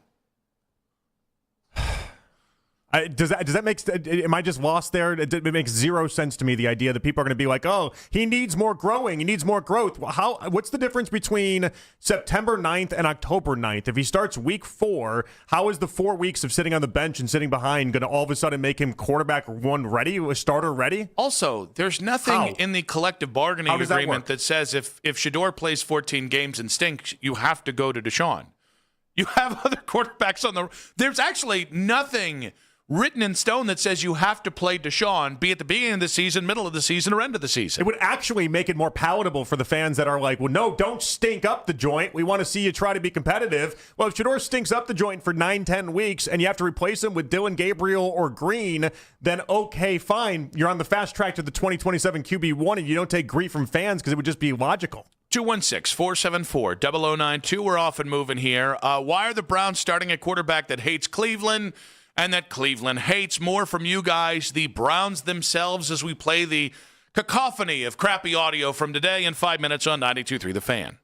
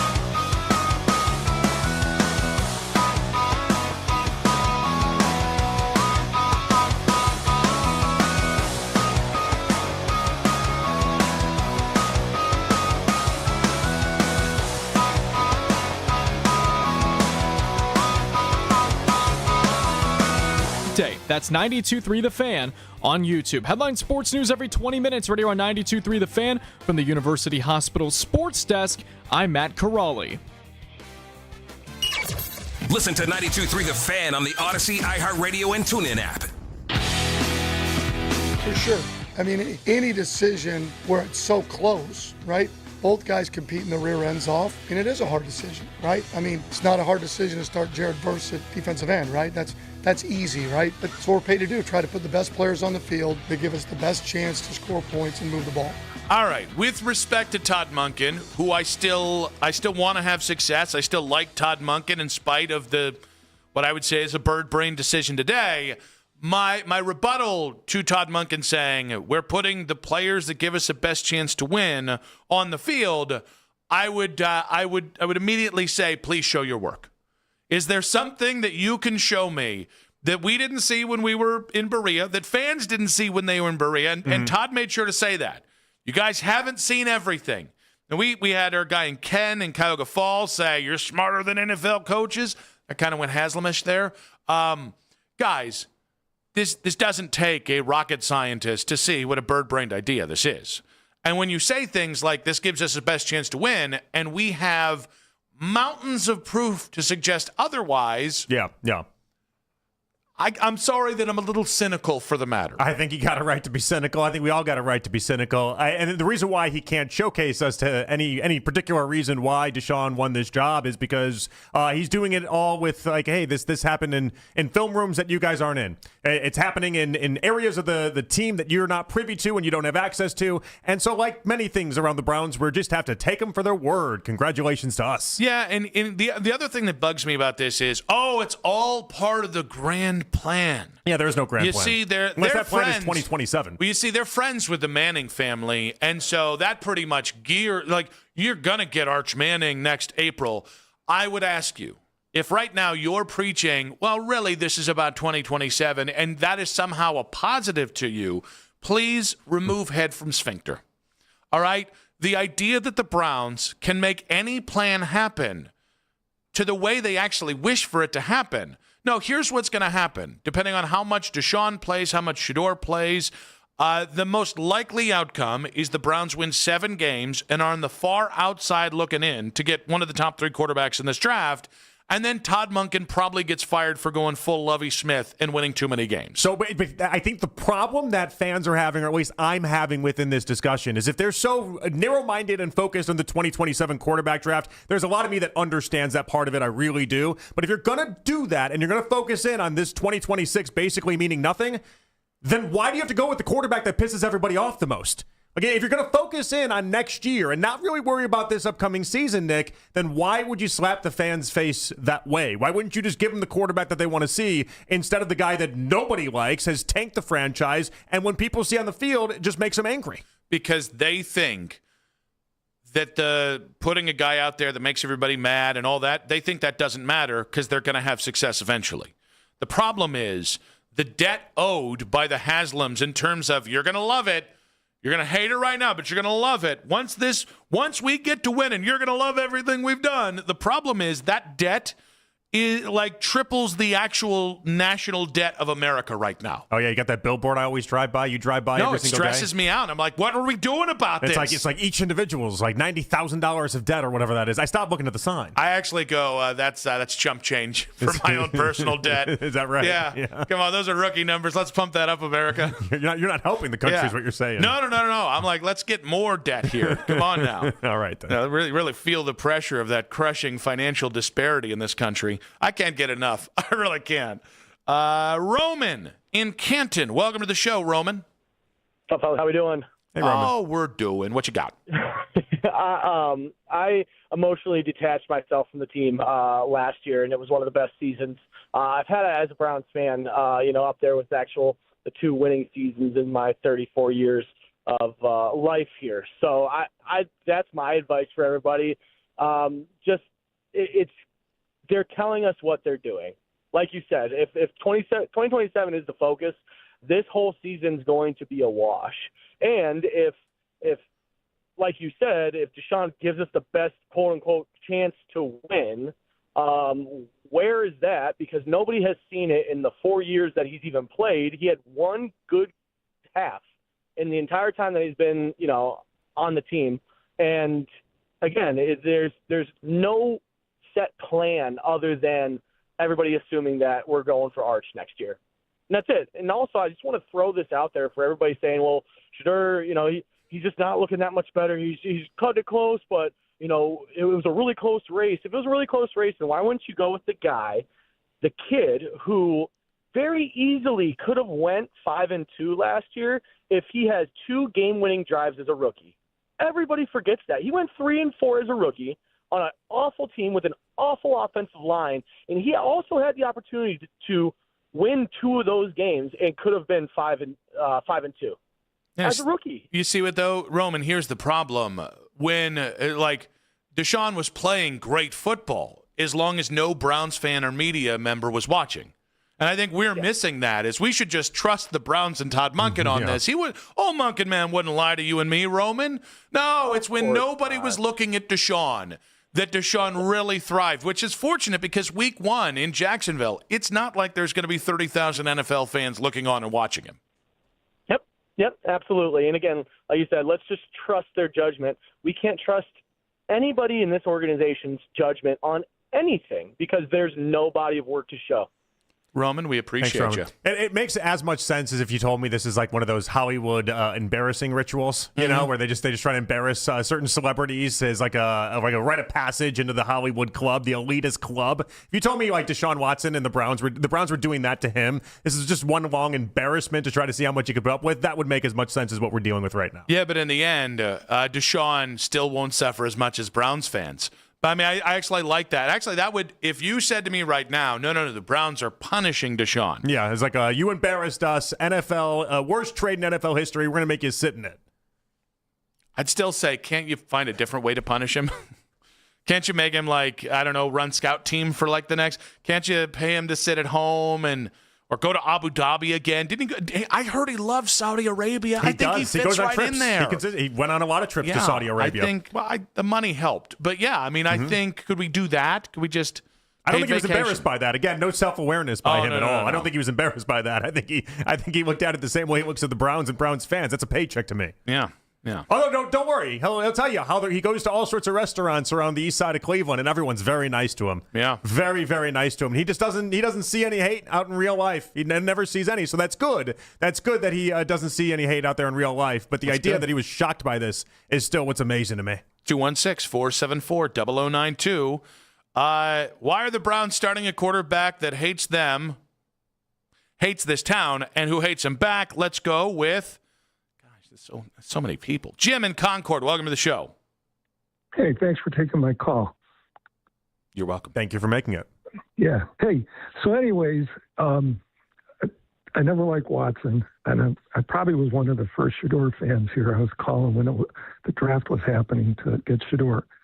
But I'm going to tell you, I think this is not a bad deal for Shedeur, and I think the reason they're starting Watson is to see if he's washed. They want to make sure, for sure, that he's washed up. They can't let him go, and then he goes and becomes like a top 15 quarterback somewhere.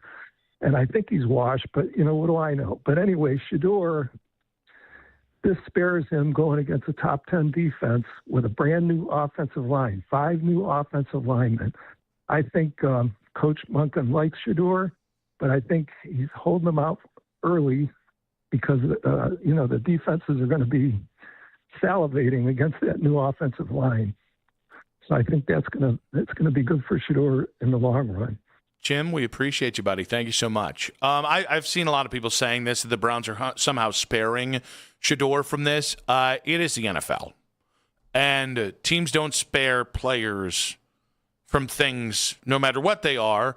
You only get so many chances in the NFL, and this idea that somehow it makes more sense. All right, Deshaun, maybe you get the first 2 weeks of the season, and then Shedeur maybe gets that home opener, right? It just feels like a lot of mental gymnastics to try and explain what is a unquestionably stupid and insulting decision by the Cleveland Browns and what will not work out. I don't know what we have to say to Todd Monken. I don't know if we have to like pluck his eyes open to do like a Clockwork Orange thing, and we just play him the lowlights of Deshaun? Actually, just really the highlights of Deshaun the last couple of years. Like even Deshaun today, Deshaun said something like, hey, we've been working on stuff that we haven't put out there yet. It's like you running on like a bootleg for like 3 yards and then snapping your Achilles. What magical play have you been hiding from all of us? Munkin watched too much Houston film. That's what he told us this offseason. Too much Houston film. No, it's going to suck. Deshaun's going to suck. I understand what the caller is suggesting and the idea that the offensive line's probably not going to be great for the first 4 or 5 weeks, but Shedeur needs the reps. He needs the opportunities, and then you'll watch him grow. You'll watch him process quicker, which has been a theme for him. And you need to get him opportunities. That's the key of all this. Let's go with Adam in Olmsted Falls. Adam, welcome to the show. Hey guys. Do you think it's messed up enough at this point and ridiculous enough at this point that in April, when they inevitably draft the quarterback, that he refuses to come here? No, listen, I don't think this is a bad spot for a new quarterback to come here. Now, you might want to argue that Jimmy Haslam will always make this a bad spot, and I would listen to that argument and say, okay, fine. But if you look at the young playmakers and the young people around this team, I don't think it's not going to be nearly as bad as some of the other places. I would choose here over Arizona in a second. I would choose here over Miami in a second. This is not a bad place for a new quarterback in 2027 to go to. Yeah, the only thing is, everyone's like, well, Jimmy is friends with the Haslam's family. It's like, all right, the Haslam family, Jimmy is friends with the Manning family. And it's like, yeah, that doesn't mean that they're going to force Arch's way here or that they would want Arch to play here. Oh, he's definitely not forcing it, but the caller was making the suggestion that you'd be taken by the Browns and the guy would just be like, I'm not going to Cleveland. Yeah, I think that's a possibility that the Mannings might want to be friends with the Haslams, but might not want the prodigal grandson to play for the Haslams. Oh, so you think if it's number one overall, Arch Manning says thanks but no thanks? Yes. If there's a better organization out there, he should. Why should any quarterback want to come to these schnooks? Well, that's what we're debating. That's like the discussion. Why would any quarterback? If Dante Moore gets drafted by the Browns, I think he's looking at this as a better spot than Miami and Arizona. Look what Baker Mayfield. Look what Jimmy Haslam did to Baker Mayfield. Look what they've honestly. Look what they're doing with Deshaun Watson.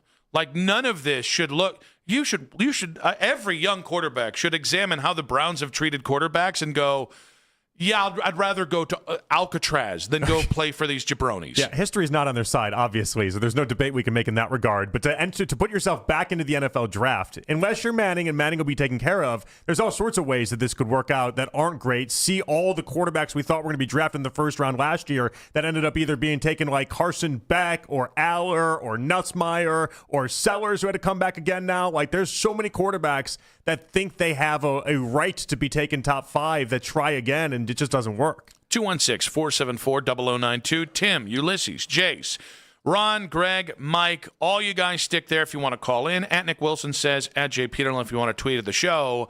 Are you willing to give Deshaun a chance? We'll talk about that in 5 minutes on 92.3 The Fan. This is an Odyssey.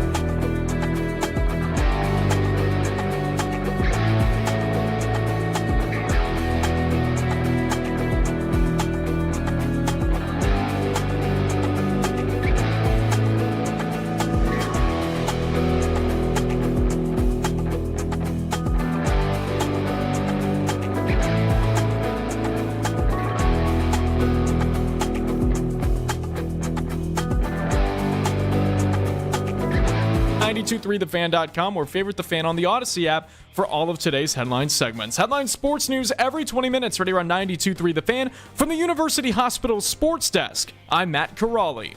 The only place for Browns news on your way into work.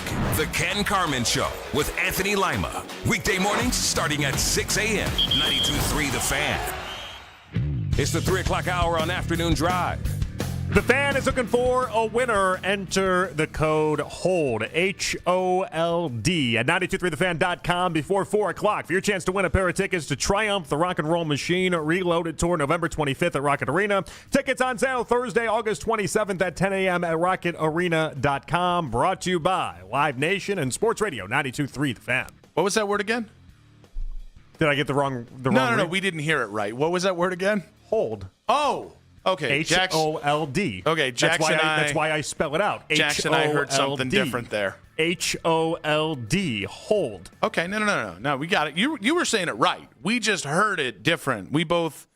We just want to make sure. What did you think you heard? I don't recall. Please tell the class. I do not recall. If you're going to interrupt this like this, please tell me what you thought you heard. I thought you were done with the read. I'm done with it now. Okay. But you got to tell me what you thought you heard. Maybe off air. I will see if I recall. Jax, do you remember what you heard? Nope, I don't remember a thing. See, he doesn't remember it either. Okay. I definitely pronounced the D at the end of that. Yes, you did. Quick hits coming up in about 40 minutes' time. I get things right, and I have to stop and do this again. Oh, no. You guys are hard to work with. It was Jax and I. You guys that are just hard. didn't hear it right. We want to make sure we heard it right. We spelled it out at the end of it. You did. You emphasized the D, and we love that about you. That's all I need to acknowledge. A lot of people say Peterlin emphasizes the D, and that's why he gets paid the aggressively medium bucks. Aggressively. Yeah.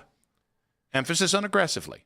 Now, speaking of aggressively, Deshaun Watson addressing the media today, aggressively defending, that whole thing that happened Saturday, playing like crap. And then, of course, afterwards attacking Browns fans because they dare boo him because he played like crap. And overall, it's been a real bleep show of a time with him. But today, he said, no, that's not what I meant. Here's what I really want. You can't just walk into a place and just earn that respect just right away, I think that, me showcasing my personality maybe a little bit more, showcasing that I can play good football, showcasing that I am a winner, I am a leader, and that, I want to lean on the fan base to be able to showcase and bring that energy to that stadium downtown. Yeah, it's been a little difficult, but at the same time, I have to do my part to be able to earn that. So, a lot of what he said, I still find to be very true. If Deshaun plays good football and maybe shows a little bit of personality, I think about half the people today that have been raging about Deshaun Watson will stop raging and maybe start cheering. Yeah, I think that the Browns' big bet in all of this is that, right? Is the idea that what they're going to tell everybody is preseason games don't matter. The regular season games are where you're going to actually find things out. And so I think they're just dead wrong. I've maintained that for a while. I just don't think Deshaun Watson's going to play good football. But the bet they're making is that in the first couple weeks, he can play good football. He comes to Huntington Bank Field, and then all of a sudden, Browns fans wrap their arms around him and embrace him and love him, and he gets all the adulation that he wants. I think the only thing I think it's a bad bet. I definitely think Deshaun made that runway more, meaning like we had previously theorized, all right, 2-0, and Deshaun has really strong numbers coming into game 3. Is that going to be enough? And I think for a certain amount of Browns fans, it will be. If we talk about really giving Deshaun an opportunity, it's not giving him anything. He has to take it. He has to actually be able to go out there and play really good football for a consistent amount of time, stay healthy, and they need to win. Like, it isn't just one thing. It is everything has to finally go right. As bad as things have gone for 4 years, now the opposite has to be true for the next, and I think it starts with the first 6 weeks of the season. You need to be able to go into halfway. You need to be able to go into Halloween thinking, hey, this might be a playoff team. Yeah, and I just think if that's the bet the Browns are making right now, I think then that's a really lousy bet. I think it's a really hard bet to have pay off for themselves. You told me the odds of this being a playoff team or potential playoff team as we enter Halloween, you'd probably put that at like 5% right now, Nick. Like it's so low. It just feels like a dumb bet at the table for them. Let's go with Ulysses in Cleveland Heights, welcome to the show. By the way, Ulysses, I was in Cleveland Heights on Friday. Y'all have a beautiful high school football stadium there, so thank you for being hospitable to the good people from Wadsworth. No doubt. Appreciate it. Excellent. What you got? Okay. My take is I'm with Todd Monken on this. I know Cleveland. I'm a 55-year fan, 55 years, so I've been through the good and the bad. No, wait. Ulysses, does that mean you're 55 and you've been a fan since you were born? I'm 63. Oh, so since you're 8. Okay, I just wanted to clear the math up. Got to the party late then. Yeah, my father had season tickets for years. So I was going down there. But my thing is this. Right now we have a brand-new offensive line. And in my opinion, Shedeur is the slowest processor as far as finding out where to go, getting to second and third reads. He has the better arm, the better accuracy. But you're going to go up against a top-rated defense with Hines, Allen, and Walker, and he's not going to have time to process, and he's going to look more terrible. I'd rather Deshaun run for first downs than, have Shedeur back there getting beat up and lose confidence in his offensive line, which would be a terrible start to the year. Right now, with that line, I don't think we're going to average 3 yards a rush. So we're going to be in a lot of passing situations where this offensive line got to hold up against blitzes that I don't feel Shedeur is ready for. So you think that they're protecting Shedeur is kind of what you're telling us? Yes. I mean, he's going to get beat up with this new offensive line. They haven't jailed. They only had a training camp together. And now you're finna throw him against NFL defenses, and these defenses he's finna go against now are better than the defense he played against in Berea as far as training camp. They're not going to be letting up saying don't hit the quarterback. They're coming for his head. And so I don't think he can process fast enough to get us constant drives and first downs. He might hit a big play every once in a while, but other than that, you're going to have a bunch of 3 and outs. At least with Deshaun, he understands when to get out the pocket and run for positive yards, which moves the chains, which gives you better chance to win. Okay, so you don't believe them when they speak about Deshaun. Then you just think that they're just making excuses, and this is just one big long plan to help out Shedeur Sanders. Yes, until the line gels. That's a new one. Take about 7-8 weeks. Okay. It won't be 3 or 4 weeks. When you got a brand new offensive line in the NFL, them guys don't know each other. They don't know if they can trust each other yet. Ulysses? You're going to go up against the defenses in Jacksonville and Tampa and all these intricate defenses that Tampa too. If you don't process quick enough, it's going to be a lot of sacks. We'll be leading the league and giving up sacks if he starts Shedeur Sanders. Ulysses, that's how I feel about it. We got to bug you, buddy, but we appreciate you. Thank you so much. It's a lot of excuse making for the Browns there. That's a lot of credit given. That's a lot. You guys know I'm a trust in Todd man. There's nothing more than I want to do than to trust in Todd, man. All right? That's all I want on this planet. You added a fourth word. Day and night, I think about trust in Todd. Man. That's what a Browns fan that I am, man. But, let's not put that trust to delusion, right? I mean, you sound it out. It's like, gee, how long do we? What are you possibly doing there? Also, I do think because Deshaun Watson, and it's not just in the games that we've seen, it is in practices. He doesn't want to throw the ball past the sticks.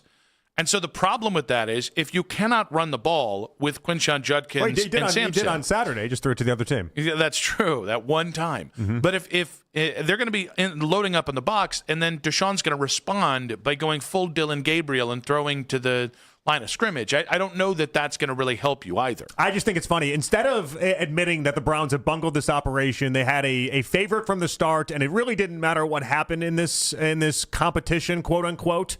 It was always going to end up being Deshaun because that's who they want to see, because they do want to find out if there's anything left in what is the worst trade in NFL history. Instead of just acknowledging that like an adult, we're just making excuses for the Browns and suggesting that this is a roundabout way of protecting Shedeur Sanders. Have you lost your minds? So while we're talking about excuses for the Browns and just stupid ideas, I do want to play Adam Schefter on the Pat McAfee show, because I wondered which national person would stick to what they said this weekend And I saw everyone. I mean, I saw everyone go and be like, how the hell can you put this jabroni back out on Kyle here? Brandt had a whole big, long video. Our guy, Albert Breer, said this morning, he said, you either have to. Who had stuck with it for like 7 months this offseason, being like, you idiots, it's going to happen. They're going to play Deshaun like week 1. And then Albert had gotten to the spot where it's like, I don't know now. I don't know. Well, Adam Schefter was that first sycophant on the Pat McAfee show today.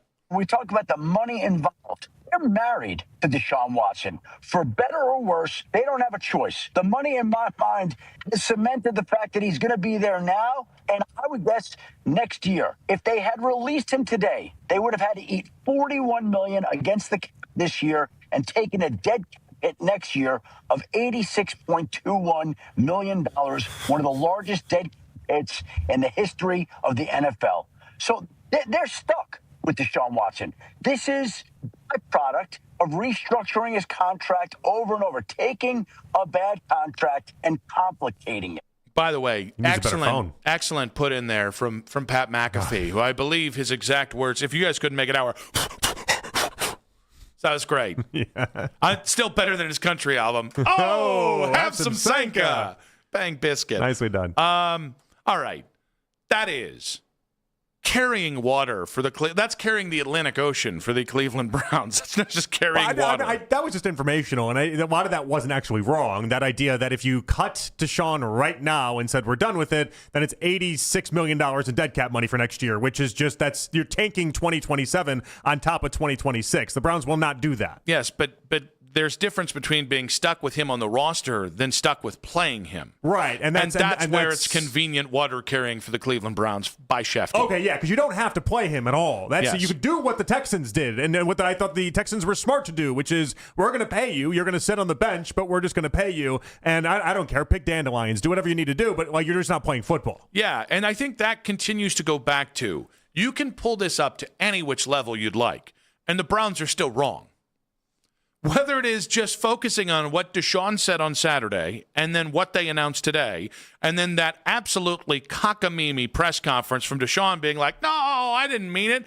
Well, you said you didn't mean it. I guess we'll just take you at your word. Guy who've said one honest thing in the entire 5 years he's been here. But you can pull this all the way back up to the trade when it happened 5 years ago, right? Or you can just go back to March when Geno Smith was available. By the way, guys, if they named Geno Smith the starter over Shedeur today, this show wouldn't be throwing a fit about it. Mm-hmm. If you had named, who are some of the other names that were tied to the Browns that we debated whether they were good ideas? Malik Willis. Mac Jones. Mac Jones. If you traded a second-rounder for McCorkle, we would have scratched our heads about it, but at least we'd be saying, well, you invested a second-rounder. He's played some good football before within the recent history of last year. Well, we would have felt like you didn't just make up your decision in, March. Yeah. And then decide that this was going to be the plan and it was always going to be the plan and really give no actual openness or possibility that Shedeur could win the job. Maybe one of those type things. And by the way, on the other side of this, the other catastrophic attachment to this is the idea that if the Browns had known that they were going to be a 3-win team and then a 5-win team, because they didn't think they were going to be that bad. They really did not see the 3-win team coming. They thought that team was a playoff team before the season somehow. They could have, instead of kicking the can down the road with all this money towards Deshaun that is now making it impossible to cut him, they could have just been ponying up the money on the front end of it and ponying up the money and the dead cap and all the responsibilities as we were going along, and we'd be in a nice spot to just wash our hands clean if we needed to. They didn't do that because they thought this team was much better than it was. Just another little organizational mistake that we now have to live with those repercussions. 216-474-0092. Tim, John, Jace, Ron, Greg, Ernest. Are you willing to give Deshaun Watson a chance? And how much of a chance is that? More on that. More from the Browns and why they've announced Deshaun Watson will start week 1 in 5 minutes on 92.3 The Fan. Hey.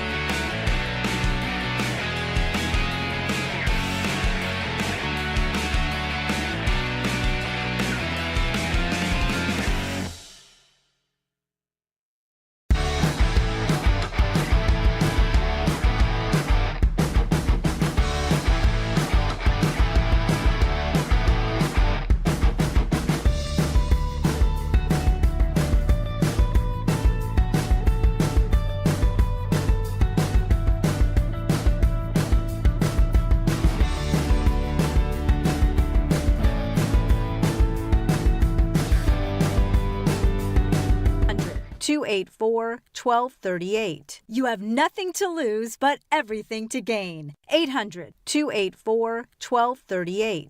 You can now watch The Fan live on YouTube. Catch The Ken Carman Show with Anthony Lima from 6 till 10 a.m. Baskin and Phelps 10 a.m. till 2 p.m. And Afternoon Drive with Nick Wilson and Jonathan Peterlin from 2 to 7 p.m. Each and every weekday. It's free. Subscribe to 92.3 The Fan on YouTube. You can listen to The Fan anytime, anywhere on the free Odyssey app or by telling your smart speaker to play 92.3 The Fan. And now you can find The Fan on YouTube, including The Ken Carman Show with Anthony Lima, 6 to 10 a.m., Baskin and Phelps, 10 a.m. to 2, Afternoon Drive, Nick Wilson, Jonathan Peterlin, 2 to 7, each and every weekday on The Fan's YouTube channel. Subscribe to our channel for free. Watch all the best content from your favorite shows in The Fan live and on demand now. Nick and JP back on Afternoon Drive. Quick hits coming up in 20 minutes' time. Lance Reisland at 4:20. Nathan Segura, Browns analyst, at 5. And a special mystery guest. I promise you, you do not see this one coming. At 6 o'clock in studio with us, unless this person does tweet it out on accident. Because we really haven't made it clear to him or them that don't tweet this out. But we'll find out. Nice curve if it's actually a female. And a little him action. I don't know. You're trying to throw people off. I don't know. Always down for a little him action. Except I do know who it's going to be. Yeah. So I guess I. But them, him, I don't her, know. I don't know. Could be anyone. Except Deshaun. It will not be Deshaun Watson. Just that. Got to let that one out. Wouldn't that be the greatest curveball of all? It'd be a hell of a heel turn, and then we just whip off NWO shirts. I think that'd be a great turnaround. Yeah. I don't know about that. Meanwhile, I don't know if you saw the tweet by Allison Toro Lagos. You know what it'd be? Sorry to interrupt you there. It'd be like Howard when he interviewed O.J. Simpson. Or no, Dan Patrick. I'm sorry. Dan Patrick interviews O.J. Simpson, and O.J. Simpson is like, "So do you think I did it?" And he's like, "Yeah, I do. Yeah, that's what it would be." Deshaun would be like, "So do you think I hate the fan base?" We'd be like, "Yeah, we do. We're pretty convinced of that." Do you think I suck at quarterback? Yeah, Deshaun. We think you're pretty bad at it. But good attempt to throw everybody off the scent earlier today. At least 3 people believed you. Now, I don't know if you saw the Allison Toro Lagos tweet. I did. The Deshaun is nowhere close to any receivers play. Oh, no. That was the one in the dirt? Yeah. Not that one. I was talking about the one. She tweeted this out at about 11 o'clock. Who is this? Why is she all of a sudden got like multiple things on the timeline? She is a reporter at the Akron Beacon Journal. Never heard of her in my life. And then I saw the one video. I didn't see multiples. Good for her. Also, she's bilingual. Congratulations. 2-time award-winning Emmy-nominated journalist. I love that. I wish I was bilingual. Yeah? Yeah, I wanted to be in high school when you take Spanish classes. You're like, this would be really nice. Mm-hmm. I need to develop this more, and then I never did it. It's one of those things I think, I always tell myself when I'm like 50, 60, 70, somewhere around there, somewhere in that 30-year range, I'm going to learn a second language and actually stick with it. I want that for you. I do. Thank you. But she tweeted out today, here at Brown's training facility, and fans are driving by yelling in frustration. Oh, I did see that one. I didn't know that was her. Wow, she's having a banner day, though. Not trying to pick nits here. How do you know they're yelling in frustration? Well, what are they yelling? If they're yelling Deshaun sucks, then I think it's a pretty obvious implication there. But people realize how hard it is. Sucks! But you realize how hard it is. There's no interpretation there. To be able to yell things that actually make sense. Well, you're really just yelling into the void, though. It's not like Haslam's going to peek out the window and be like, "I'm sorry! Candidly! It was a mistake on our parts! We won't trade for him a second time!" I did get tagged in it. Somebody was wondering if it was me that was out there yelling. It was no, you would only boo Deshaun. You wouldn't drive past the facilities just to boo the Browns. It makes me think of when we were around Deshaun a week ago or so, and he went over to sign all those autographs. If we'd had the boo conversation ahead of time, I would have to his face right then just gave a big hearty boo. It's nice to boo. Now we are asking. No, how dare you? That's like the meanest thing you can do. Oh, it's so mean. In a world so mean where Twitter routinely says things to other grown adults that are so much meaner than this sound. Boo. So much worse. Booing is apparently just beyond the pale in 2026. So, Monken lost a lot of points for me in the past couple days. Monken won a lot of points for me, though, in that idea of basically standing up for the boos. standing up for the idea that you pay your money to get into the stadium. If you want to boo, that is perfectly acceptable. It is on us to make sure that you don't boo. I vacillated all over the place with Todd Monken because I did like those comments, and I thought he was trying to approach the Deshaun side of things yesterday in his press conference, because why we had back-to-back days of press conference, I'll never know. Could have just waited till today. Cleanup jobs. But it didn't. If we have so many press conferences that you can't know which one you're referencing, Saturdays start to go away pretty quickly. Points taken. Well done by you, sir. But I thought he tried to handle it in a human way. The problem is when he was like, nobody likes to be booed, and that was just an emotional response. A little bit of an oversimplification of the Deshaun experience for your average Browns fan, and probably for Deshaun himself as well. You see, if they throw so many different directions at us as to what he actually said, we're just going to have it all blend together, and then it's going to be like, wait, but hold on. We really had this impassioned speech about the idea that we have to be better, and you earn the right as a fan to boo, and booing's acceptable, while also trying to cover up for Deshaun. Which is why I also like that, they've changed the Mad Men slogan, which is if you don't like what people are saying about you, change the conversation.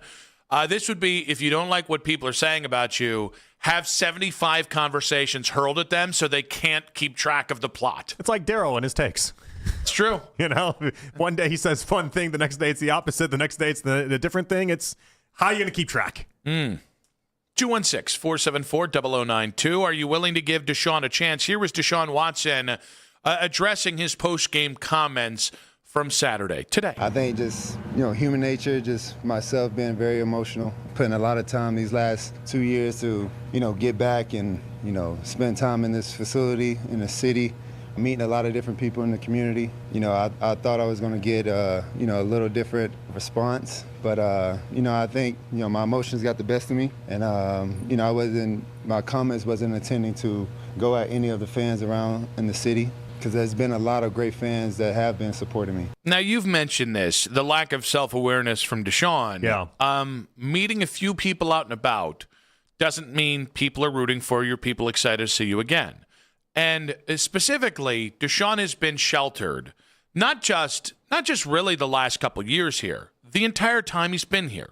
If you look at his availability compared to what we expected from Baker, specifically in the offseason, and opportunities to meet with the media or to meet with fans outside of team-controlled events and team-controlled content, he hasn't done it. And so why that matters is you can, on the team-friendly, the Politburo network that they have over there, you only reach so many people. So you can't really say you tried if you just started trying recently, by the way, or if you only went into safe havens. So I don't, and I think there's this part of me that's like, the human part of me is like, well, I don't really have a choice in this, so I might as well accept the apology and go on. Then the other part of me goes, no, to hell with that. He meant what he said on Saturday. And at least if he had the cojones to stand on that business, I might be more respectful of the whole thing today than what happened today, where it was like, no, I didn't mean it. Yes, you did. All 5 years, in the same way that those boos were about 5 years of crap, what you said was 100% truthful. And all the way, your 5 years back at us, that's at least honest. That's at least something I can respect. Not that, I just, emotional guy said it. No, that's hogwash. It would have been funny if you said emotionally hijacked and just stole Monken's line directly. It's interesting because I really thought that he was just living in his own bubble, and that's what a lot of this stems from, is the idea that when you're as rich as he is, you can just surround yourself with a bunch of yes men and a bunch of people that will tell you that you're great, and the world has forgotten any of your past transgressions, and you're a good person. And honestly, from a mental health standpoint, for Deshaun, I actually kind of think that's the route he should go for a few years, and probably should have gone for a few years. But I'm worried that he stuck himself in that incubator for a little bit too long. And he started to convince himself that not only was he this great person, but he was also a great football player, and he was beloved by a fan base that wants nothing to do with him. And that's where he's obviously just way wrong in all of this. And so, yeah, if you believed that the Browns fans liked you, then Saturday should have come by surprise, as you didn't even do anything and you're on the field and then getting booed. Yeah, of course that would come as a shock. I just don't know how you don't have anyone in your life telling you this is going to happen and how you don't believe it. I just think what's crazy about it, I really do think Deshaun still thinks he's a victim in all of this. Well, that's how it comes across. But he comes across like he thinks he's a victim. What happened in Houston? That's why people continue to dislike him as much as they do, though. Yes. There's been zero accountability across the board by Deshaun in any of this, and that goes back to the initial stuff with the allegations and everything, where he just refused to even say, I did anything wrong, or my part of this wasn't great, etc. He just wouldn't do it. What did you learn from it? He wouldn't do any of that Even if stuff. you didn't just accept, hey, I accept responsibility, and things were taken out of whatever. Even if you didn't do that, what have you learned from this? You didn't learn a damn thing. You've been sheltered. You've been cloistered away from Browns fans. And so the idea that you would be surprised because you went to a couple restaurants in town and a couple of people who liked you before, who never believed those allegations, the idea that that's what people feel is just so, honestly, it's sad. You are not the victim, Deshaun. You aren't. Right? And even when he says, I chose Cleveland, Deshaun, just for once in your life, be incredibly honest. You chose because they agreed to give you $235 million. You wanted to go to Atlanta. You wanted to stay in the South, which is fine, by the way. There's plenty of people who've never been to Cleveland who want to stay in the South. It's okay. But stop doing I chose Cleveland because I wanted to bring honor to Browns fans. Like hell you did. And I think that's the part is – the only thing I liked about Saturday from Deshaun is it was something honest. Everything else I've heard from him has been cliched or why me crap. And that's why, by the way, things will not be different when he hits the field for the Browns in early September. Because he honestly thinks he is being tread upon by Browns fans, by Cleveland, by the NFL, by everything. He has never accepted accountability for his own actions. And I'm talking about even his bad play. It was the offense. It was this. It was that. Yeah. No, Deshaun, you're the common denominator in this whole multitude of suck. Well, and so the other part of this then is the idea that within that conversation and him trying to explain everything on Saturday, he then tried to make it seem as if it was something that it was personal, that it didn't involve his play. And that I think, if that didn't infuriate Browns fans, I don't know what will. Because there's enough Browns fans out there that legitimately were like, we'll give you a chance. Allegations be damned. I don't ask you to come to my house for dinner. I just want you to be a good quarterback. And he's been an awful quarterback, one of the worst in the sport in his time that he's been here. And to try to pivot to the idea that everyone just made up their mind off of allegations and other things outside of the football field, it's just not accurate. Your play mixed with that is why a lot of people don't like you. But for enough Browns fans alone, your play is more than enough to be like, this guy stinks. You heard Deshaun's explanation. Do you accept his apology? Quick hits coming up in 5 minutes on 92.3 The Fan. Training camp coverage powered by Expert Renovations and Consumer Tire. 92.3 The Fan. Denise.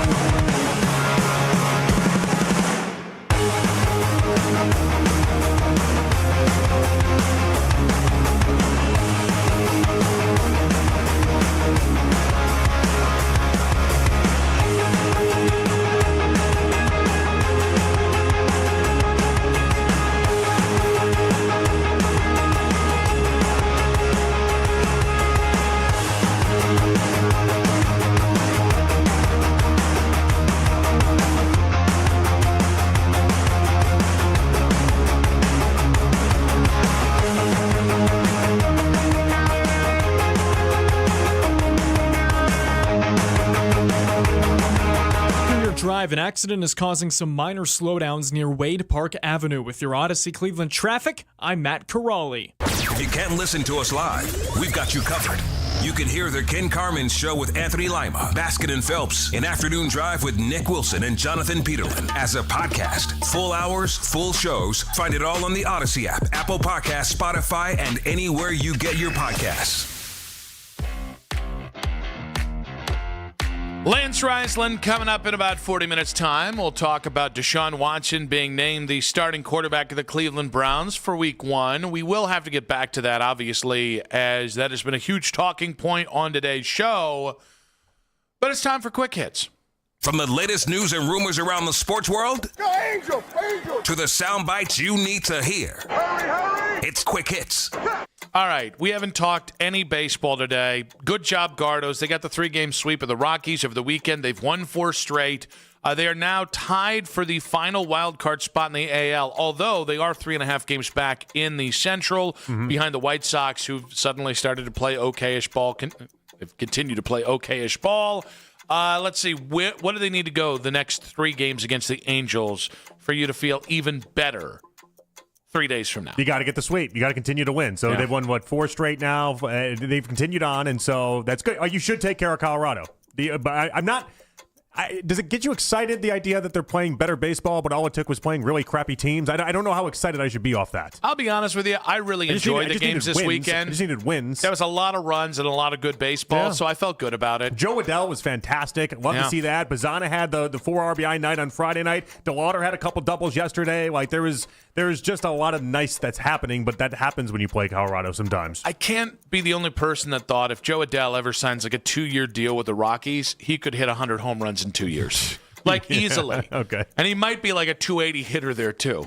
Yeah. The ball just flies farther. Why not? Give him an opportunity. At least put him in a home run derby in Colorado. Let's bring that back. But no, it was kind of a cathartic weekend. And being able to win 4 straight here, being able to win 2 straight series, it really is like just win these next 3 games, because that is going to put you in such a position of power, at least in the wild card. It's probably not going to catch you the White Sox or get you closer to the White Sox or that much closer to the White Sox, but at least you'll be able to put yourself into a nicer spot when it comes to the wild card spot, and at that point, I'm taking that win. MLB Network this morning did a whole segment on the idea of, like, people slept on the Guardians, and this is why you don't sleep on the Guardians. And it was like, all right, it's a little too quick for that for my taste. I don't know. I got to say, I've always been an MLB Network guy. They were very good this morning really about good that. content they there. They gave a lot of love to the idea of, people always, they leave the Guardians out, and you should never leave the Guardians out. And I said, okay, all right, let's cook this morning, MLB Network. Yeah, usually I'm an MLB Network in the morning guy.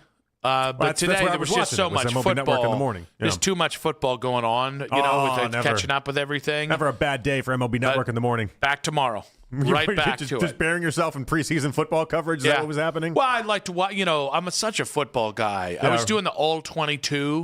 Recapping that Patriots game? Yeah, I actually heard somebody, I'm not going to say who, but there was a host in another town today that was like, I watched the All-22 of the Bears game, and I'm ready to talk about it. I'm like, you didn't need to do that. Not for a preseason game.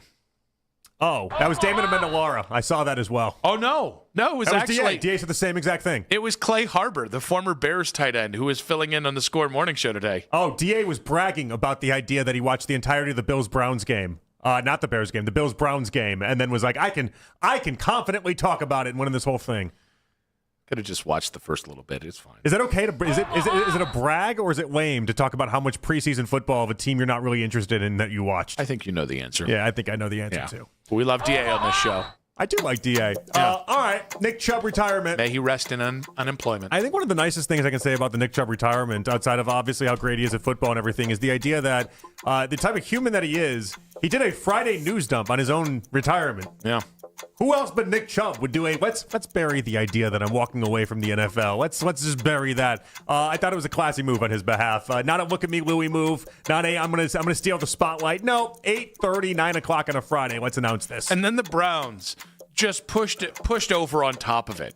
Like, that Nick Chubb stuff would have been a part of today's show. It wouldn't have led the show. It wouldn't have been in the first hour of the show, but we would have had a Nick Chubb segment somewhere. I'm worried if we didn't do it right now, we weren't going to do it at all. And then between Nick doing the Friday news dump and Deshaun taking a dump on Saturday in the post game and the way he played and the Browns today, I guess that's just what happens to Nick Chubb in Cleveland history. Yeah. Hall of Fame for Nick Chubb, or are we going to have to wait a little bit, or is it never going to get there? I don't think he's a Hall of Famer. I don't think so either. If he had been able to play 2 or 3 years before that career fatal knee injury, I think he would have had a chance. But I think his peak just wasn't sustained enough for Hall of Fame voters. I think the biggest problem I have with Nick Chubb's career is that he's going to leave with his career earnings somewhere between like $35 to $40 million, somewhere in that range. And for someone as dominant as he was, and if Derrick Henry didn't exist, he would have been the best back in the league over that entire stretch. That sucks. And if you just that just absolutely sucks. If you just shift Nick's career 4 years into the future, that's $150 million in his career. Yeah, no, it absolutely sucks. He got jobbed. He got jobbed in a bad way. That's going to have him at like those card conventions till the day he dies, probably. I hope not for him. Speaking of getting jobbed, 49ers owner Jed York got arrested in a Youngstown mobile home for soliciting prostitution and possessing criminal tools charges. Yeah. Now, the first charge has since been changed to disorderly conduct. He's also been sentenced. He's already been sentenced to 2 consecutive days in a Columbiana County jail to be served again concurrently.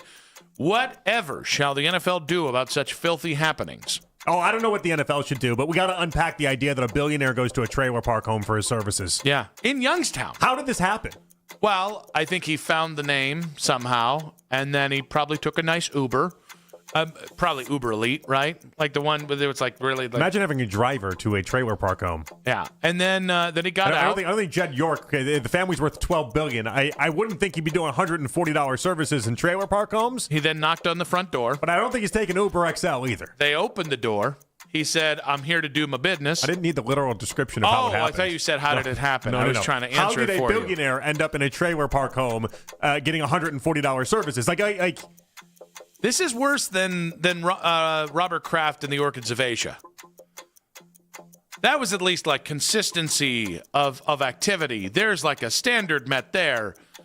Mobile home prostitution, I'm going to say, is bottom of the barrel. Now, I know on his dad's side of the family, a lot of prostitutes? No, a lot of work in Youngstown. Oh. Like, that would explain the Ohio thing, though. Prostitutes like, he created a company that's got, like, 500 people involved in Youngstown. Like, it's a big deal, right? Yeah. And so, like, there's at least a through line to that, how he got to Ohio and how he's there and how that worked. It's just, how do you, at some point, if you're a billionaire, don't you have to think, this is how I get this done? There's also just this is how I take care of this? There's just, it's called IG models, and you just throw money at it. Yeah, it's a girlfriend experience. Sasha Grey did a whole movie about it. It was very scintillating. You think he wanted to be caught? I don't think anyone wants to get caught for prostitution in a mobile home in Youngstown. Well, I guess this is the most embarrassing thing that could happen to me. Eyes open type situation. Yeah, one of those type things. A shame kink. How That's else do you interesting. explain a billionaire ending up in a mobile home in Ohio for a $140 prostitution scheme? Like, Quick counterpoint. How else do you explain it? We assume that he's an intelligent human being because the billionaire. No, we don't. We shouldn't. It was all inherited. He could just be a real idiot. It was all inherited. He didn't do anything to warrant this. Could be. And by the way, although he did graduate from a very nice school, but that could have been paid off as well. Yeah, that they have a way of making that happen. Was it Notre Dame? I think he went to Notre Dame. That makes the prostitution thing even funnier. Where did he go? Here's the thing. Why in Youngstown? I'm going to say this. Listen, I don't know. As a man who does not have any experience with prostitutes, I don't know where the good ones are. I would wager good money on the good ones aren't in Youngstown. I'm just going to say that I think if we start putting our heads together and think, where are the good toots at? It's not in Youngstown, all right? And certainly not in a Youngstown mobile home. I just feel like if you're going to do this, that's fine. I don't listen, as long as there isn't human trafficking involved, I don't really care what billionaires do and who they do it with and what they pay. Class it up a little bit. He did go to Notre Dame, and then he was a financial analyst at Guggenheim Partners, which, again, maybe that's he was just. And then he got the role with the 49ers. Well, he just got a deal. He got a lot of really what appears to be smart credentials, but as we've established, money can buy you a lot of those things. Yeah, that's not the only thing money can buy you. Well, I guess $140 can go a long way these days. I feel like he got all the bells and whistles. He got the whoopsie daisy. He got the wow, wow, wow, wow, wow. He got all the tricks and trades. Another observation, I saw I saw a snapshot of the mobile homes. Yeah, I actually thought they looked like nice mobile homes. Oh, that's nice. Is there on the stage of this is the trailer park boys and this looks like awful to like that's a front lawn right there. That's a pretty good mobile home. That's what the prostitution's for. There's nothing wrong with that mobile home. I mean, it's just a fine place. Should have seen it before the prostitution. It was in a state of disarray. It's a given he was on heavy drugs, right? Allegedly. I don't know what's funnier to me, the idea that he went there stone cold sober, just looking for a good time, or that he was just zooted out of his mind. I think it's worse if he's stone cold sober, right? I think it's funnier if he was stone cold sober. It's awful. All right, Harrison Butker. Speaking of prostitutes. Yeah, he came out onto the field at a 69-yard field goal attempt before halftime. He nailed the kick. Everyone went wild, right? But this is now set up a new line on all the different sports books on whether or not we're going to have a field goal of over 69.5 yards this season. Mm-hmm. The long in the NFL is 68 yards from Cam Little. He's got 68 and 67. Justin Tucker has a 66-yarder. Brandon Aubrey's got a 65-yarder. And we've had a 70-yarder with Cam Little in the 2025 preseason. We are trending towards a 70-yard field goal. No questions about it, right? Yeah, I'm really not impressed by this. Well, you don't like special teams when it comes to kickers at all. Special teams aren't special, if you ask me. 70-yard special goal, about him. 70-yard field goal is nothing for you. No, they should kick 70-yard field goals. All they do, like honestly, they should have been kicking 70-yard field goals 30 years ago. All these kickers do is sit around and kick a football. They don't really do any calisthenics with the team. They don't lift. No, they just go out there and for like 4 hours. By the way, 75% of it is just talk. They actually usually they only kick a couple days a week too. They don't even kick. They're not kicking every day. Bunch of prima donnas, if you ask me.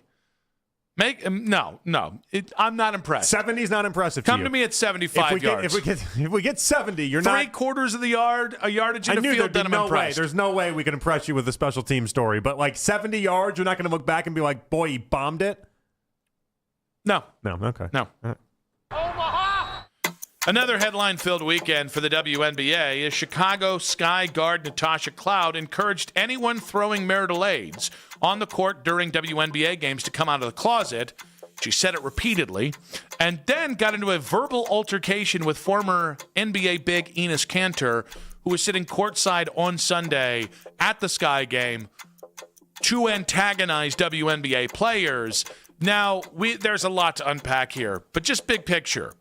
The WNBA is hilariously bad at handling the optics of obvious situations. Mm-hmm. I don't think anything about either of these situations are obvious. How will the WNBA respond? Probably whatever way you think is the worst way.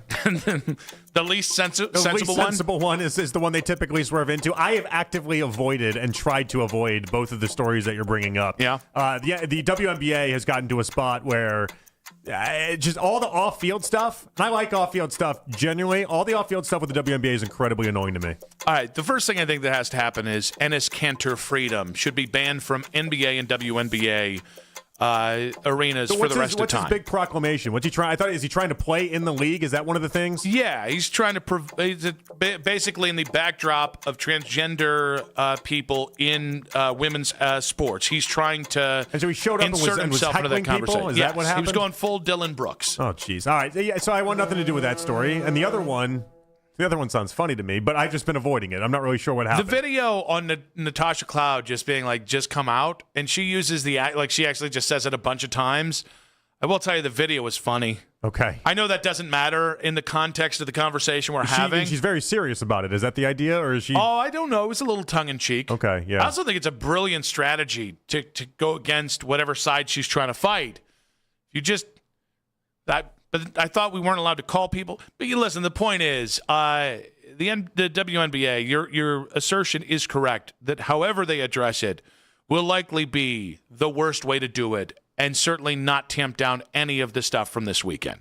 Are they going to make it by the time we're supposed to have the sirens come aboard here?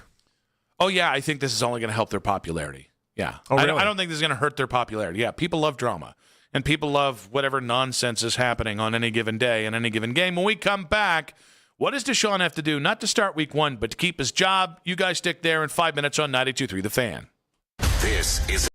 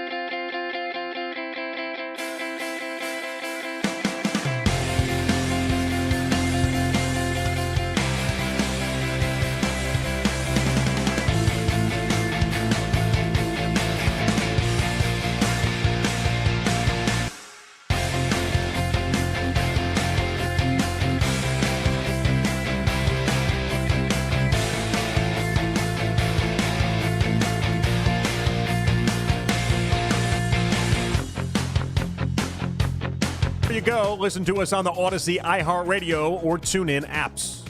For sure. I mean, any decision where it's so close, right? Both guys competing the rear ends off, and it is a hard decision, right? I mean, it's not a hard decision to start Jared Verse at defensive end, right? That's easy, right? But it's what we're paid to do, try to put the best players on the field that give us the best chance to score points and move the ball. Browns head coach Todd Monken explaining how difficult was this decision between naming Deshaun Watson as the Browns starting quarterback. Boo! Boo!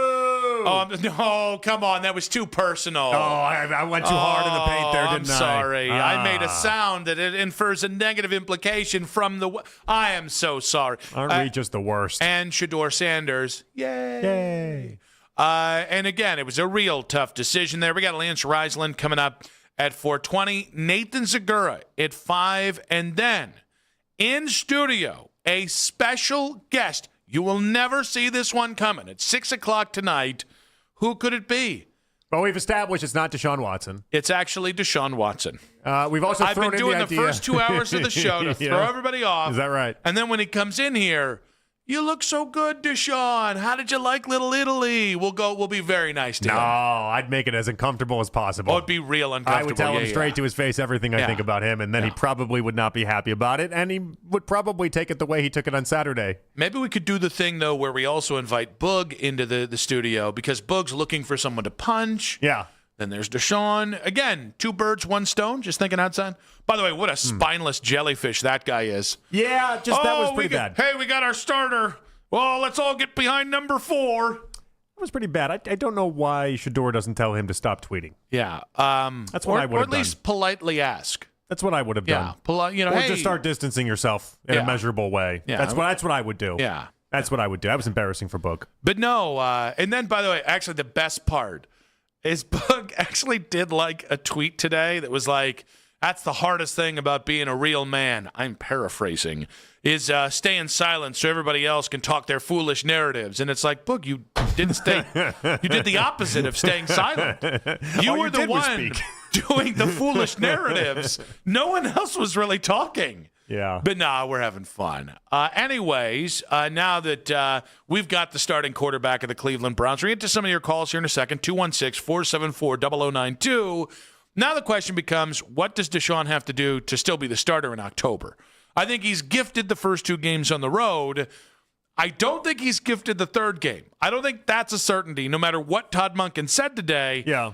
And at this point, if you said he's going to be the starting quarterback by the first game in October, or Shedeur's going to be the starter, I'd still probably bet money on Shedeur because I think it's going to look really bad with Deshaun. This is one of those times where it once again feels like the Browns are setting their head coach up to just sound like an idiot down the line. And we have this time and time again. It feels like with the Browns, a coach says something, and then all of a sudden it's week 3, and it's like, wait a second. They're changing quarterbacks? Monken said this was not how this was going to go, but you have to force the hand. I agree. I think Deshaun's going to look awful. We've been saying that for months. We've been talking about that for months. How quick can you get rid of Deshaun in this quote-unquote battle is going to be the question here. And I think everyone's now circled you get 2 games and that's it, which is a stark contrast from where we were a couple weeks ago when it was he gets 4 games, and that might be a quick pull. Yeah, I do think that is the true impact of what Deshaun did on Saturday. Mm-hmm. And again, they did great damage control today. We totally bought everything that was said. Certainly none of us left thinking, I think Deshaun still hates us. And we still don't like him. No, I mean, I think he, whatever the games he was not guaranteed, but close to guaranteed previously, if it was 6 games, he's at least half that. If that was 4 games, he's half that. Because if you're the Browns, you go out there and you see he's a broken toy. And again, the physical stuff is one thing. The check down Charlie nature of it all is one thing. There is what happens in critical situations where even in preseason games, you fold like a cheap lawn chair. And that's something like the Browns can lie to you and say, hey, when the media wasn't there and when fans weren't there, Deshaun was clearly the better quarterback. Sell that all you want, because you cannot sell. You cannot evade. You can't outrun the true meaning of bad tape. And that is, like, Deshaun needs to not just be okay. the first 2 weeks of the season. He needs to be really good, and they need to win. Yeah, but they should know at this point that he's mentally soft and he's mentally weak, and that's what was exhibited on Saturday. And one of the things that I've told you all off season that I really do believe about Deshaun's game is that in the golfing world, we equate it to the person that can just hit the driving range and stripe every ball, and then when the game actually gets going, the round actually gets going, you're just all over the place, and the shots are all over the place because you can't translate it from there to there. And that's what I've always believed Deshaun has. He can't translate it to when the games actually matter. And part of that is because he lets outside noises just get in his brain, and he just gets all fogged up and messed up. And then you see like what happened on Saturday. The booze got in Deshaun's head. He didn't see that coming, and mentally he didn't know what to do with that. Well, it's not like he's going to start the first 2 weeks of the season on the road where a lot of boos are going to be hurt, especially if you just told everybody how much you don't like being booed. So that's what I'm want to explore a little bit here. Like the idea that so on the road, he's mentally ready for boos because that's how sports work, right? You go in the road stadium, you get boos. Is that how his brain works? Is it just as simple as that for him? Like road means bad. Home, oh, they're going to love me. Is that just as simple as his brain goes? Okay, we can't. It seems like it. We can't take it off the table. Also, and this is really, I want people to start, every time you listen to Deshaun, I want you to understand you don't have to believe him. The guy is shown, and listen, I'm not trying to call him a liar. What I mean is, he is very PR savvy, meaning he understands the benefit of speaking cliches. Except for when he doesn't give an F anymore. Well, except on Saturday. When he goes Leroy Jenkins, that man goes Leroy Jenkins. But again, that's one time in 5 years. So, like, that's what made it so stark, though. I think that's what stood out to so many people. That's what made it so funny, if we're being honest. Well, and he didn't have to do anything but stand up there and say, boy, do I love this team, and it wasn't a great outing, but I'm going to be great, and this team is going to be great, and play the cliche hit, and then nobody would have had an issue with it. We would have talked about his poor play, but we wouldn't talk about him the way we're talking about him now. Something malfunctioned for him up there. He had a reason. He wanted to get that off his chest, and even today, him admitting, it felt good to get that off the chest. It felt good to tell Browns fans that basically he thinks nothing of us and doesn't like us. That was 2 years of him being pent up and angry about being booed off the field when he got injured, when it wasn't even that many people that booed, but not the point. He needed to get that off his chest, and now that it's off his chest, I want to see what his reactions will be. But that was wild, and I cannot tell you how much it was just unexpected. 216-474-0092. What does Deshaun still have to do to be the starter in October? Let's go with Sebastian in Avon Lake. Sebastian, welcome to the show. Have some Senka. Hey, how you doing? Doing all right there? What you got for us? I totally thought that Deshaun Watson, when he came out, that was such a PR, a team response. I think after Saturday's PR team reached out to him and said he messed up. I think Monken has been doing this completely wrong all offseason. He knew Deshaun was going to be the starter from the jump, so I don't know why he didn't name him much earlier. And we would have been done and over with all this. Yeah, I do think that is, and I appreciate the call there, Sebastian. I think that might be the part that I got most annoyed with Todd Monken on, is that if Saturday, whether it's on the field or off the field, didn't cost Deshaun Watson his opportunity. It clearly didn't matter. Then I don't know what truly did matter. Other than it seems pretty apparent Deshaun's been confident he's going to get a start in Cleveland at some point this season. It's pretty apparent that every member of the front office that has talked about this has been pretty confident Deshaun's going to start again. And even Todd Monken seems to have geared this thing in favor of experience, no matter the fact that the experience the last 5 years has been of Deshaun Watson being a crappy NFL quarterback. So even that feels a little bit kangaroo court.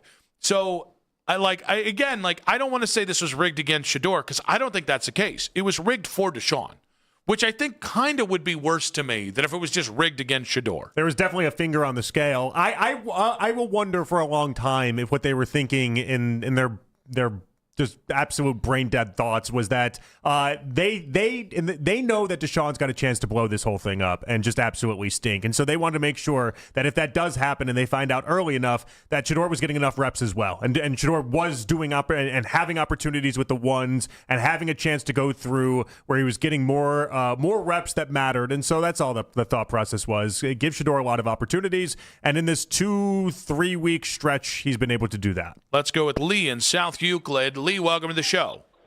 Hey, how you doing? I listen to you every day on my way to and from work. Well, we appreciate you, bud. Thank you, Lee. Listen, this is what he has to do. He has to shut up and play football. He has to play football, and he has to put up numbers, and he has to win. If not, they burned LeBron's jersey. He won. So you gotta play football. You're here to play football. Play football. Quit worrying about the crowd. Put some earplugs in like landscapers do, and play football. And that's what you do. Lee, we appreciate you. And I agree. I think the question is, how much good football is enough? And I do think that there's a push and pull here in terms of Deshaun making it to October and beyond that is equal parts him playing well, but also them winning. Hey, you want to piss off a fan base that's already pissed off and really kick the hornet's nest? Watch him look like he did on Saturday and have that thing going on beyond 4 or 5, 6 weeks and just continue to throw a dead body out there at quarterback. Yeah. Also, that was the number one thing. When he had said, again, this is something we talked about last week, but when he had said last week, what are you expecting from the home crowd? What if you hear boos? And he said, I don't care. Right? I said, that doesn't sound like a guy that's really rosy about Cleveland and actually is open to a future. The number one thing I can tell you is I don't think it matters if Deshaun Watson looks like an all-pro player or merely a good player on a winning team. I don't think there's a chance in hell Deshaun Watson is the Browns quarterback in 2027. I can't see. I know we walked back from Jimmy Haslam's comments. Was it 2 Aprils ago? Yeah, I'm sorry. You don't walk that back. I think Deshaun could go 17-0. I think Deshaun Watson could win you a Super Bowl, and I still think there'd be an element of us, even if we were excited for the Browns' success, that would say, nah, screw that guy. And I think Deshaun would be giving us a middle finger as he left and then signed a big contract somewhere else. I think that would be where this ends in a delicious way for Deshaun is that he revitalizes his career and can give us the double birds on the way out. He's going to... Again, I don't think it's going to happen. I think he's going to stink. But if he ends up playing really good football, I think the most delicious thing for him in all of this would be to sign a contract with someone else, make a lot of money somewhere else, win somewhere else, and in the process of it, he'd turn into Johnny Manziel signing the F. Cleveland Browns helmets 10 years down the road. Gene saying this guy has major dirt on Jimmy, Vince McMahon-type filth. That's the only explanation that I would buy. I think you're giving the Browns a lot of credit there. No, I think they're doing this on their own volition. I think they're doing this of their own sound minds and body. I think almost chalking it up to some sort of blackmail scandal is not giving the Browns credit enough for their own audacity. I just think they put themselves in the spot with the worst NFL trade in league history, and they're trying to find any way to get out of that and try to make sure that they can recoup it so it doesn't look that way. And this is their chance to do that. That's all this is. From the Browns' audacity to the Odyssey app. If you missed a moment in the show, use the rewind feature on the free Odyssey app. Powered by Integrated Restoration, your local experts in water, fire, and storm disaster restoration. That felt clever. You like that one? Felt real cheeky there. Yeah. Audacity, Odyssey. They're spelled very similarly. I could see your smile. You really like that one. Lance Reisland, Cleveland.com and 92.3 The Fan in 5 minutes. Talking to Deshaun as the starting quarterback and the Browns' defensive health issues in 5 minutes on 92.3 The Fan. Hey, guys.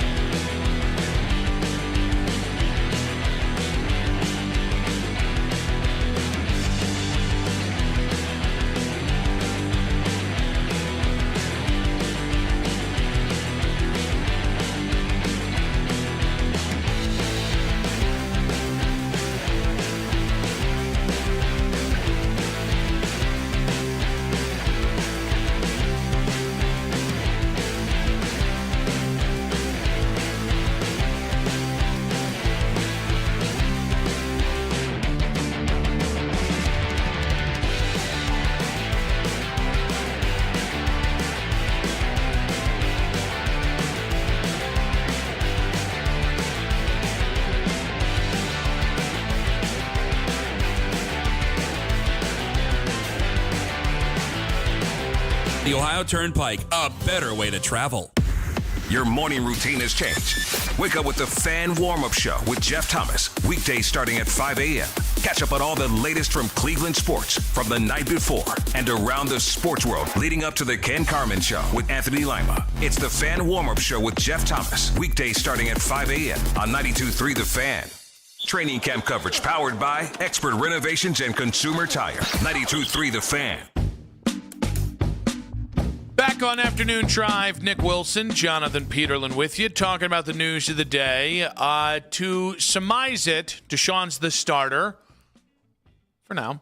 Also, Alex Wright out for the season, something we have to get to as well, as that is a big blow to the defense. They signed Derek Barnett, a longtime Eagles in the last couple of years, Texans edge rusher. So we'll see if there are any more additions or subtractions there for the Browns. Up front, we do have Nathan Segura coming up in about 40 minutes. A special mystery guest. Might I say it again? It's 6 o'clock. Am I speaking too hyperbolic by saying I don't think people are expecting? I don't think they're ready for what to expect at 6 o'clock. Oh, geez. I think if you gave people 20 guesses, they'd get it on the 30th. How about that? Is that fine? I like that. They'd eventually get it. You'd run out of names, but you'd eventually get it, I feel like. But it's not your first. It's not like a top 5 for you, and then you're going to nail it. No. It'd take you a little bit, but you'll get there. Unless Deshaun Watson's one of your top 5, and then maybe that is him, right? I'm prepared for it. Yeah. I would make it as awkward as Dan Patrick did with O.J. Simpson. I would as awkward as that was. I would make it the same level of awkwardness where I would just tell Deshaun all the bad things I think about his football game.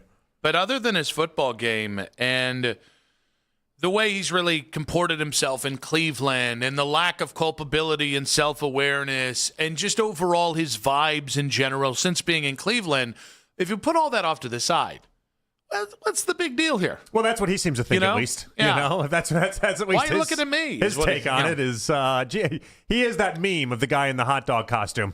Now, we're going to get this guy, aren't we? It's like, you are the guy. You're the reason why we suck and have sucked for years on end. Don't try to put this on anybody else. 216-474-0092. The question here is, are you willing to give Deshaun Watson a chance, and what does he have to do to still be the starter in October? Let's go with flying a little too close to the sun there. Let's go with Dave and Stowe. Welcome to the show, Dave and Stowe. Oh, thanks. Hey, I'm anxious to hear what Coach Reisland says because Todd Monken did say that people haven't been there during practices. He's talking from a coach.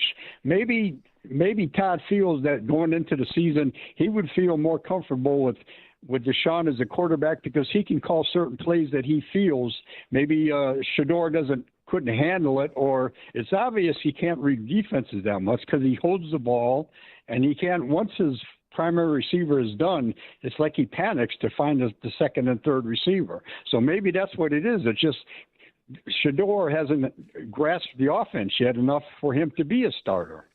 I don't really believe half of what you said there, Dave, and I appreciate the call. I think Shedeur has shown that while he is still a growing quarterback, he is a natural playmaker.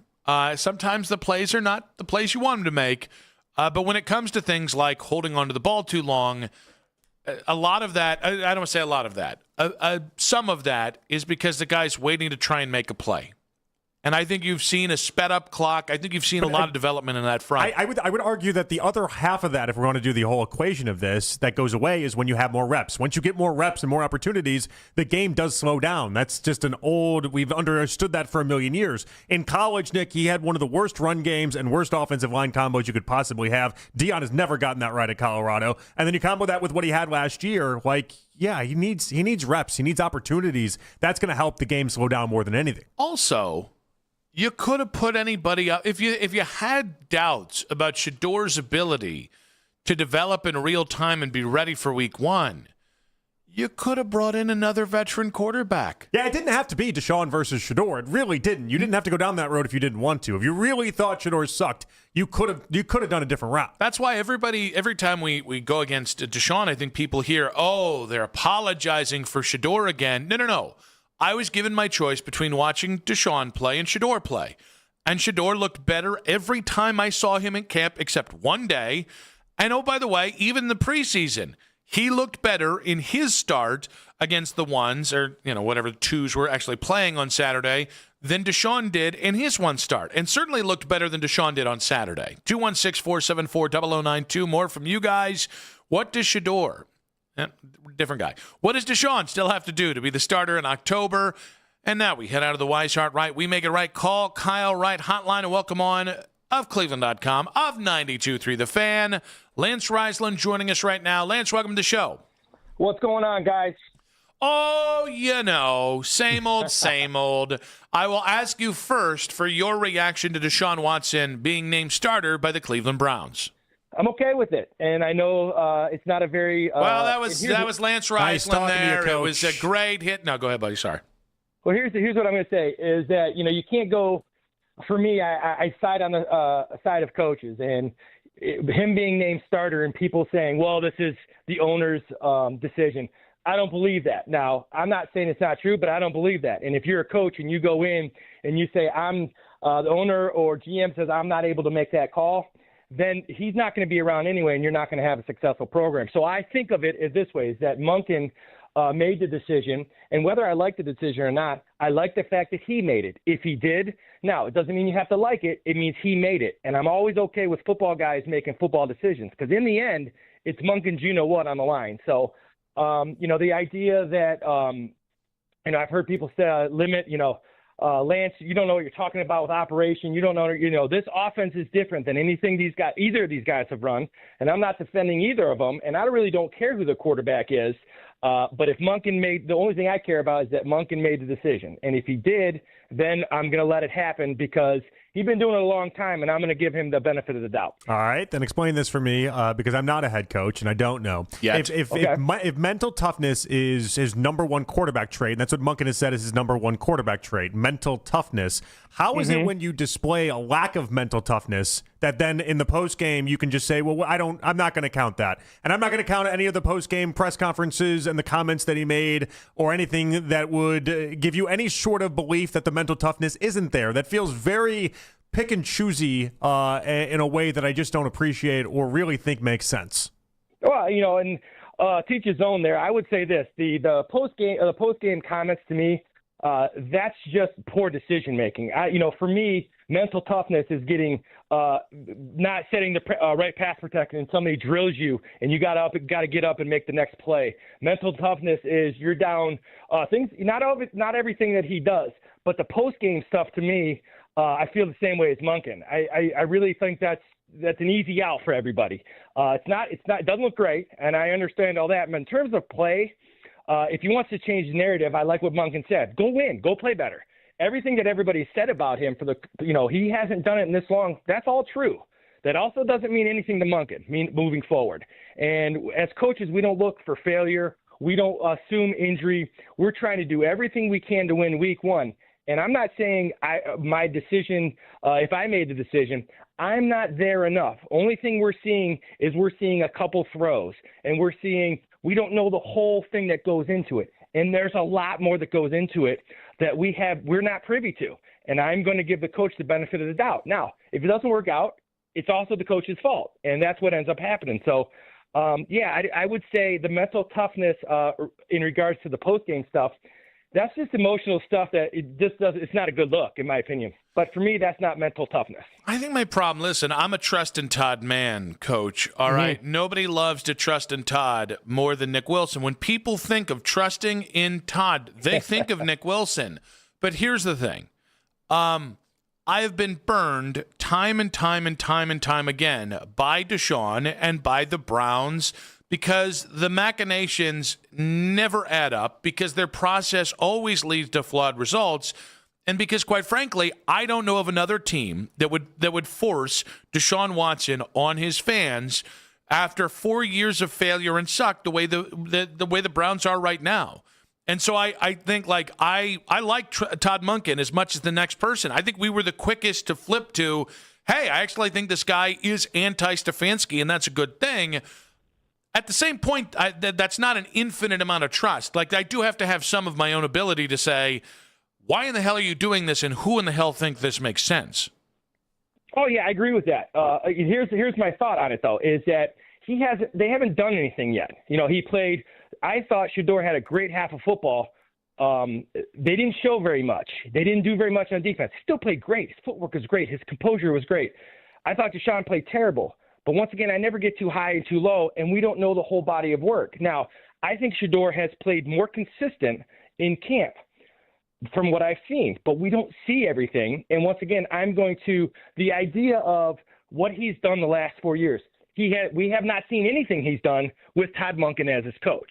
And the same argument I'm having right now, I promise you, you guys know me very well, I would have the same argument if they named Shedeur the starter. It's the idea of trusting the guy who's making the decisions. And if he's making the decisions and it all rolls downhill on him, then I'm okay with that. If somebody else makes the decisions, and and I'm going to get on Todd a little bit. If he went in and said, I'm making the decisions, and they said, well, if we're going to hire you, you're going to play Deshaun Watson, then that's Todd's fault for taking the job, because that's not how coaching works. And so everything that's happened in the past means absolutely nothing. Now, the likelihood of him playing at a high level is very little. The likelihood of him not getting hurt is very little. But we don't look at that as coaches saying, we anticipate him playing poorly, we anticipate him getting hurt. No, you just go with what you think. It's not always right, but as long as Todd made that decision, I'm going to live with it, just because I want to see he's earned that. He's now the head coach. There's only 32 of them. I'm going to give him a chance. I've liked what I saw and how they practiced. And because he named the guy that maybe people don't think should have been the starter, now it's the owner's decision. I just don't believe that. I don't believe in conspiracy theories. I just think right now he's trying to win week 1, and for whatever reason, he thinks Deshaun's the guy. Deshaun might go out and absolutely play terrible. Great. Then you move on. But I don't think there's anything more than that. He just thinks right now, and that could be, hey, we got to get in the right run game. Maybe he gives us a better chance of playing complementary football. I know that sounds boring, but that's how us coaches think. We got to figure out ways to win. If it's 2-0 or 40-0, it doesn't matter. And that's what I think. The past doesn't mean anything moving forward to a guy who's never seen what he's done. I want to stay with the idea that coaches just throw out the post-game press conferences and act as if none of that matters. Like when Watson was asked essentially whether he could get past / defeat the negativity, that answer was very poor. That answer in him saying, I don't know. It's a mental battle every day. How does Monken not look into that at all? Your quarterback is at the podium telling the media that mentally this is a problem for him. Mentally, he doesn't know if he can do it. Mentally, it's a struggle for him. And as coaches, you're suggesting he just throws that aside and doesn't worry about that. And I just, if that's true, and I believe you, why would you lie about that to me? But if that's true, then I feel like you guys as coaches could do a lot more work in being better with your players and the understanding around the players, because that's a red flag to me, Coach. Well, here's the thing, though. I would say this about me and you and everybody else. We're not in that building. We don't have the relationship with those guys. We don't have the daily grind every day. I get up and teach. You guys go to the radio. This is what they got. This is what these guys do for a living. And so you're right. We don't know. But in that case, I don't know the whole scenario. Now, if it was a guy that has had a bunch of issues with other things, whatever those may be, for some reason they don't see it as a big deal. Now, does it affect his play? That would be my concern moving forward. Him coming out with this, is this off his chest now and he's going to play a little bit lighter, or is it really a thing? Well, that comes out in his play. And the bottom line is, if he doesn't play well, right, then he doesn't get to play anymore, and that's okay. But I'm not going in with the idea that I know he's going to play poorly, he gets 2 games, and then we'll move on. That's just not the mentality I have, and I really hope that's the mentality Todd Monken has, because that to me is Browns are going to Browns. I just don't believe in that, and I hope they do as well. And it's a bad look, but I don't think it's anything to do with mental toughness. It's a poor decision when you're emotional. That's what that is to me. Which is a string of what we've seen with Deshaun over the years anyway, though. He makes all sorts of poor decisions during games when he's emotional, and we saw that on Saturday. He got emotional, the crowd booed, and he made a bad play after bad play after bad play. I don't know how the connection isn't there for a coach. Well, I mean, once again, though, it's just the idea that there was a practice that, people saw that they said he was unplayable. I've been to every practice. I never saw a practice he was unplayable. I saw a practice that he made a bunch of bad throws, but I saw a practice where he got people into the right stuff. Same thing I'm saying for Shedeur. And it's interesting for me because I would be having the same kind of conversation with Shedeur, because really it all comes back to, if Monken made a decision, I'm good with it. And that's where I'm at. And I just don't believe, it's everybody's that confirmation bias. If you go to a practice and you watch a 2-hour practice and they throw 67 balls, and you decide that you're going to be mad at the 7 terrible throws he had, then that's going to fit your narrative. And I think that's a lot with both of these guys. I think these guys have done a great job of growing and getting better throughout camp. And that's where I'm at. The whole process, I try to grade the whole practice. I like what they've done, both of them. The idea that they play terrible or they can't do things or Shador's not smart, and I just haven't seen that like others. And everybody's entitled to their own opinion, and I value everybody's opinion. And I don't say my opinion is right at all. That's just how I see it. I see Monken's going to play the guy who gives him the chance to win in Jacksonville. And right now I think that's Deshaun. It might not be that way for week 2, but I don't think there's an agenda where we're going to let him play for 2 and then we'll see what happens. And I just don't believe coaches think like that whatsoever. I could be wrong, but in my experience of 45 years of being with coaches, that's just not. I don't think that's how they think. Lance, we appreciate your time today. We'll catch up with you next week, buddy. Appreciate you. Thanks, Coach. Absolutely, boys. We'll see you. Lance Reisland there, Cleveland.com, 92.3 The Fan on the Wise Heart Right, We Make It Right Call Kyle Wright hotline. Got more from you guys, and what does this all mean for Shador in 5 minutes on 92.3 The Fan.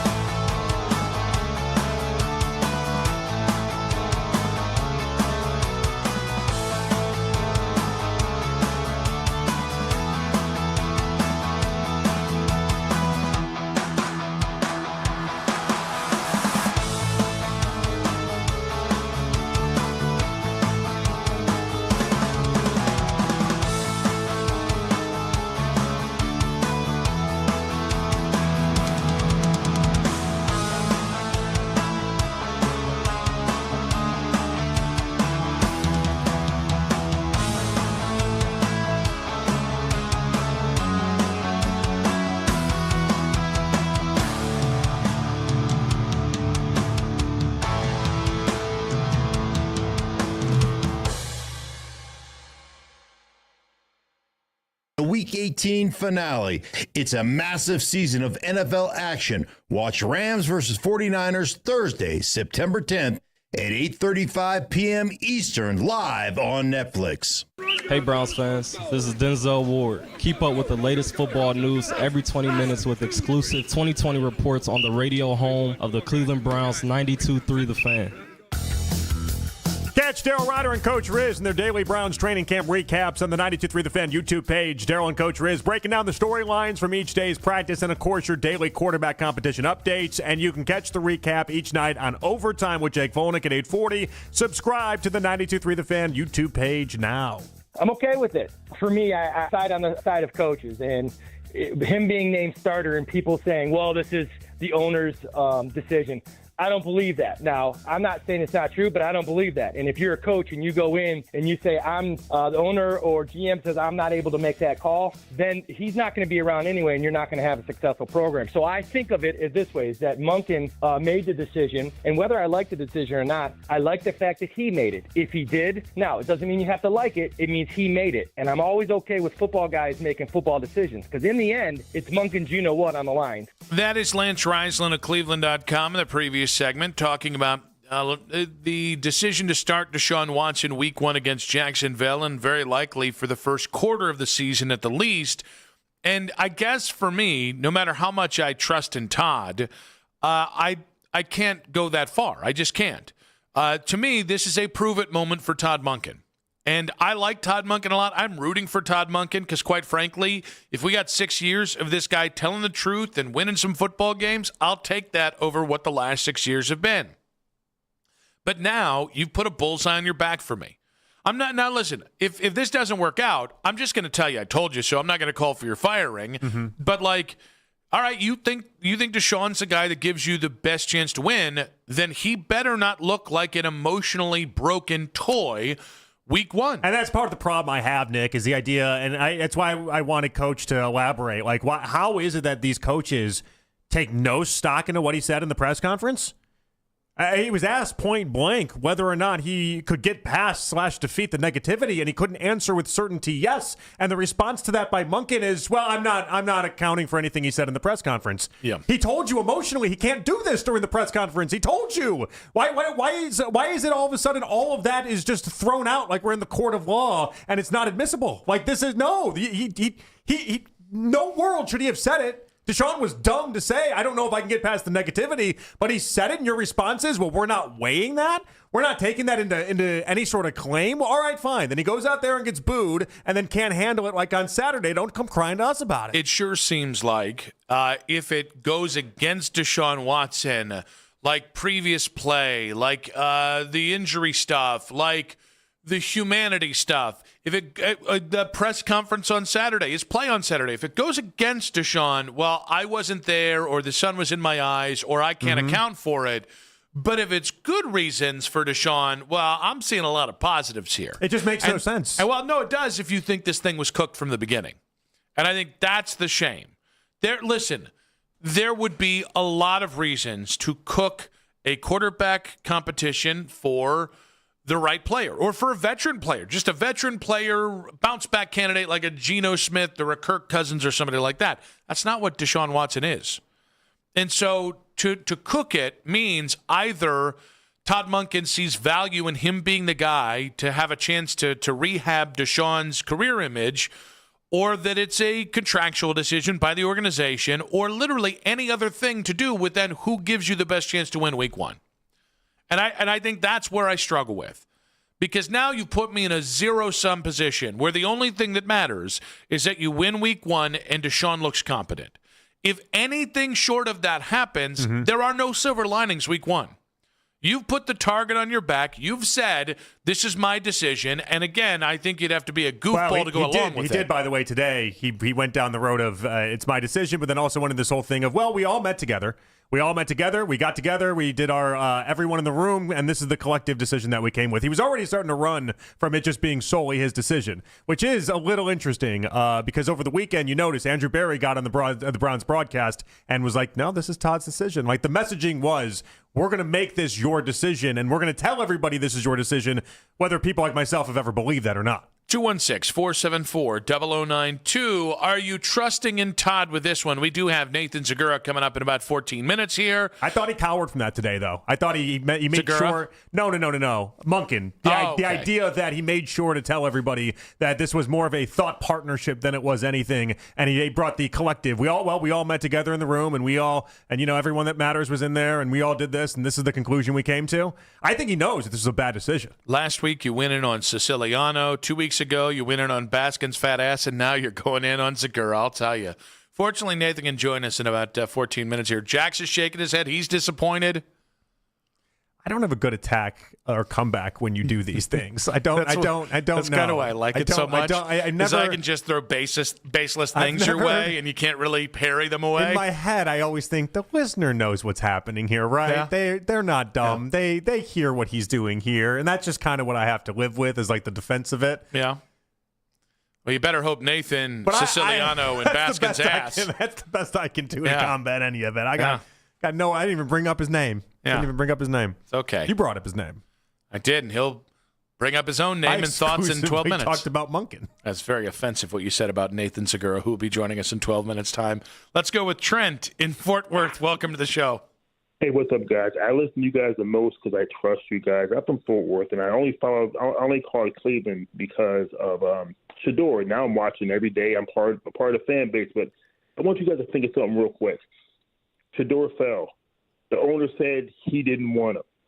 So they want Watson there. And let me tell you something right now. Shador was never winning this job if he threw it 300 yards. For some reason, I want you guys to answer this question. Think honestly to yourselves. What did this kid do to deserve any of this? I don't care if you don't like Deion. What did he do? Nothing. Nothing at all. Talk about mental toughness. This guy smiles every day. He's treated like a dog online every single day. Now he doesn't know the process. We heard that last year. So you're insinuating he's stupid? I didn't see anything. He drew two guys offsides in that game, but he didn't know his case. So Trent, I want you to listen to me carefully on this one, okay? I'm gonna say that you know where I stand with Shador, right? Yeah. This isn't about Shador. And it'll be much easier to swallow once you understand that. This is about the Browns trying to justify a decision that was made 4 years prior to Shador ever getting here. This is about them justifying a decision that is the worst trade in NFL history. This is all about Deshaun Watson and them trying to live with their own past failures. It's got nothing to do with Shador. You're right. He could have thrown for 300 yards. It wasn't going to matter. But none of this has anything really to do with Shador in that regard. But you know what, though, John? Here's the narrative now. Oh, well, maybe he couldn't grasp it. That makes me so mad like the kid's stupid. Now it's that. He was fine. I see growth. I'm not saying he's a finished product at all. He's not the worst quarterback out there. He's not the worst second-year quarterback out there. This is his first year of real training. But Munkin, let me ask you guys this. First head coaching job at 60. Just like Shador, people pass on him. People pass on him for a long time. Is there a reason for that? No one ever talks about that. That's a complicated one, Trent. We appreciate you, buddy. He was in a lot of bad situations. He was the offensive coordinator of Tampa Bay when Jameis Winston was going 30 for 30. Actually, the year before the 30 for 30, he was. Well, he was a college coach 12 years ago. It's like he rose. He rose for the 3 ranks. Years. Yeah, but he rose the ranks pretty quickly that way. But I don't know. It's just it sucks. It does. But I think you're right. It doesn't really have anything to do with Shador. They decided at some point, be that Munkin and them, whatever, they decided Deshaun had to start again. And now it becomes, what's the perfunctory leash like? Is that 4 games? Is it 2 games? How much suck do you need of Deshaun Watson to go, oh, gosh, I guess he is still terrible.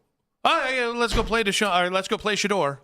Do you agree with Trent's assessment, though? Because I also get angry at the idea that people just want to say, oh, no, Shador's stupid and couldn't grasp this. I think that's ridiculous. I hate when people throw that around, and I hate that people think that he all of a sudden, doesn't have the capacity to develop and figure things out. I think it's maddeningly insulting. I hope that does not become the big takeaway when this is all said and done for people that just want to hate on Shador. Yeah, I think you saw growth operationally from Shador. All offseason long. A lot of operational home runs on Saturday, Did you see the tweets? I mean, I was letting people know, operationally, what a win. Even the interception, thought it was an operational win, got tipped to the line, by the way. Can I give you a theory on that? Because Sure. you told me ahead of time you're going to do this big operational thing with the tweets and all that stuff. Yeah. And I think Joe Thomas mentioned how great operationally it was going late second half because of the tweets. I influence a lot of people. I think he was seeing your tweets and then being like, "Oh yeah, people really are. They're talking about the operation being this great. Let's highlight that a little bit." And in some sort of way, I feel like that was the connection that was. We are the Beef Brothers. I don't know. I just me what I heard. and Joe in smocks butchering cows together, just talking about operations and bleep. That's how we roll. Just what I heard. That's how we roll. You tell me. Nathan Zagura, Browns analyst, in 5 minutes on 92.3 The Fan.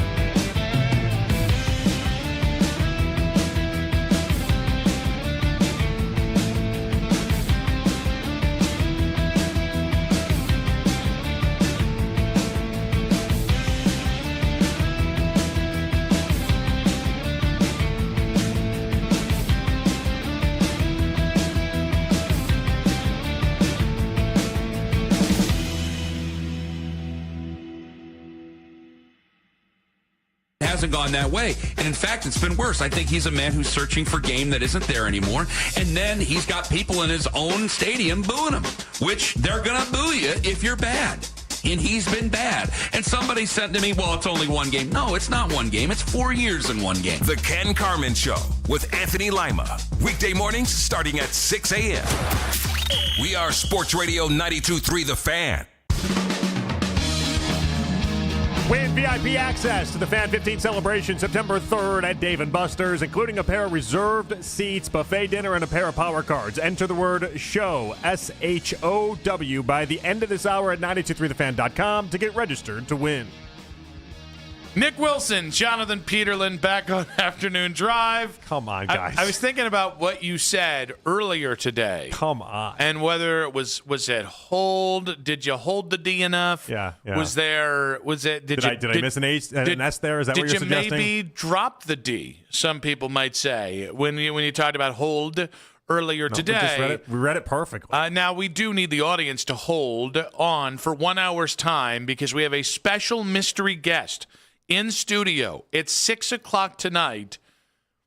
You're not going to get it. It's definitely not Deshaun. That's the only way I can tell you. Everybody else is on the table, including the table itself. We've also ruled out Boog, too. Okay. I didn't rule him out. I'm ruling him out right now. Okay. Boog is not coming on at 6. Is it the striking? Is it the threats of strikes? You don't like the striking? I mean, yeah, I think that was an eliminator for him. Yeah, that's fair. I think that was it. Yeah. Anyways, the Browns named a new starting quarterback today. And we're going to talk about it on the Wise Heart Right. We make it right. Call Kyle Wright hotline. He's going to join us all football season long at 5 p.m.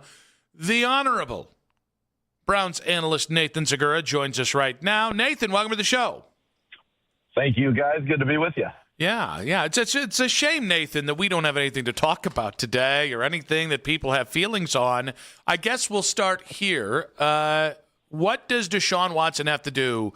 Not just he's already earned the job, but what does he have to do to still be the Browns starting quarterback in October and November of this year? Win games. I mean, I think that's pretty simple. I think whoever, was named the starter, in order to remain the starter, they had to be winning football games, playing good football, and putting this team in a position to play meaningful games in November and December and compete, for a division title or a playoff spot. I think that's really all that he can do to solidify that. And obviously with Deshaun, as he's not, unfortunately for him, not been able to stay healthy.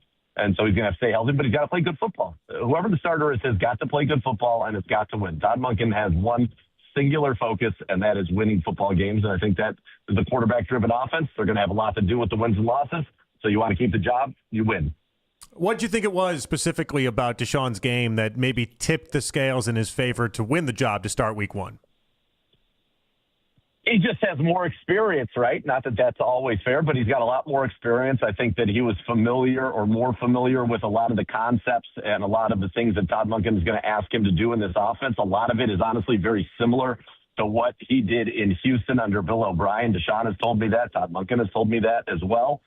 Just kind of that's the way that Todd Monken sees offensive football right now. A lot of the 3-by-1 stuff, very similar to a lot of things he did in Houston, where they would put, DeAndre Hopkins on the single side of that 3-by-1. They're doing that with Denzel Boston. So I think that's what it was. At the end of the day, I think that while this feels, very big to a lot of people, and I certainly understand that, you have a head coach who has been waiting a very long time, came back to the National Football League to be the OC in Baltimore, where he led Lamar Jackson to an MVP season. He came back to become a head coach in the NFL, and this is his opportunity, and he is doing everything he can to win. So to me, this decision just says that Todd Monken believes with conviction that Deshaun Watson gives him the best chance to win week one in Jacksonville and beyond as the starting quarterback for the Cleveland Browns. Nathan, one of the things that has me a little bullish on the Browns is I think they finally have the pieces to win, not necessarily in spite of the quarterback, but help the quarterback be better, right? So it'll identity-wise, that the big I word was always a topic with Kevin Stefanski in Cleveland. What offensive identity should we really look for starting week one with Deshaun Watson as the Browns starting quarterback? We should be fun. We should be fun to watch on offense, capable of creating explosive plays in the run game and the pass game. And that, I think, has been kind of one of the biggest differences for a while. And it's because of the young skill talent. Look at the guys that are out there that are going to be touching the ball. In the backfield, you have the combination of Quinshon Judkins and Dylan Sampson, two guys in their second year, two guys who played big-time college football, big-time colleges, and big-time conferences. At wide receiver now, you've got Casey Concepcion and Denzel Boston, both of them played at big colleges, played in the college football playoff. You have Jerry Jeudy, who 2 years ago was a Pro Bowl receiver. He's now the big veteran, and he still is a young player. And then there's Isaiah Bond, who's the fastest receiver on the team, led the team last year at 18.8 yards a catch. And, played at Texas, played the college football playoffs. So you got these young skill guys who have all had these big collegiate experience. Now, the exception of that, obviously, is Harold Fannin at Bowling Green, and all he did was lead the team last year in receptions, receiving yards, and receiving touchdowns. And so you look at this young nucleus. We have one of the best under 25 skill rooms or skill groups in the NFL. That is not something we've been able to say for a very long time. So I think with the KC and Denzel and Jeudy and Fan and Judkins and Sampson, this is going to be an offense that absolutely can raise and should be able to raise the play of the quarterback around them, be explosive. Casey Concepcion, I think, can make explosive, whether it's a vertical throw, whether it's an intermediate throw that he's catching on the move and running, or whether it's a jet sweep, whether it's a screen pass to him just to get him the ball in space. We've got a lot of these guys that can make those kind of plays, and I think that is going to be the identity, that this is a team that should have the ability to win its matchups when it comes to their skill position players in both the run game and the pass game. What have you been seeing from the offensive line? I actually thought they had a pretty nice day on Saturday. We've taken a lot of phone calls, though. It seems like the fans are really concerned about the idea that it is 5 new guys on the offensive line, and that hasn't happened in the NFL in 50 years. Yeah, it certainly is unique in that regard. I would say that on Thursday, the joint practice, which the media, if you listen to people from the Bills side of things or from the Browns, the one thing that everybody who was attending those joint practices hit on was that, man, our offensive line actually looked pretty good. Time for the quarterbacks to throw. Yes, you saw that on Saturday, but again, that's not going to be a lot of guys that were playing on Sundays for either team. But I was very encouraged by what that first team offensive line showed in the joint practice against the Bills, because it was shaky in the game against the Bears. And so it is a work in progress. It takes time to gel. It takes time to understand exactly, what the guy next to you is doing or thinking without having that communication. But I was talking about Joel Bitonio and Joe Thomas, for that matter. Both were very encouraged by what they saw at the joint practice and came away feeling pretty optimistic about this line. They're very excited about Spencer Fano in particular, but came away feeling better about it. That's obviously going to be key. Do you want the line to be elite? Of course you do. But as long as it's kind of, middle of the league and not a problem, I think we've got skill talent and in Todd Monken, who's been very successful with offense anywhere he's been at all levels of football. I think that we'll have an opportunity to be fun on offense. Nathan, a little bit of a loss this weekend. Alex Wright out for the season with an Achilles injury. They've replaced him with Derek Barnett. I am a little concerned now all of a sudden about that defensive line because Alex was such a big part of it. What are the Browns losing with Alex Wright? A lot, unfortunately. There's no way to sugarcoat it. An ascending young player, career year last year, 12 tackles for loss, career high in sacks as well. Really becoming a leader and a vocal leader, kind of a guy who is so well respected in that room. And I do think it is a significant loss. He was going to start. He was going to be the guy opposite Jared Verse. He was the biggest of our defensive linemen. He played the run incredibly well. He could get after the quarterback, as I said. It's a big loss, and I feel so badly for him. He's worked so hard. He earned that contract extension he got, and I thought was really ready to have a breakout type of a year this year, and he will not get that chance. So Isaiah McGuire slides into that number 2 defensive end role, and he showed a lot of promise last year, had a very good year as well. Not nearly the pass rusher, or has not yet been thus far in his career that Alex Wright has been. He's a very good player against the run, so he's going to need to elevate his pass rush. You've got Derek Barnett now, who is, a former first rounder, kind of a professional pass rusher guy, 5 sacks each of the last 2 seasons in attack fronts, so understands what he's going to be asked to do here. More opportunity, obviously, now for him with Alex Wright out. And then, Mike Hall is somebody who is not a defensive end. He's a 300-pounder, but is an incredibly explosive athlete. And we saw in the game on Saturday, played some at defensive end and looked really good doing it. Had a sack, had another one where he broke through the line very quickly. He's incredibly strong, incredibly fast and agile. And Now, Todd Monken said he's not going to make a full-time transition to defensive end, but he's going to be part of that defensive end rotation and for the defensive tackle rotation. And the Browns are expecting big things from Michael, and I hope that certainly he can live up to that. He has the talent to do so.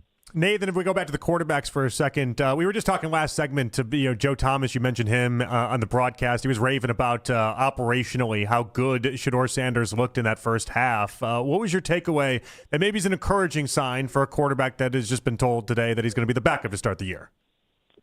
Yeah, I think there's a lot encouraging about Shedeur Sanders. And I think that if you think about the quarterback that was in the last preseason game a year ago against the Rams and the quarterback that we saw out there in the joint practice against the starters of the Bills and the quarterback we saw out there on Saturday, even against the backups of the Bills, he has come such a long way. His pocket presence, his poise in the pocket, not drifting out of the pocket, his ability to stand tall with the chaos around him, keep his feet calm, and then step up and make throws.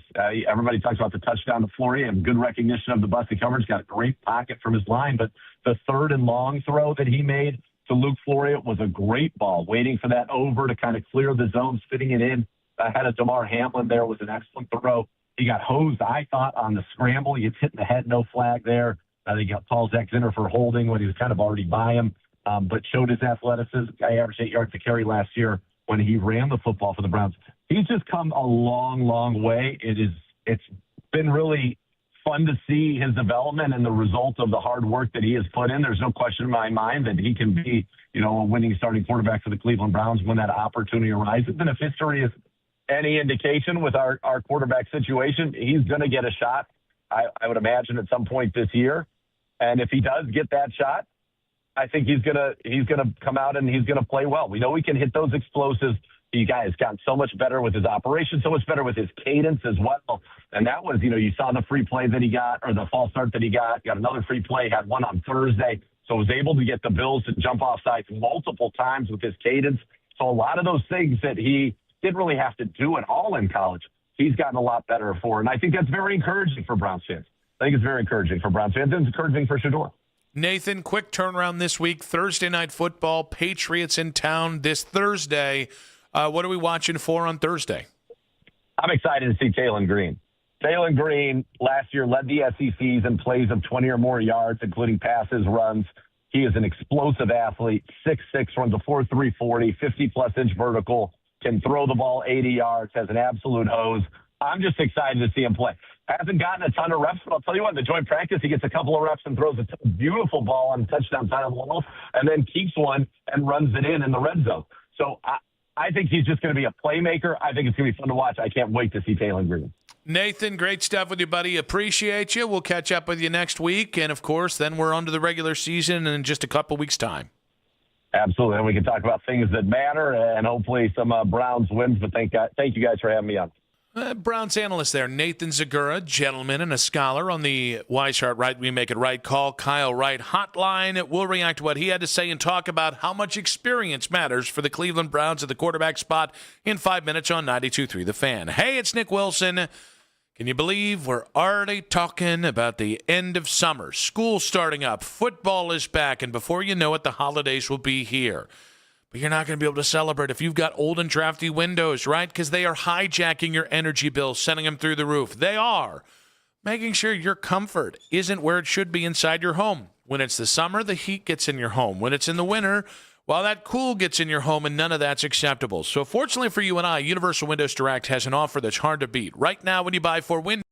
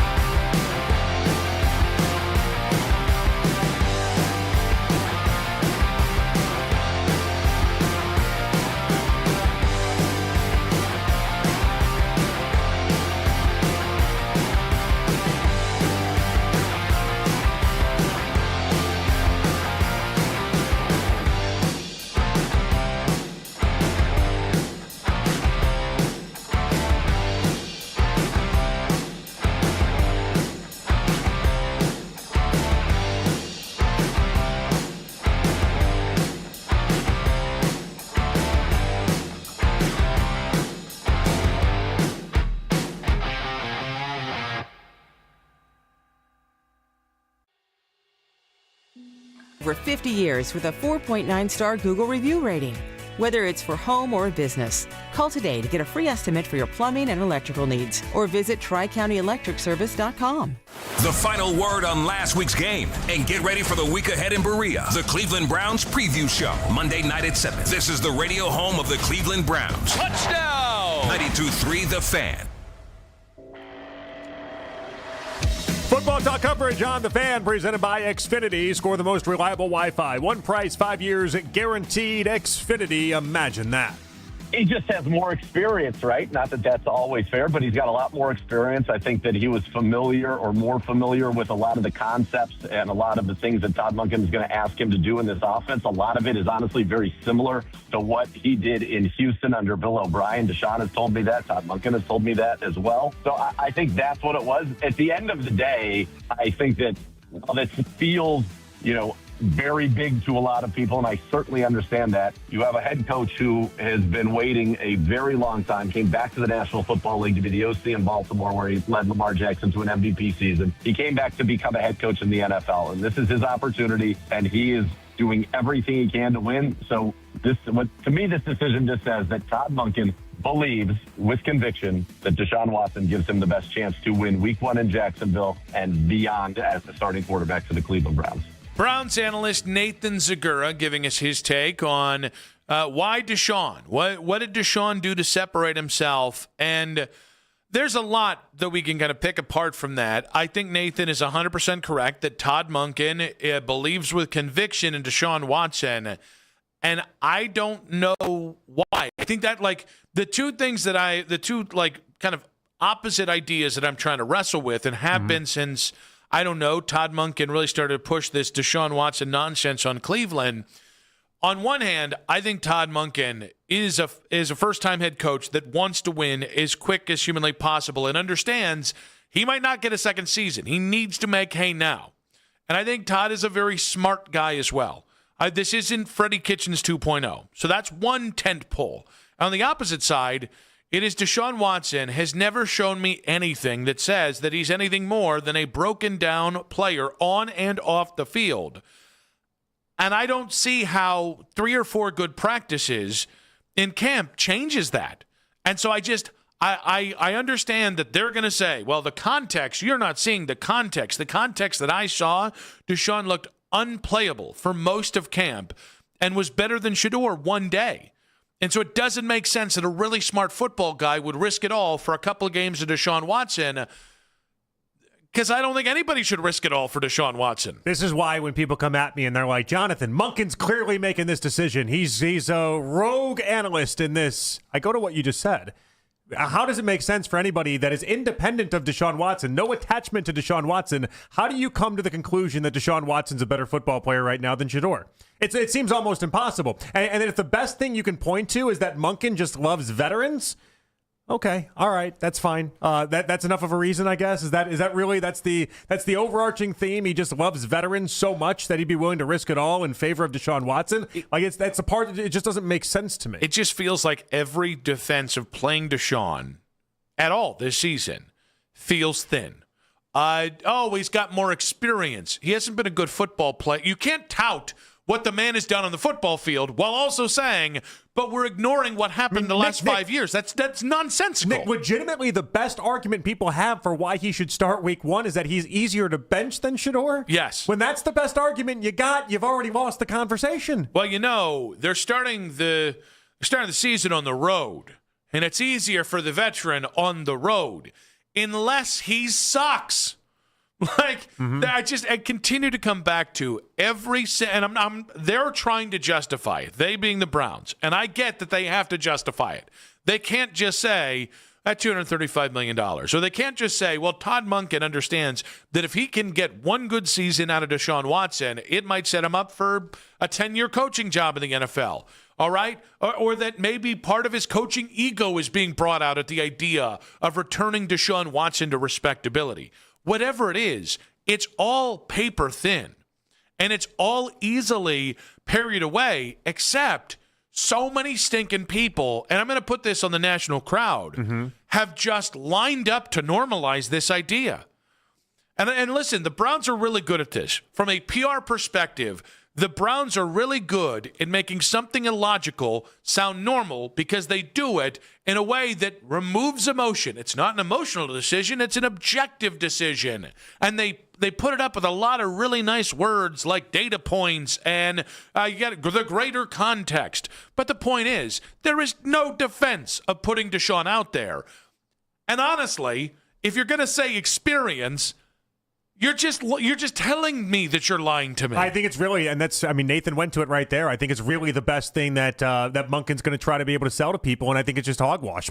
I think him being a veteran isn't the number one part of this. In fact, I'd look at it as being almost a negative in the sense of if you have a season that is essentially spent and supposed to go nowhere, you're supposed to find out what the young kids can do, what the younger players can do, more so than anybody else, and them swerving away from that is just ridiculous. Now, what's interesting is continuing to point at conflicting ideas. I like Todd Monken. I want him to succeed here. I think he can succeed here, okay? That's not the conflicting idea. But the conflicting idea of Todd Monken and going out there and trying to win and then putting Deshaun out there, silliness. The idea that Todd Monken thinks, honestly, I lost my thought. And you got distracted from something out the window there. There was an older guy over there. It was when I was talking, and I was like, oh, no. And then you started to distract me, but I was like, finish the thought. And I got really excited. I actually finished the thought. Like, I was so excited about my thought, and then I saw some old gray hair out there. You sounded like you were going somewhere, though. I really was. You know what you were doing? I've done it every now and again, where you're like, it'll come to me if I just keep speaking long enough. That was my idea. Usually it does. Usually Once it does. I lost it, I was like, have no fear. We're in high gear today. We're going to kick it right back. The thought bubble just poof. Yeah. And then it didn't. And then I was like, you know what? Let's just be honest about this. I don't want this to be a bridge to nowhere like Deshaun Watson and the Browns. I'm very surprised you didn't just find some random Deshaun Watson tangent to then go off of, because we could have just taken it there. Now I know what it is, because I looked at my sheet again. There we go. Yeah. All right, focus. Stick and move. Stick and move. Stick and move. There we go. All right. On one hand, Todd Monken starting Deshaun Watson at all makes me it really tests my trust that Todd Monken sees anything in that clown in like the strongest way. Like it feels so forced to me. I have to then look back at Todd Monken, a guy that I trust in Todd. You heard it here first and third and 100 times. I believe that. It's being tested. On the other hand, clown, by the way, people it's like booing at the stadium. Yeah, people you can't call somebody like that. A clown. Yeah, I know. You just call him a clown, though. So that's so mean. People really don't like that. There was everyone going after Nick Wright for the LaMelo Ball thing. Well, LaMelo is a bit of a clown. However, there's the trust in Todd, and that trust is being pushed by this decision. On the other hand, kind of got to earn a little respect for doing something so unpopular 8 weeks into the job, really, as a head coach. I mean, I know he's been on the job since February. Respect by maybe Haslam and Andrew Berry for being being someone that will go along with the plan more than anything else. Oh, no, you got to understand. This man... Yesterday. I don't know about. Listen, one thing I do appreciate, Nick, and this is going to be something that maybe people aren't expecting. I tend to think when fan bases get listened to by the teams are in a big problem. And so if like the ideology out of all this is that Monken reiterated this again today. If the big thought process with Monken is that he understands how you become a fan is when you listen to the fans, and he wants to make sure that you guys know you're not going to bully him into any thoughts or any processes or ideas. And he feels like if he's watching something, he is at the ultimate control over all of it. That I can respect. If that's what you're getting at, then that I can respect. That is exactly what I was getting at. Okay. That at some point to make a move that was so unpopular, it was evident they were not caught off guard by that's why they leaked it at 10 o'clock. That's why they had Todd Monken talk at noon. That's why they had Deshaun talk at 12:30. Is they were trying to get out ahead of this and spin it in their favor as much as humanly possible. They know that this was going to go over as well as a wet fart in church. They knew it. Well, they set it up. They set it up horribly. Still did it. And that is both insanely insulting. and slightly admirable. Well, no, but here's the real problem is that we all knew last week they'd already come to their decision. The problem they had is they tried telling us that the competition wasn't over. The competition was over. And it was over as evidenced by the idea that Saturday could not have gone worse for them, and they still stuck to what they thought, and they were able to do so by Monday. They knew last week what they were going to do with Deshaun Watson. Despite what anybody came out and told you about it being a real competition still, they knew what they were going to do. They kept the charade going on. They kept it because they wanted to make it seem like it was a fair and equitable deal, and the reality is it just wasn't. From that point forward it wasn't, and basically they're Icarus. They flew too close to the sun for this one, and they got bit. 216-474-0092. Did Todd Monken lose or earn your respect by naming Deshaun Watson the starter? I mean, realistically, Deshaun never should have been playing Saturday. No. If it mattered as little as they said it is, and again, he could not have had a worse performance followed up by a post-game press conference that was laughably bad. Saturday didn't matter at all. Why did Deshaun even play on Saturday? Because they thought against the third and fourth teamers of the Bills that he was going to have enough success and he would turn some boos into cheers. Because they missed that part of the equation is that he was also playing with third and fourth teamers, and that's what makes that development so hard to do. They also missed the equation. And the equation that he sucks. But they missed the negative part of the equation. They always say, well, if we make Deshaun good at football again, think of what people will salvage that deal. They never seriously consider the downside to anything. They are a bunch of Peter freaking Pans when it comes to let's think of the best possible outcome, and we're just going to will it into existence no matter how many times we don't consider the downside, and the downside slaps it on the table and smacks us in the face. I told him Thursday, don't play Deshaun if that's your plan. It makes no sense. Ultimately, what's going to come of it is something that is going to make Deshaun look bad, make them look bad in the process. If they didn't play Deshaun at all in that third quarter, today's a very different day. I got distracted by something completely different down there. 216-474 old man. No, it's dogs, man. Dogs always get my attention. I cannot help it. What kind of dog is it? It's that big, fluffy white dog that just looks like my best friend. We just need to meet and we'll be best friends. Big and fluffy, huh? I got on the street. I bumped into a German Shepherd. No. I bumped into a person who had a retriever that was 2 years old. Yeah. And me and the retriever just became best friends. And after like 5 minutes, I was like, I think I'm taking way too much of this person's time up. I think I'm really like, they were walking and everything, and then me and this dog just bonded, and I regret nothing, of course, but I did apologize profusely, even though I didn't mean it. Kind of like how Deshaun approached today, even though he never really apologized. And then in the apology, you took up more of this person's time? Yeah, I did. Yeah. And then there were other people lining up to pet the dog because it looked so cute in my arms. Got a crowd on this dog, huh? I did. Me and dogs, we attract crowds. What can we say? Jim in Alliance, welcome to the show, Jim. What's up, Nick? Jonathan? Not a lot, buddy. What you got for us? I just wanted to say when I think Justin Monken, I do think Nick Wilson. So and I wanted to say I think the mystery guest is Jed York from East Palestine. All right, it's actually the prostitute that Jed York that he got. Yeah, we're like $140 too short for Jed York. That's true.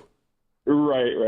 Okay, so what I was going to say is I think that the reason why Monken is going with Deshaun over Shedeur is just because he's just waiting to the last possible minute. I liken it to like when on Breaking Bad when they were robbing the train and Heisenberg is, going on and on and on, just, wait until the last minute. I think they're trying to get the operational things right and just waiting the last minute to make sure he's as ready as he possibly can be. So I understand that. I guess my only thing, Jim, is, and I appreciate the call and the Heisenberg reference. We appreciate, and the Jed York reference, for being honest. I think my only problem with that idea is I can understand you want this team to be in a good spot when and if Shedeur takes over.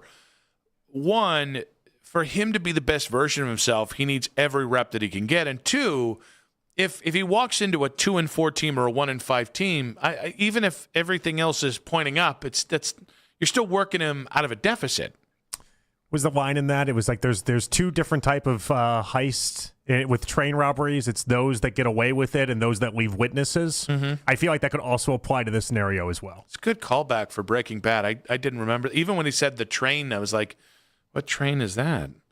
I watched the show like 10 times. I couldn't remember of all the memorable parts of Breaking Bad. That one's not jammed free there. It's weird what stays and doesn't, isn't it? Yeah.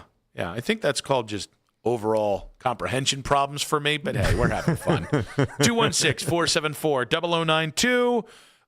Did Todd Monken lose or earn your respect by naming Deshaun Watson the starter? Real quick, let's also go with, all right, Flick in Youngstown. Welcome to the show, Flick. Yo, what's up, guys? I love you guys. I listen to you every day. I can't even express how happy I am to be on your show right now. It's great to be. Are you also to have drunk, you. Flick? I mean, the one thing I gotta say is you guys got it all wrong about Jed York. He got arrested in East Palestine. It's 60 miles away from Youngstown. You know, some Cleveland media members call that the Middle East. Some do.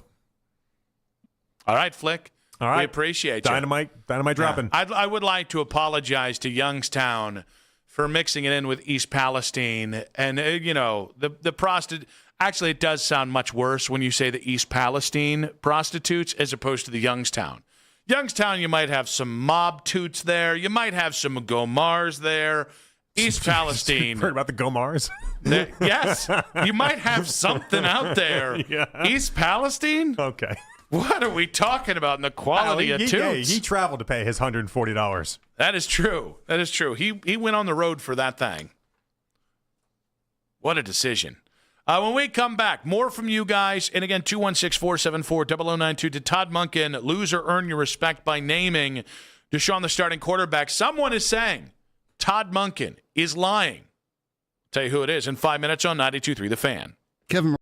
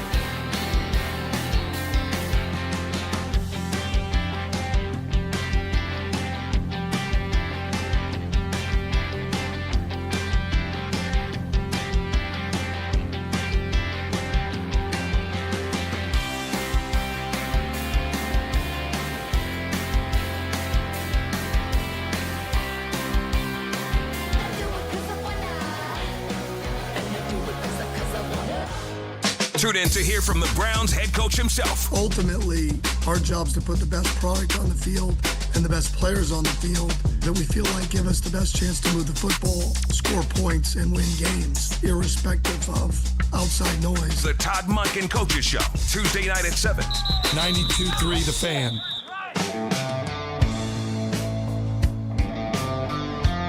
"20 minutes away from our mystery surprise guest. No one has guessed who it is going to be. It is not Jed York. It is not the East Palestine prostitute that Jed York went to jail for. No, that'd be a banger, though. No one from Orchids of Asia. Thank you very much, Robert Kraft. Really, honestly, I can say this. It's not Deshaun, and it's not a prostitute. It is. Those are the two guarantees I'll give you. It is somebody that, because they came in the studio moments ago, we're talking with them. None of the younger people at the station wanted to come up and introduce themselves to. Yeah. Real fear. And I don't know what that was about. Jax, Anthony, any of those guys? In the middle of a conversation. You guys were in the middle of a conversation. You guys just kind of hung out in the corner. Butt in. I don't know. Listen, I've watched Anthony Aland as often as he possibly can go. I'm not getting worked into a shoot. Like, hi, Mr. Phelps. How are you doing, Mr. Phelps? Any chance he gets.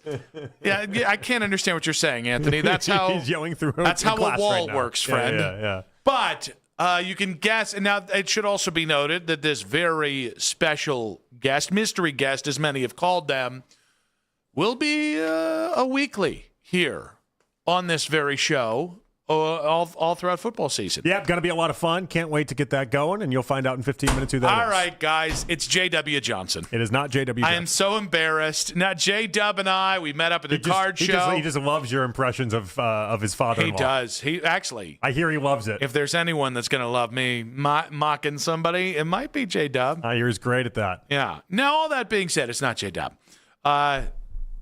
We'll talk about that in about 15 minutes' time. It's our guy, Dave Jenkins. No, all right, let's talk sports. Oh, janky leg. Come on now. Do the janky leg. That is a gigantic man. I love that guy. And I mean in a good way, not in like a bad way. Guy.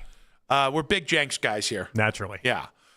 Still not going to be on the Browns radio network. Now, all this being said, so Daquan Wright, I actually thought he was like working out to get in the game on Saturday at halftime. Now, if you guys haven't been following the story, the Browns claimed him off waivers. Then it came out he was trying to go back to college football to play, and then it seemed like maybe the Browns wanted to keep him. Here was Todd Monken on Saturday. You don't know where it is, Jax? You caught him off guard here. It's Monken 12 from Saturday about the Daquan Wright situation, which I did tell you. Oh, this is. Oh, he hates this. It's my first thing from Quick Hits there. He hates this. Yeah, he does. He feels like you just buzz tossed him. Yeah. Okay, Deshaun. Don't worry. It's not going to cost you any jobs. Is this where you just go full Deshaun on it? Like, I can't believe they booed me. By the way, Jax, boo! Here is Todd Monken when asked about the Daquan Wright situation. He still doesn't have it. How did you not read that? How did you not read that body language? He didn't have it. No. He never had it. No. He's still searching for it. I'm so furious about this, Jax. You pointed to the screen. That is universal. Like, thumbs up. Thumbs up is wait, good. Now let me real quick here. Thumbs up is good. Because I don't want to call for it again. Thumbs up means you actually have it. All right. Here is Todd Monken on the Daquan Wright situation from Saturday. I mean, it's crazy. I mean, I don't even know what to say. I mean, as far as I know, he's had a medical issue that wasn't allowing him to practice. That's a medical issue. It's nothing to do with me. I mean, I don't know what to say. I mean, I wondered why Lane Kiffin reached out a week ago. Now I know. I mean, I didn't know. Now I know. I didn't call him back. Now I guess I should have. So that is your at least once a presser moment from Todd Monken that does make you just genuinely smile and laugh. Mm-hmm. But unfortunately, Lane Kiffin, LSU's head coach, and since that sound that you just heard, Daquan Wright, as long as he has been waived by the Browns, and as long as he's not claimed, he will be re-enrolling in college and playing for LSU. Lane Kiffin, old Lion Lane as they call him, he talked about those comments by Todd Monken today. There's some inaccuracies in that story, but I don't know. Maybe someone else called them that said they were me, So I actually don't know Todd, so I guess somebody left him a text or call that was me, because I don't know him or have his number. It's a weird thing to lie about. We're all siding with Monken here, right? Yes, Lane Kiffin is one of the great liars in college football history. Or just an habitual liar. I don't know about a great one, but he's an habitual liar. Why would he lie about this, though? Is that like embarrassing, or is that some sort of is it demeaning to him to have the perception out there that he called and oh geez, he was left unanswered? I think you're Lane Kiffin. Grow up. I think the problem here is twofold. One, I can't figure out why Lane Kiffin feels the need to lie about this. And if the opposite is true, I couldn't figure out why Todd Monken would lie about this. Todd Monken wouldn't lie about this. I think, but I don't listen. There's a part of I understand little white lies. I understand lies of convenience, right? Those are the ones that I get caught in all the time. Hey, I'm going to go to Giant Eagle on the way home, and I went to a different store because I changed my mind and then never told my wife. Well, you said you were going to go here. No, okay, I did, but blah, blah, blah, right? I understand lies of convenience. What is the convenience of Lane Kiffin lying about this? I can't find one. So it's just... You mean, I'm sorry, I thought you meant of Todd Monken lying about this. Yes, that's... Okay, yeah. No, I think Lane doesn't want to be embarrassed. I feel like in this back and forth interaction, this is almost like as if Lane was shooting his shot in some sort of weird way, and Todd's like, no, I'm not interested. Like, it almost like who leaves me on... You left me on unread? Mm-hmm. I'm Lane Kiffin. I'm one of the best college football coaches in the country. You're not even gonna answer my text. You're not gonna answer my call. I feel like how many people in Lane Kiffin's life just flat out do not respond to an inquiry from him? It's got to be pretty tiny. So I will tell you, if Lane Kiffin reached out to you, would you leave him on red? No chance. I'm responding right away. I might even leave the middle of a segment to go respond to Lane Kiffin. That's that's the Lane. Lane gets that type of treatment for basically everyone in his life, I would imagine, and everyone around college football. If he calls Feinbaum might legitimately leave his radio show in the middle of it to go take a call from Lane Kiffin. That's Lane Kiffin's existence. He doesn't get left on red. He doesn't have people. When he reaches out, people answer. And Monken's celebrating the idea that he didn't answer. That's why Kiffin feels embarrassed / whatever else you want to call this. All right, so here's the thing. Much like Deshaun saying he doesn't care what happens with home fans ahead of the preseason game, and then fans booed him mercilessly and proved that he does, in fact, care. I think now that I know that Lane Kiffin doesn't want to be left on red, all I want to do is for him to text me so I can leave him on red. Yeah, you just need to get him for him to text you and want to talk to you first. Lane, if you're listening, that's the big text hurdle. me. This is just a bit. I totally will respond to you. Or you know the truth. Another alternative, and I would only come up with this working with you right now, right here. Okay. Okay. Lane Kiffin was just drunk and doesn't remember. Ooh, now that is very possible. Like it is on the table. Maybe in the middle of the night, there's a LSU co-ed. Probably younger than one of his daughters, which totally isn't creepy, Lane. And he I remember the girl or girls. I remember saying I'm Joey Freshwater. I remember, playing Tetris on my phone. You know what? I think he might have cracked the code there. I mean, girls aside, he could have just been, he's an obsessive person. He might have just been thinking about it late at night and then decided he was already drunk and then just said, okay, I'm going to reach out to Monken. And then Monken never responded. He's none the wiser. I don't think we have to put the girls aside. I don't think Lane does. I don't know why we had to put the girls into the equation. Yeah, because it's Lane Kiffin and it's really problematic. I felt like you just wanted to bring up Joey Freshwater, which I encourage. Yeah, but the problem was it was really funny when Lane was like a 32-year-old divorcee. Now we're getting sad. We're going to the sad part of this. 50 years old, it does feel like an old man working through some things. When he was born on third base, being the son of Monty Kiffin, and has been given more jobs than probably he deserves at this point. Isn't that his existence for a long time now at this point? He really is. If you go, it's the old How I Met Your Mother crazy hot scale. Mm. It's the I want you to lose. It's okay if you win, and I want you to lose being embarrassed.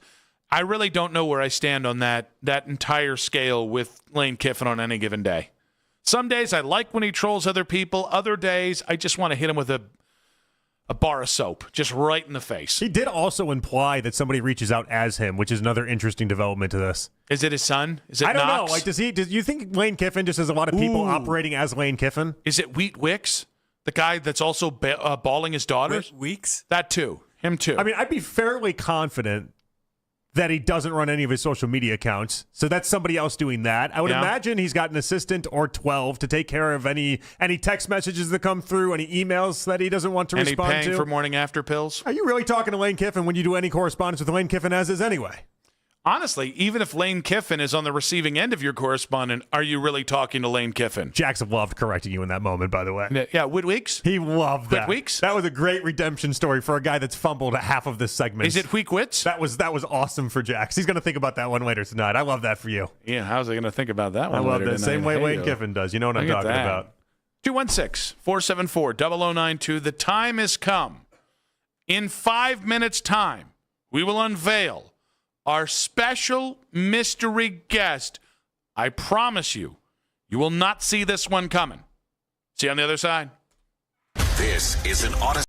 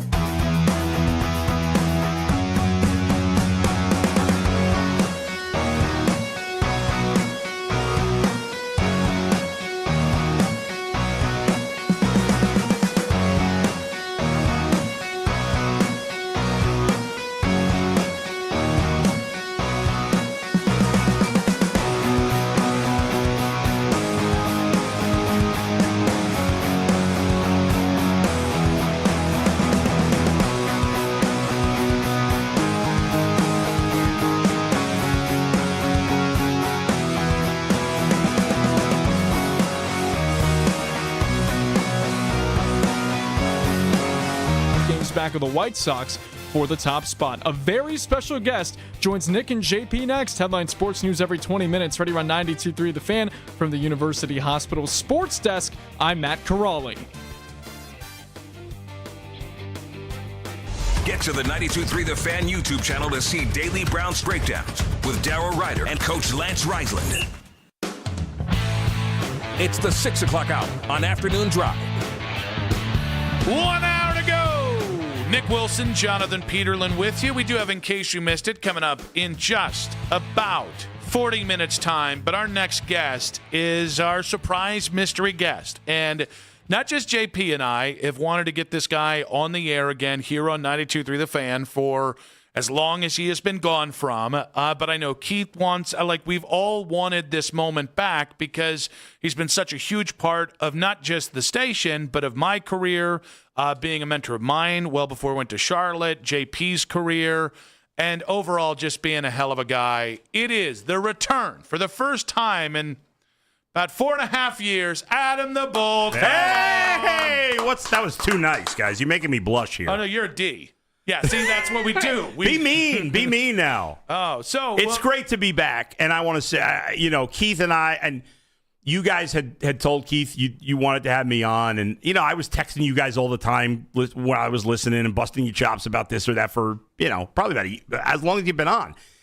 And so it's great to be back. It's weird to be back because I haven't been in the studio in 4 years, 4.5 years. You're right. We've had changes. Yeah, there's been a lot. And meeting all these young guys that I hadn't met before, I feel really old. But you guys are doing great. I'm very proud of both of you. I love that you're doing this show. I love that I'm not doing this show. And thanks for having me, guys. It does mean a lot to be back on the station with you guys. It means a lot for us to have you back. Yeah. It really does. Yeah. I think, I don't want to speak for the audience, but I'll speak for the audience. I think it means a lot for them to have you back as well. I hope so. Although the fans are mad at me because they missed. A percentage of the fan base is mad at me just because of the Shedeur stuff, because I'm not a believer in Shedeur. I certainly would start him, obviously, and I know we'll get into that, but I'm not a big Shedeur guy. I think he's, I want to give him a chance, but it's some in the fan base. You can't say anything even neutral on Shedeur, and fans get mad at you. You're not a Shedeur hater, though. I'm not, but people think I am, Jonathan. You know I'm not. Which is weird, because the company you keep, it's all across the board. You have massive Shedeur fans and massive Shedeur, and maybe people that are just kind of waiting to figure it all out, and we don't really know. But you're, in an odd sense, the guy that never rides the fence. I feel like you more rode the fence on this one, no? Listen, or a let's see it play out mentality, to some degree. I'm not a big believer in Shedeur, but I haven't written him off. I'd like to see him play to find out for sure. He didn't play well last year, but it's obvious to acknowledge that it would have been hard for any quarterback or almost any quarterback to play well in this mess of a situation. So people, I think, people sometimes misconstrue what you say and whatever, and it is what it is. I mean, it definitely works that way, right, Nick? Where people, some days they're like, oh, you Shedeur apologist, and then the other day they'll be like, you haters? What are you talking about? I know, it's strange. That's actually a good sign. I think you're in the middle on Shedeur, is when on any given day you're either a homer or a hater from anybody. Yeah. I look at this and I go, the Browns really put themselves in a position that just defies logic. Oh, my gosh. With putting Deshaun against Shedeur. How many people are 100% pro Shedeur and how many are just anti Deshaun?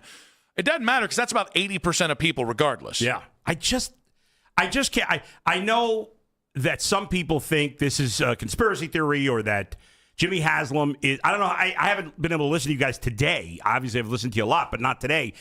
And I don't know. Do you guys think this was Jimmy Haslam forced? I do. Split. Yeah, I think it's Todd. Okay. So, and also, by the way, the understanding that is attached to this is the idea that if Jimmy and Andrew Berry are like, all right, Todd, you make the decision, it could have come with the idea that when they filled out that questionnaire, remember that questionnaire so many months ago for the head coaching job? Yes. Yeah, well, maybe Todd Monken filled it out the way they wanted to, and the answers with Deshaun Watson. And so, they hired the coach that they liked because he filled out the right answers to the right way, and then they can present this like, oh, we're not getting in the way. Yeah, you're not getting in the way because the guy you hired, you knew 6 months ago, was wanting to play Deshaun Watson out of the gate. Right. And I agree with you that he's been leaning towards Deshaun Watson for whatever reason. I can't figure it out. I'm with Nick, though. I don't buy that his hand was forced, and I know fans are going to get mad. the only other thing that makes sense is but it doesn't make sense that he actually believes that Deshaun gives. Now, again, I'm not convinced Shador gives them a great chance to win. But if I had to bet on anybody giving him a chance, I would bet on Shador. But at least there's potential there. I just see no potential. But on the other hand, Jonathan, I don't see. People keep saying, "Oh, they're paying him $50 million." I don't think you think the Haslams care whether he plays or not because of the money at this point. That money's spent. Exactly. He doesn't care about that side of it. I'll even go back to what Jason Lloyd has told us the entire time. Right? Yeah. When did he start believing this Watson thing could be real?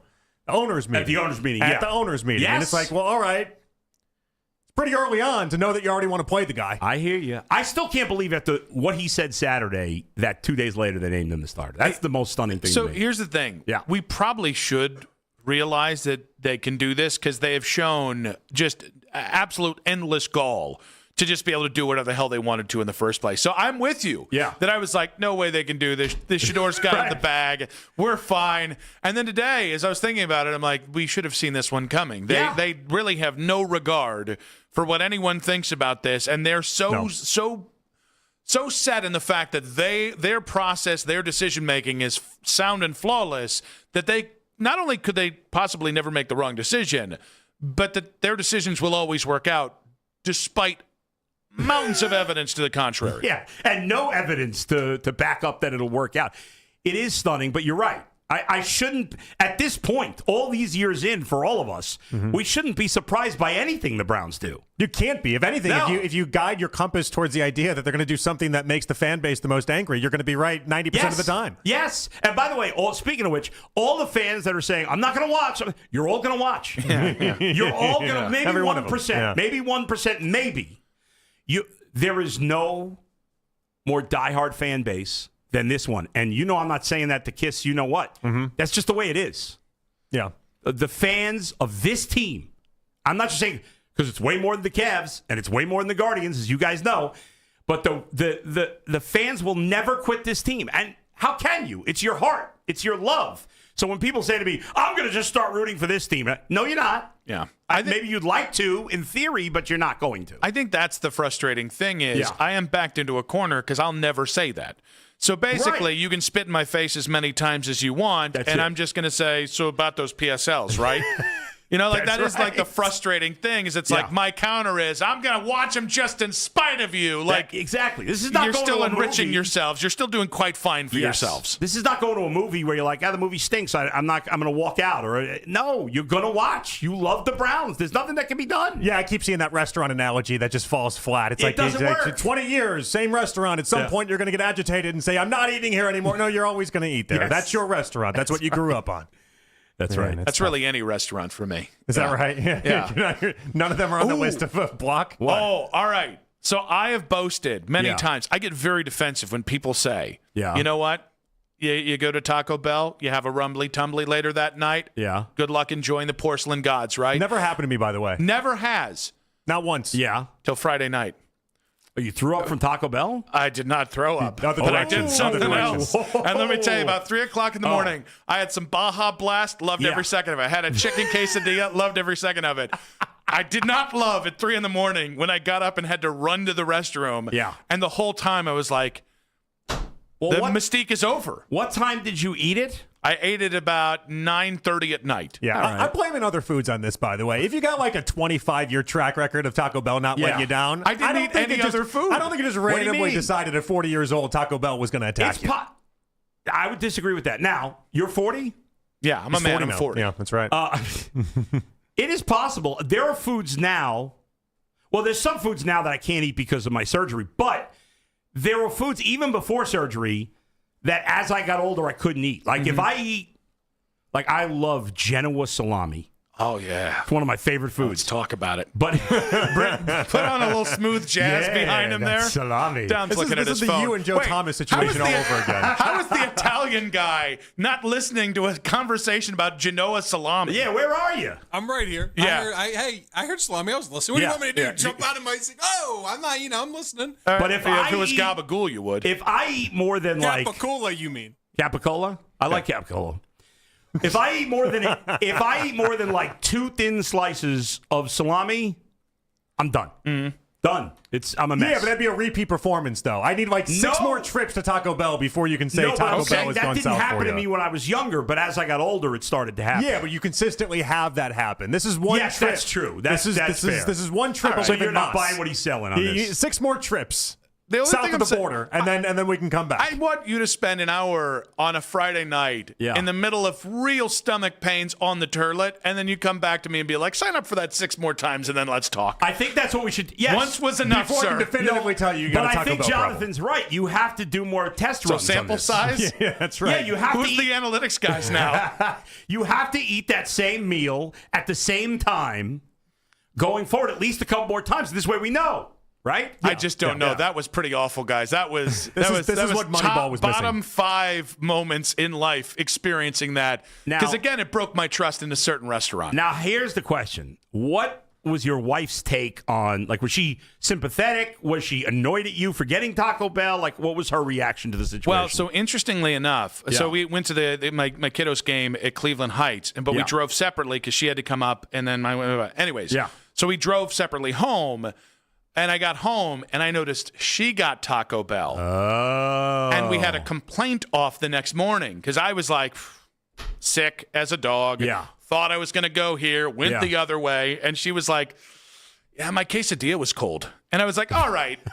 All right, who really got the bleep end of the stick here, so to speak? Well, I'm going to vote for her because you at least got hot food. That's true. I really enjoyed every second of that food, except the end part of it. Yeah, the eating part, you had the advantage. Now, the aftermath was advantage to your wife. But what sport does your daughter play? So she does. So she is. She's a band. That's what she plays. Not a sport. Okay. Yeah.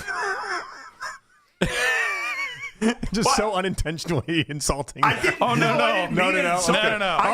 a sport. Not a sport. Yeah. Okay, got it. She's a nerd. Yes. Established. All right, good. Yeah, thanks. Oh, man. Did the little ones play? Yes. They love every sport. Yeah. Big sister just likes softball. Okay. And then eventually, once she hit about 6 feet tall, she decided, I don't want to play catcher anymore at 6 feet tall. But the twins, but again, she's like a writer, a little poet. Yeah. The twins are gremlins. They are built for that. They're just the right kind of crazy for sports. Okay. That's good. You got to be a little crazy to play sports. I really do think that was the only thing with the oldest kid is she would rather like read a book She's or too normal, write poetry. Yeah, exactly. Yeah. You do need to have that like I'm angry at something and would like to destroy you as a process of it. Yeah, that has to be there. By the way, I coach baseball, which you guys know, and in the fall ball, I'm coaching a 7th grade team and an 8th grade team, right? On my 8th grade team, there's one girl in the entire league. There's 215 kids in the league, one girl. She plays on my 8th grade team, even though she's only in 7th grade. She's playing up. She is the best catcher in the league. Oh, really? I mean, I believe it. Wait, you see the Little League World Series right now? Colby Rasmus's niece is just like an absolute. She's awesome. This girl, her dad, she and her twin brother are both on my team. They're both really good. The dad played Chris. Shout out to Chris. He played Division I ball at West Virginia.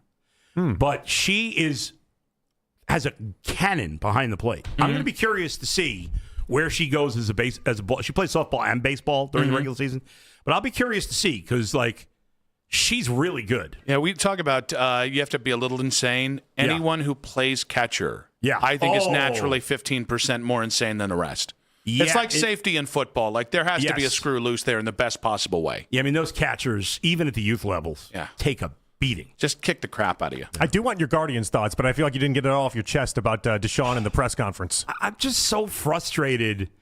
You know, you guys know how it is. Sometimes there's people that think because I'm a Bengals fan, I want the Browns to lose, which I get in theory why people would understand that because it makes sense if I didn't do what I do. But you guys know this. Like, it's good for business, especially when like when Shedeur Sanders won his first game, it was the most views I ever got on my podcast. My post game for that. So why would I, people are always accusing me of doing things for clicks, which I don't. I know you guys don't either.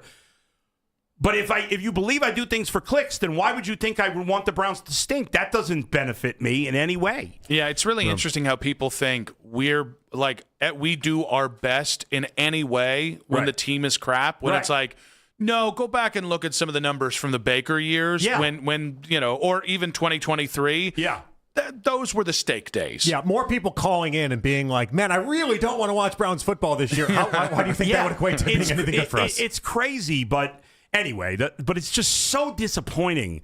Like, I'll give Andrew Berry credit to some degree. Like, he drafted great in 24. We all know this. Mm-hmm. I'm sorry, in 25. It looks like this year's draft was good. I mean, until they play regular season games, we don't know for sure. But I think we're all excited about the wide receivers. I mean, when's the last time we've been excited about Browns wide receivers? But I am. But for the quarterback situation to be this big of a mess, it's just inexcusable. So we talked about that earlier. They never had to put Deshaun into this conversation. If this was Geno Smith versus Shador and Geno won the job, I don't think the reaction today would have been what it's been. I think it would have been, oh, okay, well, they like Geno more than they do Shador. Deshaun was the one guy that was going to unite everybody and go, anyone but that stinking guy. And then it seems like they're surprised that people were this upset today and certainly Saturday after he called out, I don't know, everybody in Cleveland? Yeah, and especially Saturday because obviously in the game, and you don't want to get overboard on preseason, but we all saw it. Shador played pretty well.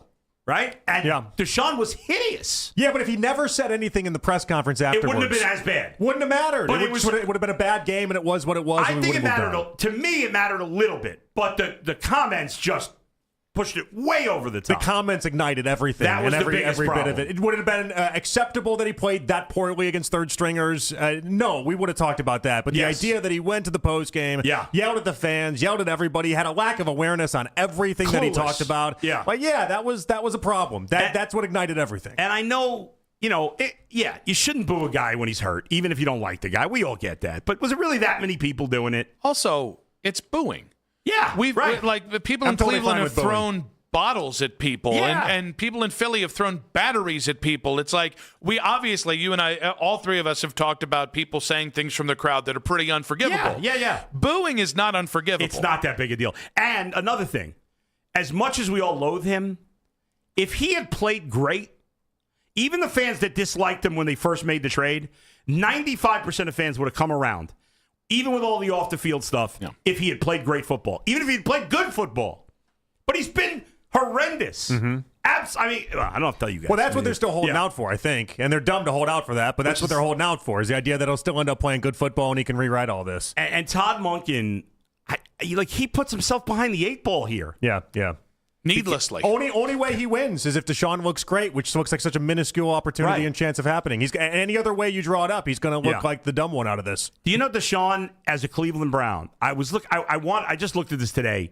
I was like, how many games, and these are not even high standards, how many games did he complete over 63% of his passes, throw for 225 yards, throw for 2 or more touchdowns, and no turnovers? Like, that's a good game, but that's not an outrageous number. Twice? And no turnovers? Yeah. Did he do it in the Tennessee game? The Tennessee game was awesome. You got it. That's the only time. That's the only one. Yeah. There was another game where he was very close. I think he had like 210 yards and 2 touchdowns. That's not that big a deal. Like, we're not. It's like when we talk about the Guardians not having a 20 home run hitting outfielder since Michael Brantley in 2014. It's like, I'm not asking for 40. I'm just looking for 20. Adam, I know we had you here for 6. You want to stay over and talk a little Guardians? Sure. All Yeah, right. love to. Good, because I'm springing that on air. I've not prepared him for it. I'm basically guilting him into sticking around for one more segment. I got a fantasy draft at 8, but until then, I'm free. All right, so 7:59. We're going to have Adam on till. We're going to stick back here again. Adam in studio for the first time since he left about 4.5 years ago. Gardo's talking away on 92.3 The Fan.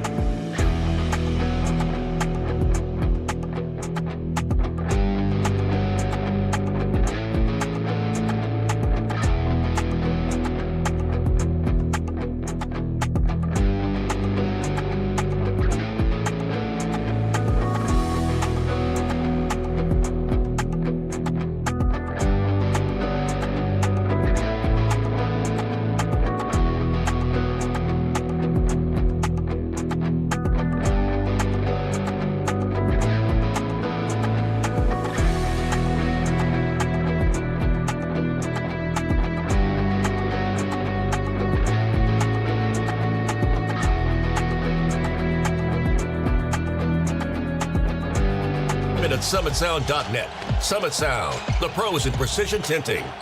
For those of you driving 71 south, there's slow traffic between 480 and Snow Road. With your Odyssey Cleveland traffic, I'm Matt Corrali. As the kids get back to school, get back to the football news you need. The radio home of the NFL and Cleveland Browns is 92.3 The Fan. Back on Afternoon Drive, Nick and JP hanging out with you and hanging out with us. Adam the Bull, who will be a regular guest every Monday at 6 p.m. Moving forward here. Yeah. I appreciate it, and I'm happy to do it. I think the thing you had to have missed the most in all of this was the in-break conversations, because I could tell how much fun you were having. That was fun talking with Dom. You got it, yes. How old is Dom? 20? He told me how old he was. 27? 27, yeah. 27. And he's in the older end of the spectrum for the young crew around here. Yeah, that's true. The guys all look so young. And I gave him some sage advice, which he will not share on the air. Yeah. Unless he wants to get fired. No, but as of right now, it's like his only memory of you, and he'll tell this story to everybody. That's true. I mean, that'd be a good story at parties. parties. I met Adam once, and he gave me this advice. Pretty cool guy, if you ask me. He's gonna quote you like Confucius until he's like 80 years old. Hey, Dom, spread that advice I gave you to all your friends. I'm putting very the group happy to message do it. as we speak. Right? Right? You're only spreading the advice, Dom, okay? Don't spread anything else. The best part is he's going to show up at your funeral in about 50 years. He's going to be like, this man gave me the best advice I ever had. Right. And then everyone's going to be like, what was it? And he's like, okay. You just go around thanking the family one by one, handshakes. Just I'll never tell. Your dad changed my life. Take it. I don't believe what your dad did for me. You could tell my son about it in another 15 years, That's maybe. true. Guardians actually won some games. They've won 4 straight. I finally gave up. Like we had real fights. It was a battle. I was telling him for a month long, this offense stinks, this team stinks, but mainly the offense, it's not good enough. And I kept telling him they're better, they're more talented than they put out. Finally, I give up on them. They start winning. What was the series that you gave up on them? Oh, that was before the Giants. I think it was the Giants series, right? Yeah. No, they won the Giants series, or was it the Padres? The Padres. Well, the Padres, but at that point they'd lost 3 out of their last 4. Remember the final game of the Padres series? Yeah. They've lost 3 of the last 4 because they lost the finale against the Tigers. Right. That was, I think, the breaking point, and the offense couldn't do anything. And it was how they were losing. You got shut out 5-0 that day. You spoiled it was just a great pitching effort. Another Messick great effort that then got spoiled. So I understand. I was on the borderline of giving up, but I didn't give up, and here's why I didn't. Because I knew after the Padres, they had 12 straight games against the worst teams in baseball. Now you could say, well, they had the Mets and they lost that series. Mm-hmm. But I knew they had Giants, Rockies, Angels, Royals coming up. And I said, okay, if they play well in this 12-game stretch, they got a shot. And if they don't, then I'm going to give up. And that's what they've done so far. I said they had to win at least 9 of the 12. They've won 5 of the first 6, including the Rocky series. We all know the Rockies are hideous, but they played great in that series. They pitched well, and they hit well. We all know the flaws. You guys are right. I mean, the flaws in their lineup are ugly. The fact that they don't spend money plays a big role in that. However, Angel Hanal's been great since they called him up. Joe Adell's done a great job since the trade. Nate Lowe's been good since the trade. Foster Griffin's been decent, but the hitting in particular, and now that Quan is sizzling hot. I know Bazana's been struggling, and it seemed like since Quan got hot, I don't know if Rocchio's gotten a hit since then. Yeah. It's like they traded places. They can't put together a complete season together. No. But on paper, and this is, I think, what you were at, is like their lineup is better than it's been. Mm-hmm. But they need a couple of more veterans. So they got Adell, they got Lowe. Okay, I could use one more, but they got to just keep playing. They have the second easiest strength of schedule in baseball the rest of the season, only behind the Mariners. And as you guys know, outside of the Yankees and the Rays, maybe the Red Sox, everybody else in the American League stinks. I know, but you're not really exhibiting a lot of confidence here with this jolt. It's like, all right, you're beating a lot of bad teams. Yes. And then really the saving grace is that you had a 12-game stretch against really bad teams, and you're in the AL Central full of bad teams. Yes. Like, it's not screaming deep postseason. No, right? I can't. Listen, it's hard to pick the Guardians to have a deep postseason. My hope is that once we get to the postseason, now, I think they should be calling up Ralphie Velasquez, and I think they're not because the lockout that's coming. I agree, by the way. Which stinks, because could anybody be hotter than this guy is right now in AAA? No, I still don't know he can hit anything other than a fastball, but that's for another day. Well, time will tell. That's fair. I mean, but at this point, what else can he prove in the minors? You got to find out in the majors. But I think that when the playoffs start, if your top two, especially with Messick and Gavin Williams, that can match with anybody in the AL. Obviously, the Yankees got great pitching, but there's also nobody in the American League that's got a juggernaut lineup to me. The best teams are all in the National League. Yeah, I think where I'm at is, and we've just traded things that we've disagreed with from now. First, it was, can they do it? And he was right. Then, no, they're not. And I finally gave up. The new thing is, from where they are, if they just make the playoffs, that in and of itself is a gigantic win, considering the hole that they were in about 2 weeks ago. And I disagree with that firmly. But I go back to what your guy, Zach Meisel, said, Adam, where a month and a half ago he was arguing that even making it to the ALCS feels a little short. I mean, like the idea that we just have these expectations of them making it to the playoffs and that being good enough. How many years in a row can that be the expectation? I think at this point, it's not. I wouldn't say it's good enough. I think it's a good accomplishment if they make it because of how bad they've played, if they could turn it around. But I do think you're right. In the grand scheme of things, it's all too often feels like the organization is okay just making the playoffs or just being competitive. I think in baseball you should be. If you're where the Guardians are, I think you should be. I understand that if you're the Yankees, Dodgers, Red Sox, Cubs, Astros, I understand it doesn't reset every year. I think if you're going up against the loss of the regional networks, and I think all the other issues, spending, not spending, I think just making the playoffs every year should be enough. And then you might have a year like a couple years ago where you're in the ALCS. But to me, it's not because they never, like this is the first year since 2016 that they did something of significance at the trade deadline, right? Well, not only at the deadline, the idea that they're calling up the guys the way they are. Right. Like they never do this. You're right. I give them credit for that, by the way. Like in the construct of this convo, I give them credit for acting differently than they had for the previous decade. But when was the last time they spent real money on a free agent? And I'm not asking, nobody's asking them to be the Dodgers. Just don't have a $70 million payroll. In what was it, 2002? They had the third highest payroll in the league. Which was about $25 million more than the current payroll is, and that was 24 years ago. It's crazy. So we all know Chris Antonetti and Mike Chernoff generally are very good at their job. I'm not killing them. I was last year, early for much of the season, because I felt like they've been too scared to trade young players. I still think, in a way, they're too scared to trade young players. Because these guys don't all pan out. We know that. Yeah, but the problem is you need one Caminero. I know that, but for all the Camineros, there's plenty of Will Bensons. Oh, I agree 100%, but I think if all the fan does is anytime you struggle, scream Junior Caminero, I understand if all of a sudden you get a little afraid of your own shadow. And that guy, Yandy Diaz, too. He's okay. I mean, he's a good major take leaguer. him, but he's not Junior Caminero. I understand that. And Yiner, the other Diaz. He'd be playing every day for the Guardians. Wow, they finally are right on Diaz because he sucks this year. Yeah, he hasn't been terrible. That took 3 years. But the other 5 years, we don't talk about that, just this year. I think Christian Vasquez is starting for them now more often than Einar Diaz. Yeah, I also think he's randomly playing first base, which feels like a real mistake for a catcher. Yes, generally. I mean, some guys are capable. Well, we saw Carlos Santana do it, right? A little Mike Napoli action. Yeah. No Cali Shop. I had a chance to meet Napoli. Did you guys ever meet Napoli in person? Yes. Yes, I have. Was it at the charity softball game? Did we meet him at the same time? No, he wasn't at that. No, he wasn't at that. No, okay. No. That was Hafner. Remember that? Well, that was, Remember that home run that he hit that looked like it was never going to end?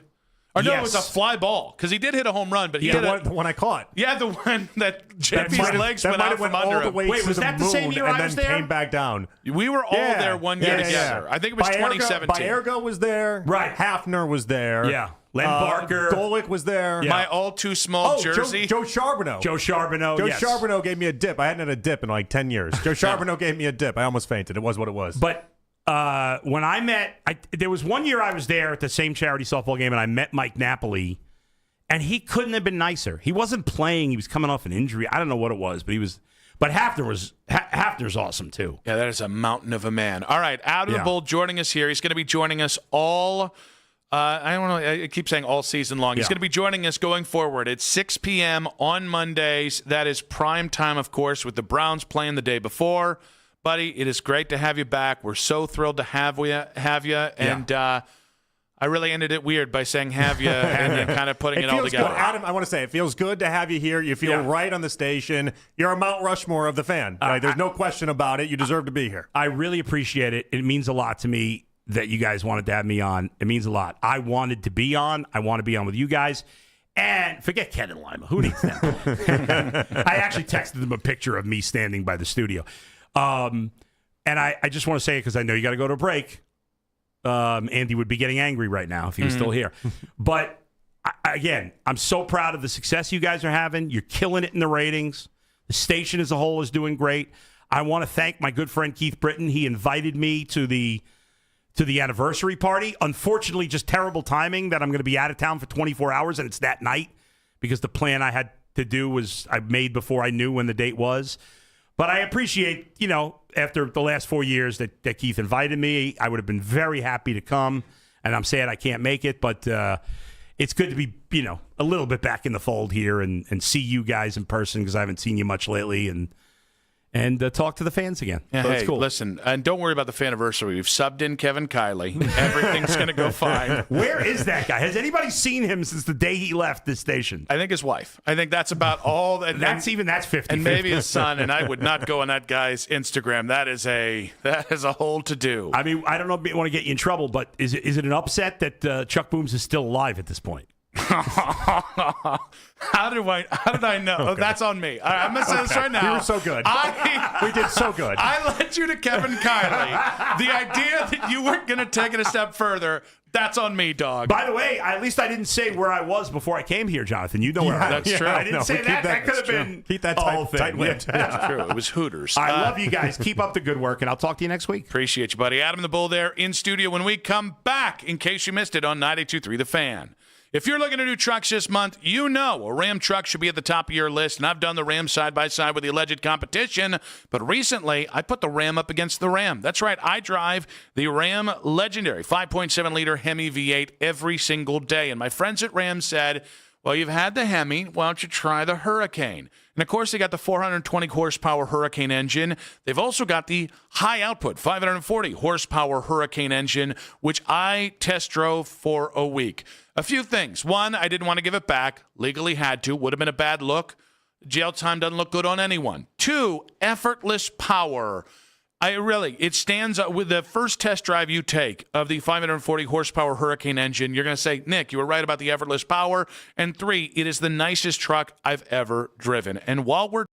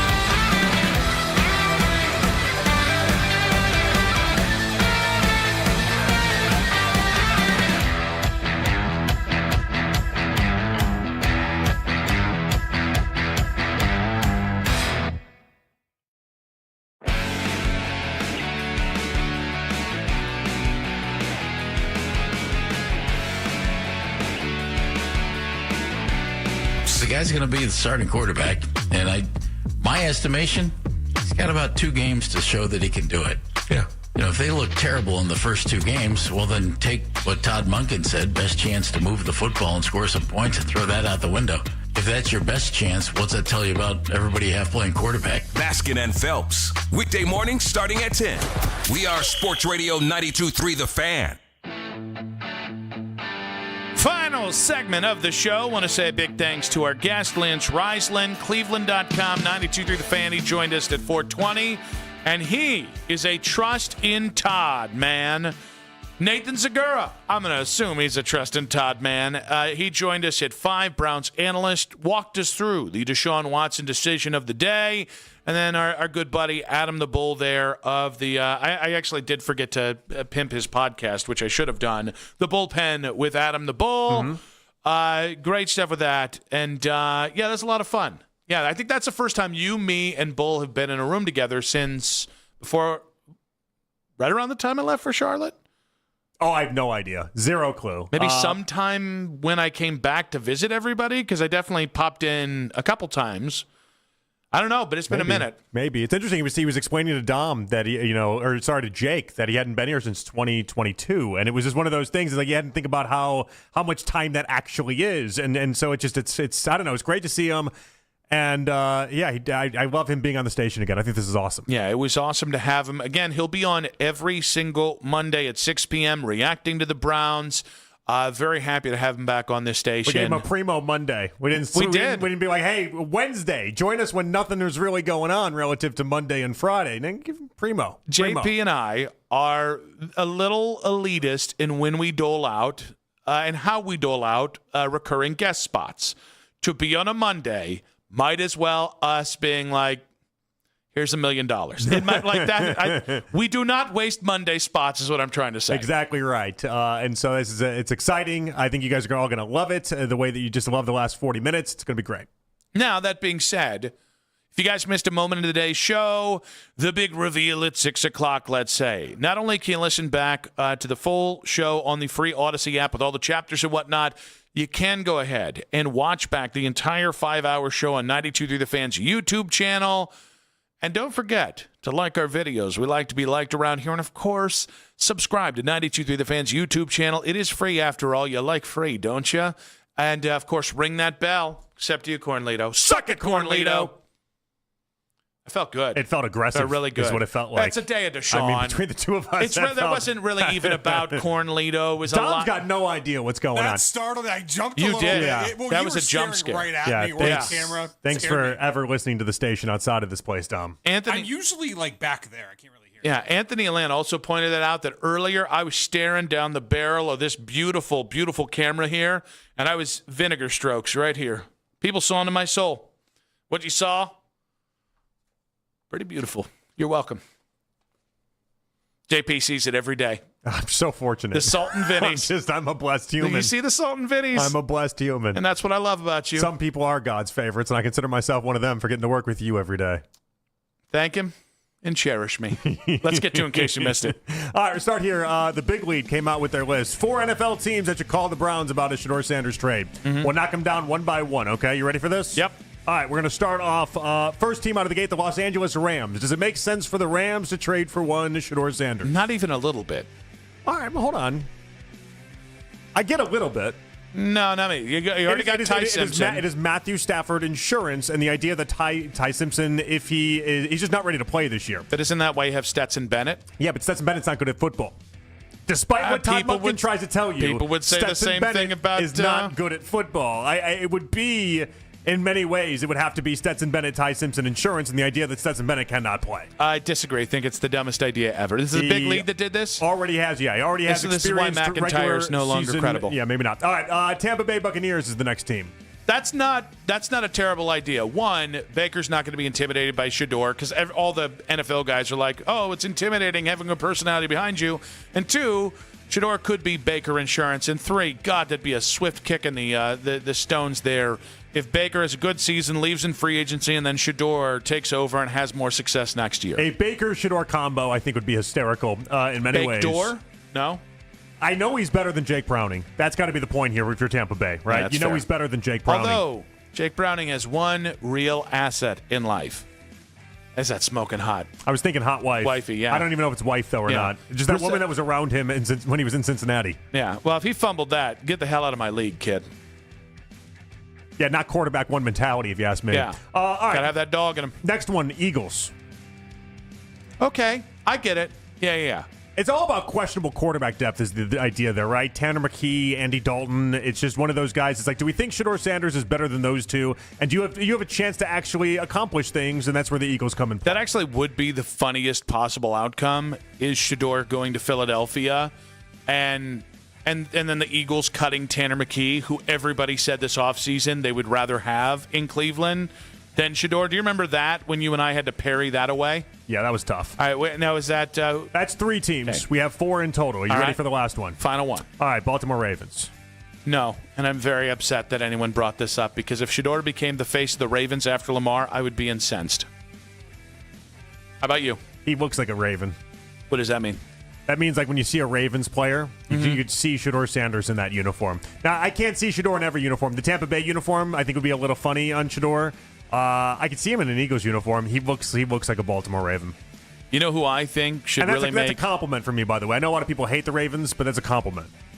I do want you to keep this list so that if Shedeur ends up let's say this, when Shedeur ends up starting, if he looks tangibly okay this year, I think we're going to be able to laugh about this one in November or December. Hopefully. Tyler Huntley's the backup there in Baltimore right now. Yeah, so Pro Bowler versus Pro Bowler. You know.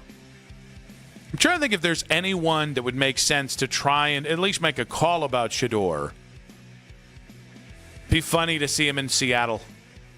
Again, I don't think they should trade him, by the way. I would be pretty incensed if they did trade him, and then I was staring down the barrel of a Deshaun Dillon season. You want to really talk about trying to go for the number 1 overall pick. Yeah. That's how they do it. Except you're going to tank fan interest. Yeah, you're going to take everyone's interest. The little engine that could... I'm not even going to finish that joke. I was going to, but I'm above that sort of stuff these days. I believe that. Or I just couldn't think of a good enough punchline. I don't know. Too many Jed York jokes for today. No such thing as too many Jed York jokes. Jed made me make the jokes. All right? We probably would have done a solid half hour on that if the whole Deshaun Watson thing had not gotten in the way, for being honest. Probably why I'm as pissed as I am about today is you couldn't give me one day to make Jed York East Palestine jokes. So many questions how a billionaire ends up in a mobile home paying $140 for a lady of the evening. Yeah. A lot of questions. I honestly do want to. We do need the details. Jed, they can't throw you in jail twice for this. If you can just reach out and just let us know what you were doing there, why you were on meth. Well, I'm assuming that last part. So I did read into it. He was divorced 6 months ago or something like that. So it's a fresh divorce. And when you get divorced, you go right. Strange things happen, guys. Yeah. A lot of weird things happen when you get divorced. Hey, where'd the train derail? The second time. Oh, geez. No. We're not doing it here. Did you Dikembe yourself? I did. I just Dikembe'd myself. No. Because I felt the joke starting to come out of my mouth, and I was like, that's going to get you in trouble. Why are you doing that? I'm a coward. Big thanks to Big Dom behind the board. Jax Gregory on the board. Yes, we salute you with one finger. Big thanks to Matt Corrali. Big thanks to Jake Murrin. I believe Anthony Allant is in next. Enjoy that. By the way, great job on the weekend crew this weekend. Reacting to the Deshaun stuff on Saturday, reacting to the Monken press conference yesterday. Anthony Allant was a big part of that as well. To all of our weekenders, you guys did a great job this weekend. Very proud of all of you. All right. That one show down in the Deshaun Watson era 7.0. We had fun. We'll do it tomorrow. We will. See you guys tomorrow. Keep it spicy, baby. Let's go. I love you. Have a great day. Take care, Nick. Take care of him. He needs help. Sponsored by AutoZone. Get in the zone.